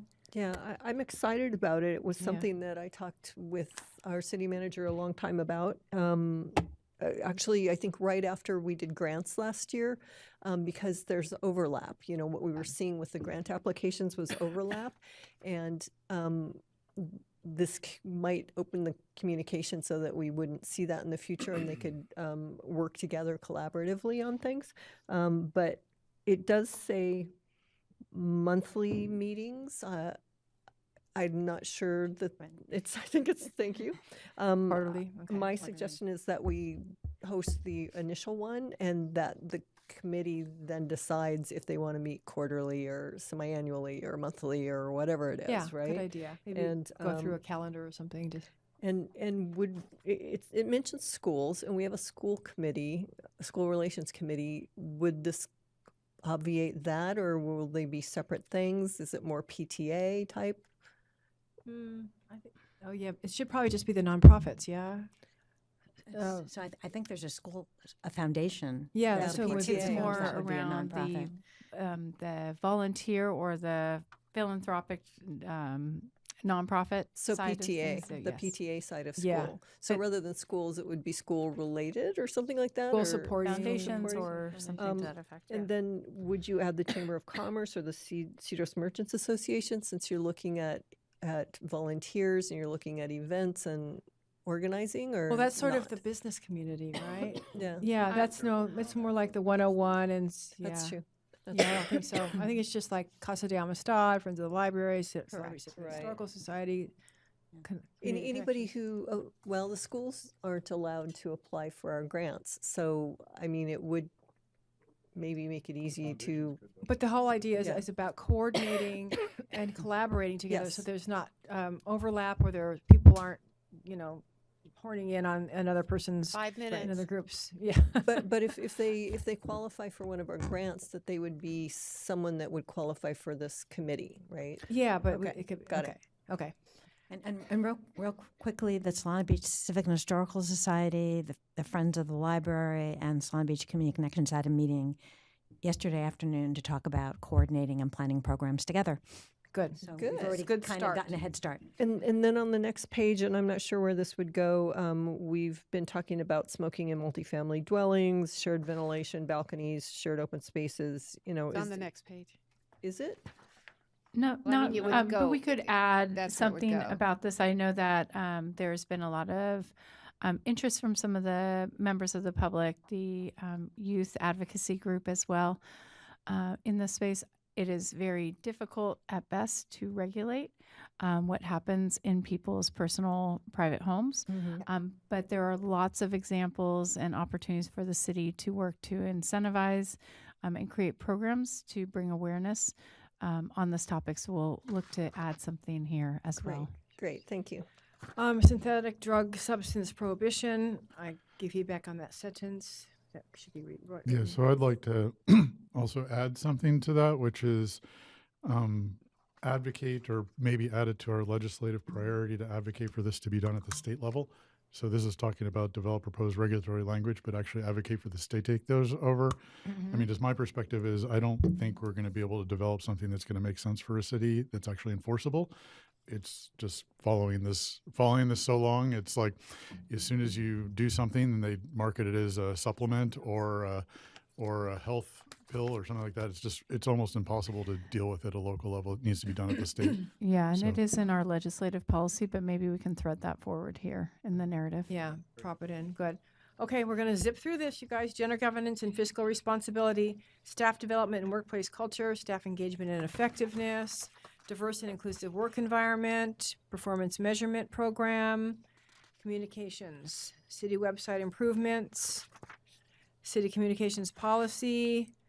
What are you smiling at? I'm just smiling because Okay. I'm done. I flipped through my pages and don't have any more notes. Information technology, cybersecurity expansion, unified communications, financial health and stability, measures to reduce CalPERS, future liabilities, and OPEB, asset management and master planning. We have facilities asset replacement master plan and asset management master plan, and city hall deferred maintenance and pavement preservation moratorium policy, which was the thing that I mentioned. And it's not 10:30 yet. And we've got 2 minutes, so we're going to have a motion to continue this meeting to get these 3 second readings done, which we really have to do. And I It want has to be- thank everybody for their time to get through these items.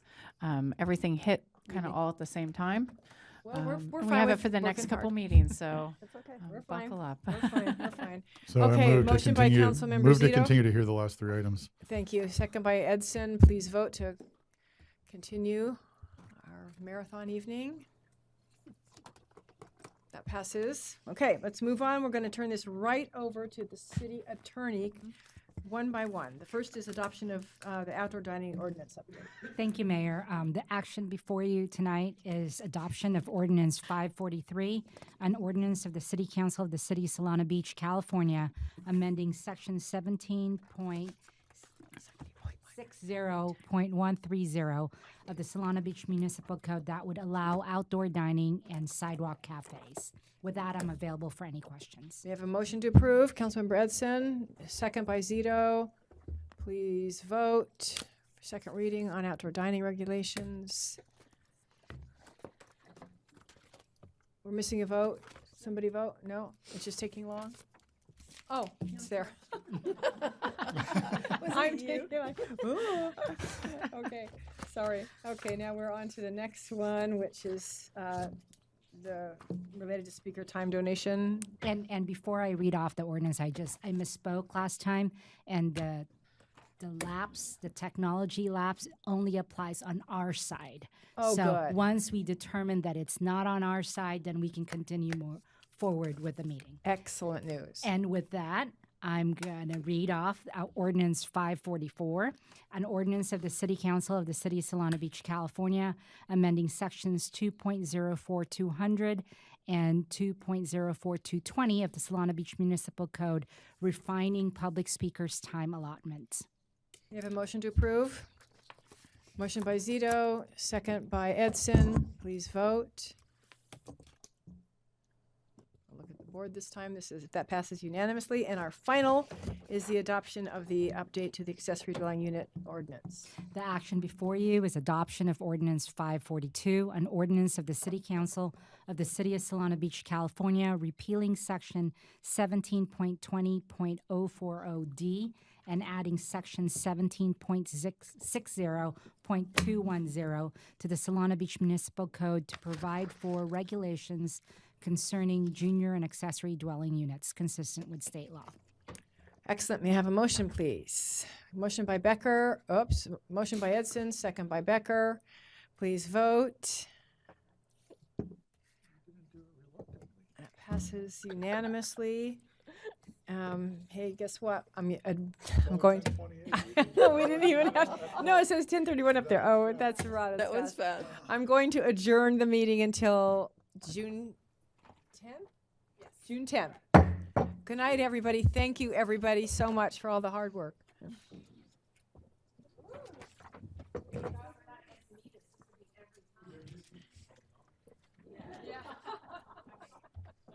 Are we going to get a new copy of the work plan? Yes. Okay. So, Oh, we are? Oh, I was going to take it home with me. Maybe. I am going to take it home. Yeah, with me. yeah.